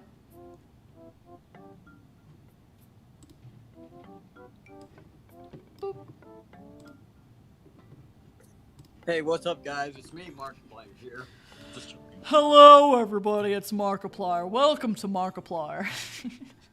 Okay. So yeah, you might be the only one left, Pyro. So I should end it off. But I'll give like a couple of examples here. So I've got like, you know, some fuzzy textures, water textures. I don't know, they're just different types of textures. Like, oh, that one looks awesome already. And I don't even know what this texture is for, but it looks cool. So like grass, foliage, trees, bark. There's even like a couple of chain link ones here. Actually, this one's meant to be bricks, and this one over here is chains. Oh, it even has pen pressure. There, now the chain has depth. Done. This chain is very useful. Depending on like like if you need a chain in a drawing, instead of having to draw the chain links by hand, like you could be like boop. It's like boop. Boop. And because of pen pressure, like there's depth, like the chain is coming at you. So you know you get like the usual suspects like trees and stuff, but there's a ton of really excellent brush types in here that I use all the time. So yeah, this is just the one set of brushes, and I got this from Saoshin. So go. Hi Spotlight, thanks for still being here and listening to my rant about digital art. But I mean, that's what we're here to do. We're here to chill out and learn. I hope learning is in there somewhere. But yeah, Saoshin. If you're interested in digital painting, Saoshin, done. If you're interested in digital painting, like anime stuff, there's another channel I might recommend, but I'm not going to bother recommending that today because that gets much more complicated. And I feel like Saoshin is a very streamlined, like he has a very consistent style. And if you're interested in cartooning and digital painting with depth, lighting, and texture at the same time, Saoshin is your boy. There he is. There's one more thing I was gonna say, but now I can't diddly darn remember what it is. I don't know why, but when you started using that tree brush, I immediately thought of Bob Ross. Happy little trees. Oh yeah, this one has hue scatter. Some of them will have hue scatter. That's pretty common in Photoshop. Where like, yes, I only have blue selected, but the back color I have is red. So it's occasionally shifting some red into the brush that I'm putting down. It's called hue scatter. It's changing the hue. So it looks a little bit more organic. Rock. Rock, rock, rock, rock, rock, rock. It's a rock texture. Rock. Imagine making a portrait of The Rock Johnson, but it's only out of that rock brush. I mean, I've done a piece where like I just used the rock texture as the entire background of the piece because like just kind of like abstract textures is like fine to do that with. Oh, we have somebody coming home. Greetings, traveler. Oh, did you know I was streaming? Oh yeah, I'm still streaming. I'm about to close it off because I'm like done with everything and everyone's left anyway. Greetings. I'm just talking about like Photoshop textures. Yeah, it's just textures. From a distance, I was like, oh my gosh, that's a lot of detail. Look at all this detail I painted just now. By hand. Because everyone knows that creating art is like a stamp. And can be done in a few seconds, right? Right, guys? No, I actually did, and of course it was from a kid, but I was like drawing a little doodle in front of a kid, and they were like, why are you taking so long to draw? Like, why don't they have hands? I'm like, well, because I haven't gotten to the hands yet. I'm still drawing the torso. And they're like, why isn't the whole thing there? I'm like, art is not a stamp. And they're like, yeah, it is. I'm like, I hate you. Alright, I'll blast you another one. Alright. So that's about everything for tonight. Yeah, I'm working on Pyro's commission. Oh, that's right, it's commission. Are you trying to be accusatory? A little bit. Well, it's not just a furry, it's a furry with one of those pentagram yeah, straps. and I've drawn one of my OCs wearing a dress just like this because I think it's cute. So it's a style of in clothing, this house, okay? That doesn't mean I'm trying to promote the devil. In this house, we stand goth girls, okay? It's like my persona is literally named Astrogoth, okay? Fight me. I mean, she could use a little bit more goth. There's a lot more Astro going on with her than goth, but I'm working on it. I'm still working on her design. There can be more goth. But yeah, I'm gonna go ahead and end off the stream because I've been here long enough, and the sketch is done. And I'll go ahead and like delete all this nonsense. Oh yeah, I'm working late hours, dude. Look how I'm a working woman. Look how long I'm streaming. I'm gonna be sad about deleting Jubble saying do lot though. But there he goes. Do lot. Do lot.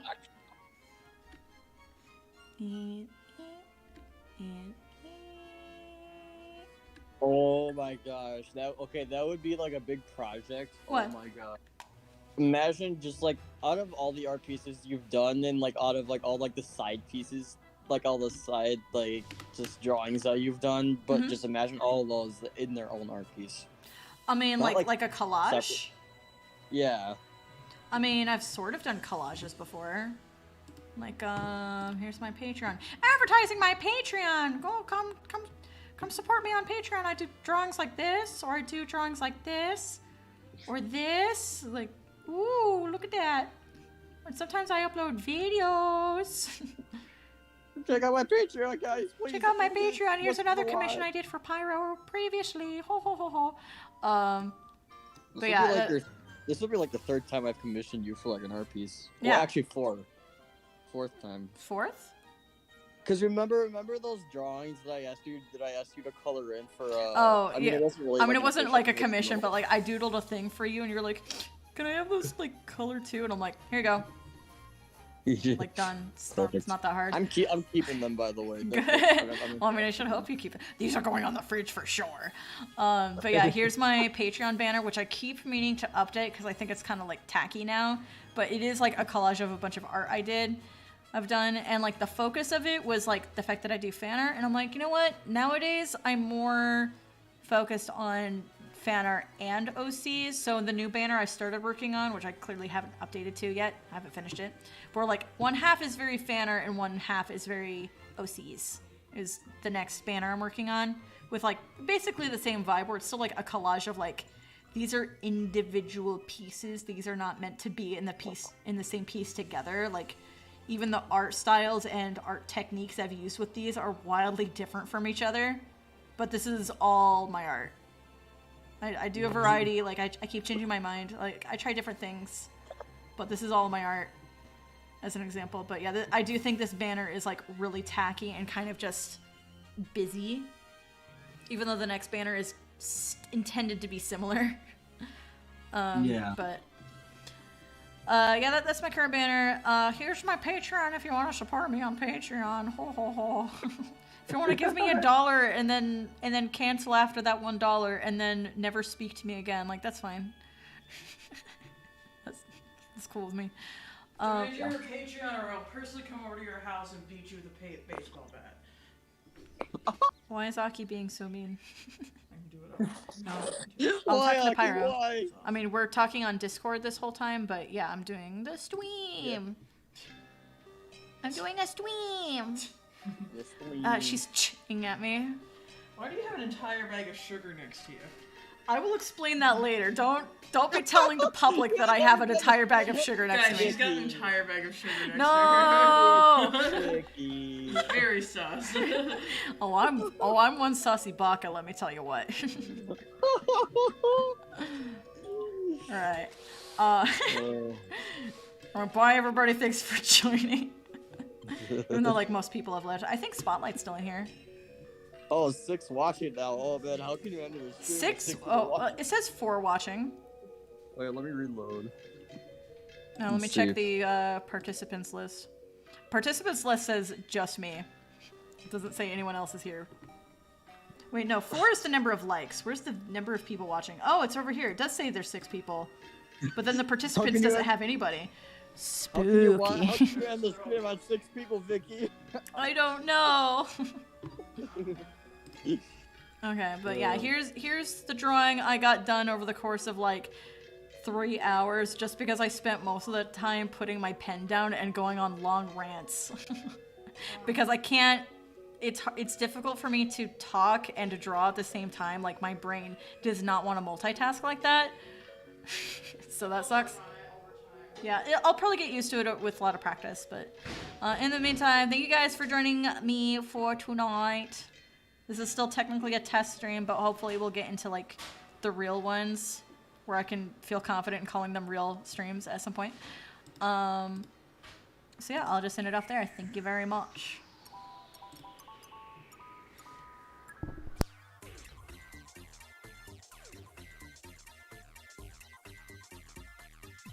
Stream end. What's the rule for streams? Do you necessarily have to have an end card or like an... Do you necessarily have to have like an end card or like a waiting card? Is that like really necessary? No, that's not necessary, but I decided I liked it. Oh. I like how the pictures is still you hugging your PC. Yeah, I mean, that was like... I mean, I drew that before I got my PC. I just got it in preparation for like, I really want to express how much I love the PC that I'm currently building. And I didn't even have it yet. And I was like, I was going to use it for like a thumbnail for a video, but then that just never panned out. And I'm so like, instead we use it for an end card. So I'm like, I can use it for an end card instead. It's like, I gotta use the art for something. I spent the time drawing it. So wait, I don't get it. Like, what do streamers usually use like opening cards or end cards for? To kind of be on, at least for opening cards, it's usually to be on standby of like, oh, the stream is happening soon, and like to start the stream so people can show up in the chat right away. even if the streamer isn't quite ready. Like maybe they're still prepping something else. Yeah, that's true. I have not formally ended the stream. I just have the end card up. Where's the stop streaming button? There it is.